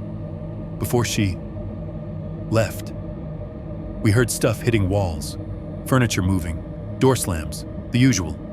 Beyond that, he prompted. I hesitated. Mark didn't. There was a smell, he said. His voice came out rough, right after. Like something died in the walls. The neighbor called the city, but by the time they sent someone, it was gone. I saw Riley's jaw tighten. We'll pull those records too, he said. See who came out and what they logged. His pen went back to the paper. Skirt. Noises, he said again, glancing at me. Anything unusual? You guys were right next to that wall? I stared at the floor. Yeah, I said. There were noises, so I told him. About the first night when the whole house had gone unnaturally quiet, and the taps had started behind my headboard, polite and regular. About the heavier thumps that came later, hard enough to rattle the bed. About Rick yelling down the hallway to go to sleep, I'm working in here, as if the sounds were our fault. I told him about the tapping pattern I'd heard over and over, 3 quick knocks, a pause, then 2 more. How I'd pressed my ear to the wall and thought I'd heard something like fabric scraping. How as time went on, the knocks had gotten weaker, less frequent, until they stopped. When did they stop? Riley asked softly. A couple of weeks after she was gone, I said. Maybe 3. It's fuzzy. He wrote that down, then underlined it. The pen squeaked. Those are the nights she survived, he said almost to himself. The words made my stomach flip. He looked up. You understand, he said carefully, from what we've seen in there. The bindings, the scratch marks the position of the body. Your mother was very likely alive in that cavity for some period of time. We won't know exactly how long until the coroner's done, but the signs of struggle suggest it wasn't quick. My breath hitched. I pictured her in there in the dark, pressed between studs and drywall duct tape over her mouth, wrists bound, knees drawn up, ribs scraping gypsum every time she tried to turn. I imagined her listening to us on the other side, our muffled teenage voices, our footsteps, the creak of our beds. The thumps had been messages. We'd treated them like plumbing. At the station later, in a small interview room that smelled like coffee and dry erase markers, Riley laid out the working theory. Your stepfather worked construction, he said. He had the tools and the know-how to open a wall and close it again without raising suspicion. We know your mother was last seen alive here. We know there was domestic conflict. We now know her body was hidden in the structure of this house. He ticked each point off on his fingers. Jacobs had motive, means, and opportunity. After the body was concealed, he left. No forwarding address. No work records under his name after that. He either changed identities, or he's dead somewhere himself. So that's it, Mark said. He sat across from the detective chair, tilted back just enough to look defiant. You guys just shrug and write, Rick did it, oops, and close the file. We're not shrugging, Riley said. He sounded tired more than annoyed. We're reopening the case. We'll issue a bolo under his name and any known aliases. We'll loop in departments in other states. But I won't lie to you, after 20 years with no paper trail, our chances of actually putting cuffs on him are slim. He waited a second, then added, What we can do is give your mother her name back. She's not missing anymore. She's not a question mark in a file. We can give her a funeral, a death certificate. That's something. It didn't feel like much. While we were talking, another detective came in briefly and handed Riley a file. They murmured something about old call logs and prior visit and the guidance counselor thing. Right, Riley said, flipping to a photocopied report. There was a welfare check here when you boys were kids. Yes. Yeah, I said.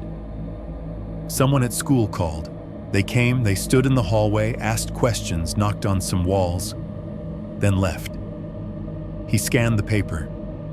Officer notes say he did a visual inspection of all accessible rooms, including the hallway and master bedroom. No signs of forced entry, no obvious odor noted at that time.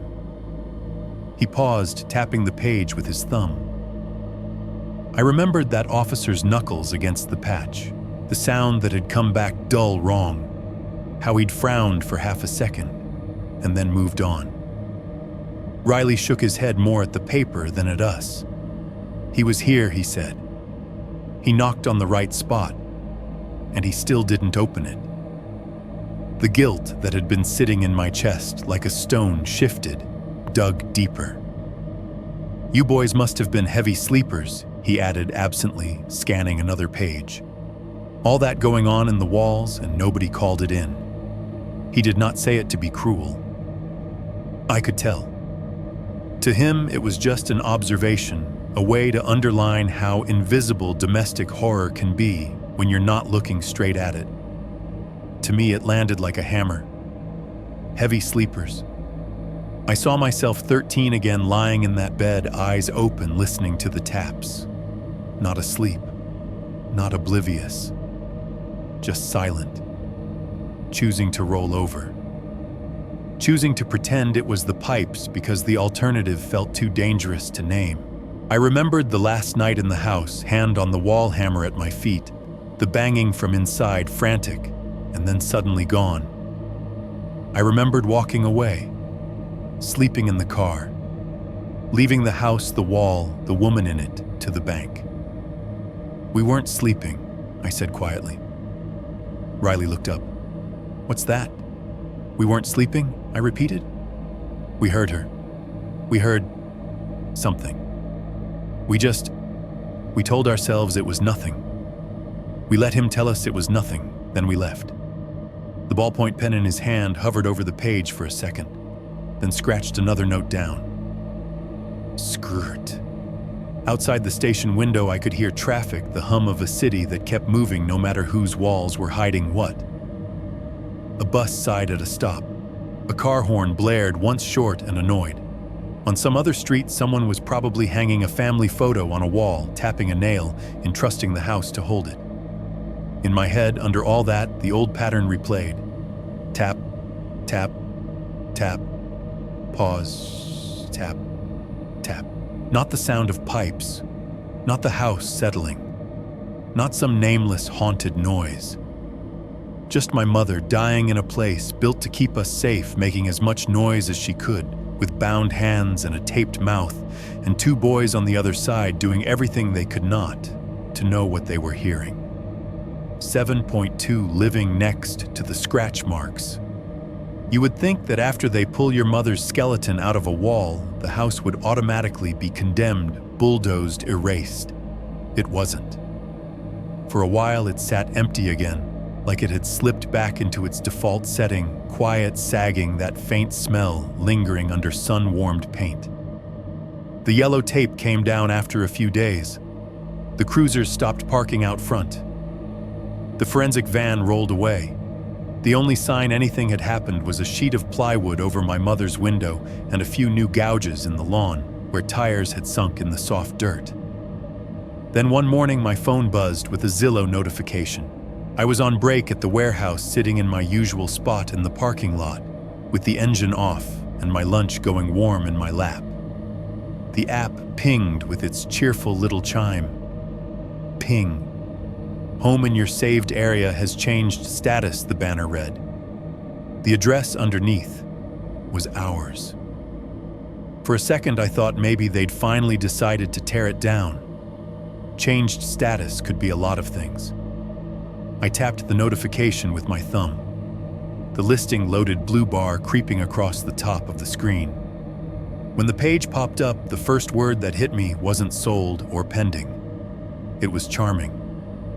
Charming updated 3-bedroom ranch on a quiet street just off East Livingston. New roof, new HVAC, new electrical, fresh paint throughout. Open concept living and dining, great starter home or investment property. The main photo was taken from the street, angled just right to make the place look a little bigger than it is. The siding had been replaced. Gone was the chalky gray, replaced by a tasteful light beige. The gutters were straight and new. The front steps no longer had that crack running through them. There was fresh mulch in the flower beds and a couple of small, brave shrubs. Whoever had bought our nightmare from us had put money into it. That was the deal. Mark and I got our cut after the closing numbers on a check that made us both feel like we were being paid in someone else's money. We paid off bills. I put a chunk away for my daughter, an account she didn't know existed yet. Mark cleared his credit cards and talked about maybe going part-time for a while. On paper, it was the cleanest thing that had ever happened to us. It didn't feel clean. I scrolled through the photos, thumb hesitant on the cracked screen. The living room was unrecognizable. Same dimensions, same front window. But now the walls were a soft gray. The floors, some tasteful plank laminate that probably had driftwood in the name. A generic beige sectional sat where our old couch used to sag, staged with a blue throw blanket and a tray with fake coffee cups. A big TV was mounted where the ghost outline of ours had been. The kitchen gleamed with white cabinets and stainless steel appliances, subway tile backsplash catching the light.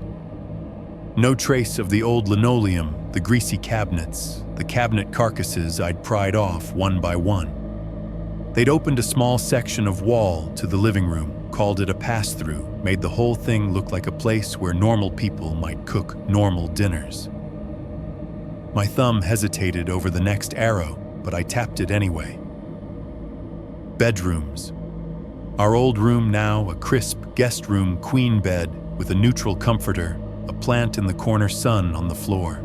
The office staged as a home gym yoga mat rolled out a pair of light dumbbells leaning against the wall as if the room had spent 20 years waiting to become that. I knew what the next photo would be before it loaded. When it did, my stomach went hollow. The listing called it Bedroom 1, Primary. The walls were painted a slightly deeper gray, the trim bright white. A new light fixture hung from the ceiling, simple and modern. The old stained carpet was gone, replaced by the same fake wood floor as the rest of the house. Against one wall, that wall sat a white crib. The mattress was bare for the photo, no blankets, no stuffed animals, just a clean rectangle waiting. A small gray rocking chair was tucked into the corner, a throw pillow on it that said, "Bless this nest," in loopy letters. A white dresser stood opposite, changing pad on top basket of rolled up towels. The rectangle where my mother's body had been was gone. The studs had been scrubbed, treated, maybe replaced. New insulation, new drywall, fresh paint. No crack, no patch you could see, no visible seam at all. If you didn't know, you'd never know. I stared at that image until my phone dimmed to save battery. I imagined a baby in that crib, tiny fingers curling in sleep.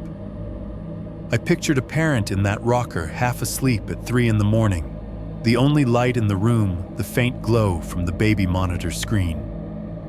I pictured the walls around them holding in the warmth, the sound, the breathable air.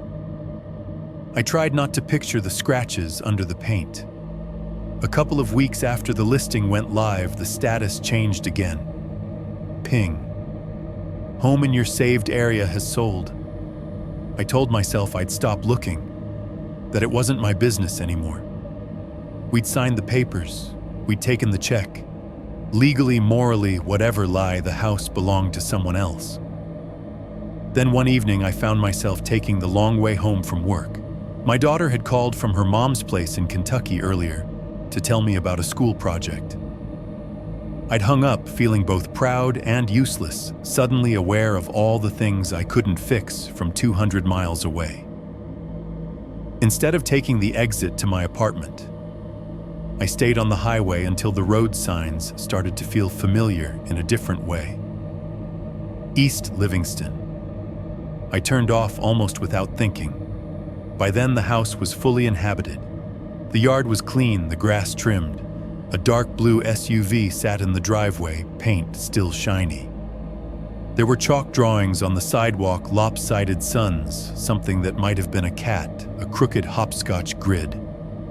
In the backyard, through the gap between our house and the next, I could see the bright plastic of a kiddie slide. I parked across the street in front of a house that had once belonged to a man who shouted at his TV every Sunday. I killed the engine but left the windows down, letting the evening air roll in. The maple tree in our old yard had grown taller. Its branches reached further over the roof leaves, casting shifting shadows on the siding as the wind moved them.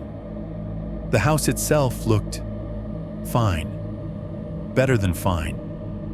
It looked like a place you'd be happy to see pop up in your Zillow feed if you were young and tired of renting. Through the front window, I could see someone move past, just a shape, a person carrying a laundry basket. Later, a man in a hoodie came out to the SUV, popped the trunk, grabbed a grocery bag, went back inside. The mundane choreography of home. As it got darker, lights clicked on inside one by one. Click in the kitchen, click in the hall, click in the room that used to have our twin beds. Eventually, the window of my mother's room of bedroom 1, according to the listing, glowed. A soft yellow light, not harsh. A lamp probably near the rocker. The curtains were different now, but they glowed the same way ours had when a light was on behind them. I watched shadows move across the fabric. Once I thought I saw the outline of someone standing near where the crib would be, swaying slightly. like they were rocking something in their arms. It was strange sitting there watching strangers live in the place where my mother had died, and my childhood had cracked in half. I tried to picture what they knew. Some version of the story had made the news when they found her, the local stations, the online write-ups. Remains of woman found behind wall in East Side home. People share links like that. They talk, they speculate. Maybe the buyers had seen it, maybe they hadn't. Maybe the investor who'd done the flip had spun them a story about old structural issues and no current safety concerns. Did they walk past that wall every night without thinking? Did the new mom I assumed there was one, that crib looked real, not staged, ever wake up at 3 a.m. to the sound of the house shifting and feel her heart race for no reason she could name? Did the baby ever startle in its sleep, fists flying, eyes wide, staring at the corner where the old studs still sat under inches of new material? I sat there until my legs went pins and needles, until Mrs. Delaney glared meaningfully from her porch, and I realized how it must look, a strange man in a beat-up sedan parked in the dark, watching a family through their windows. I started the car. The engine turned over with a tired rumble. As I pulled away, a burst of laughter floated over the yards, the sharp, pure sound of a child laughing at something small and immediate, nothing to do with walls or ghosts or timelines. Back in my apartment, the walls were drywall over metal studs instead of old lumber. The building was newer, cleaner, bland. I told myself that made a difference. It didn't. Once you've seen scratch marks inside a wall, you start hearing things differently. The neighbor upstairs closes a cabinet a little too hard, and the bang makes you flinch. The pipes knock when the heat kicks on and your chest tightens. Someone in the next unit hangs a picture and taps the nail in 3 quick raps, and you stop mid-step, breath held, waiting for a pattern you already know. Tap, tap, tap, pause, tap, tap. I found myself cataloging sounds the way some people catalog birds. The radiator's tick, the soft thump when someone drops something in the hallway, the faint vibration in the shared wall when the guy in 3B slams his door. I could tell which clack belonged to the building's old bones and which ones were human carelessness. Every now and then, my brain grabbed the wrong one and squeezed. One night, I was sitting on my couch, laptop open, watching a horror video on one of the channels that does stories like mine. The narrator was talking about some haunted apartment complex in another state, voice low and calm, background rain noise playing over the narration. The story was about a guy who kept hearing noises in his vents. I was half listening, half writing cursor, blinking at the bottom of an unsent email to the channel owner. My own story sat there in the text box, paragraphs and paragraphs, waiting for me to decide whether I was really going to hand it over. The apartment was quiet, except for the video and the low hum of the fridge. The building's heater cycled off with a soft shudder. Then, from the wall to my left, 3 small knocks. Tap, tap, tap. My body reacted before my brain did. My spine went rigid. The laptop screen blurred. Blood roared in my ears. Every muscle fired at once. The knocks weren't loud. They were light, almost polite, right at the edge of hearing. If I hadn't been sitting on that end of the couch, if the video had been turned up just a little higher, I might not have noticed them at all. I turned my head slowly, like if I moved too fast, it would make the next sound happen sooner. The painted surface looked exactly like it had the day I moved in, blank, off-white, unremarkable. Again, I whispered before I could stop myself. If that's you, again. The horror video kept playing on my laptop. No more knocks came. After a few seconds, my rational brain cleared its throat and reminded me I was not in fact 13, that I did in fact have neighbors, that in this building the walls actually were shared. I stood up on legs that didn't feel entirely like mine and pressed my ear to the wall. There it was. Not a ghost. Not my mother. Just life. The soft shuffle of footsteps on the other side. The small metallic rattle of a cabinet door being opened and shut. A glass set down. A muted cough. Someone living their own completely ordinary existence in the mirror image of my unit, unaware that they'd just knocked directly on a fault line in someone else's nervous system. I stepped back, heart still racing. Logically, I knew what had happened. The neighbor had probably been rooting around for a jar bumping the cabinet door in a certain rhythm without thinking. The sound had traveled through studs and drywall, arrived in my living room stripped of context. My brain had filled in the rest with 20 years of stored terror. My body didn't care about logic. It took a long time for my breathing to slow. The video on the laptop reached its own cold ending and rolled into another. The narrator's voice flowed on, talking about somebody else's walls, somebody else's taps. I sat back down eventually, but a part of me stayed standing in front of that old bedroom wall on East Livingston Hand, hovering over a crack that looked like the edge of a mouth. I've read articles about trauma, how it rewires you, how your brain learns to jump at certain cues and never really unlearns. That's what it feels like now. Like some old electrician rewired me by mistake so that every time drywall and hollow space meet, a little warning light in my head flickers on. Sometimes it's nothing. Sometimes it's neighbors, pipes, heaters, cabinets. And sometimes in other houses on other streets, it's not. That's the part that keeps me up now, that knowledge that somewhere behind somebody's painted accent wall with its family photos and framed quotes, there might still be scratch marks nobody's seen yet. And the sound of their walls settling doesn't mean what they think it does. 7.3, the cold ending. What your walls remember right now, it is 3:17 a.m. again. Different decade, different address, same numbers glowing in the corner of my laptop screen. I did not plan that. I watched the time roll past. 3:14, 3:15, and I told myself it was just coincidence. At 3:17, the fridge in my apartment did the same thing it always does at this hour. It clicked, hummed a little louder, and then went dead silent as the compressor shut off. There is always that gap, a few seconds, where all the background noise you have tuned out suddenly drops away. It leaves you alone with whatever is left. In my case, that's the cursor blinking at the bottom of this story and the submit form for a horror channel open in another tab. I've watched enough of these videos to know how they usually go.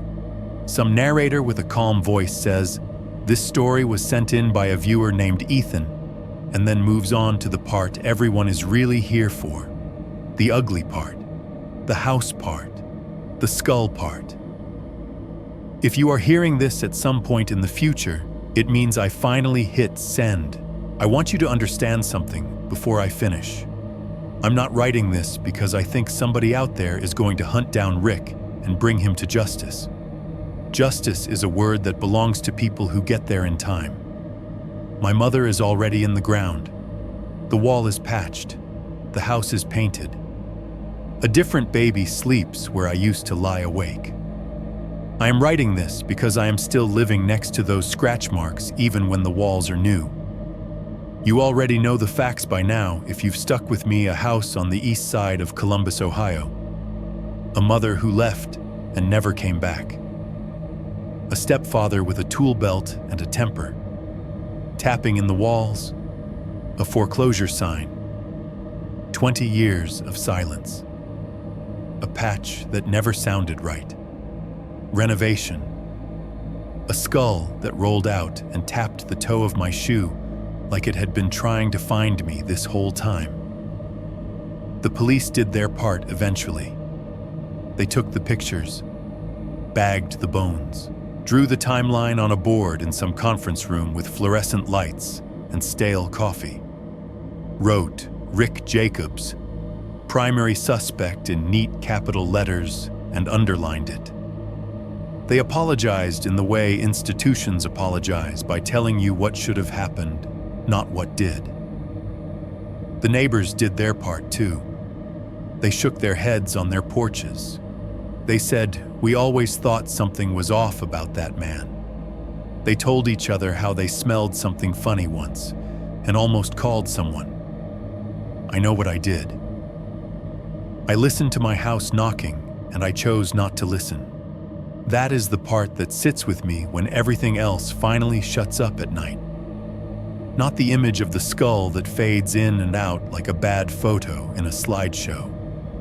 Not even the scratch marks themselves, though sometimes I still see them when I close my eyes, my brain tracing those desperate lines over smooth, modern walls. What I cannot unhear is the pattern. 3 taps, a pause, 2 more. The way we decided as kids that it was just old pipes. The way we swallowed the smell and let Rick call it mold and dead raccoon and anything but human. The way an officer all those years ago knocked his knuckles on the same spot that later spilled my mother out, and then walked away, because houses are very good at convincing people that the sounds they make are normal. You might think that what happened to us was rare, an outlier. A you won't believe this story that makes good content, because it's so far off the curve of ordinary life. I thought that too for a long time. Then I started paying attention.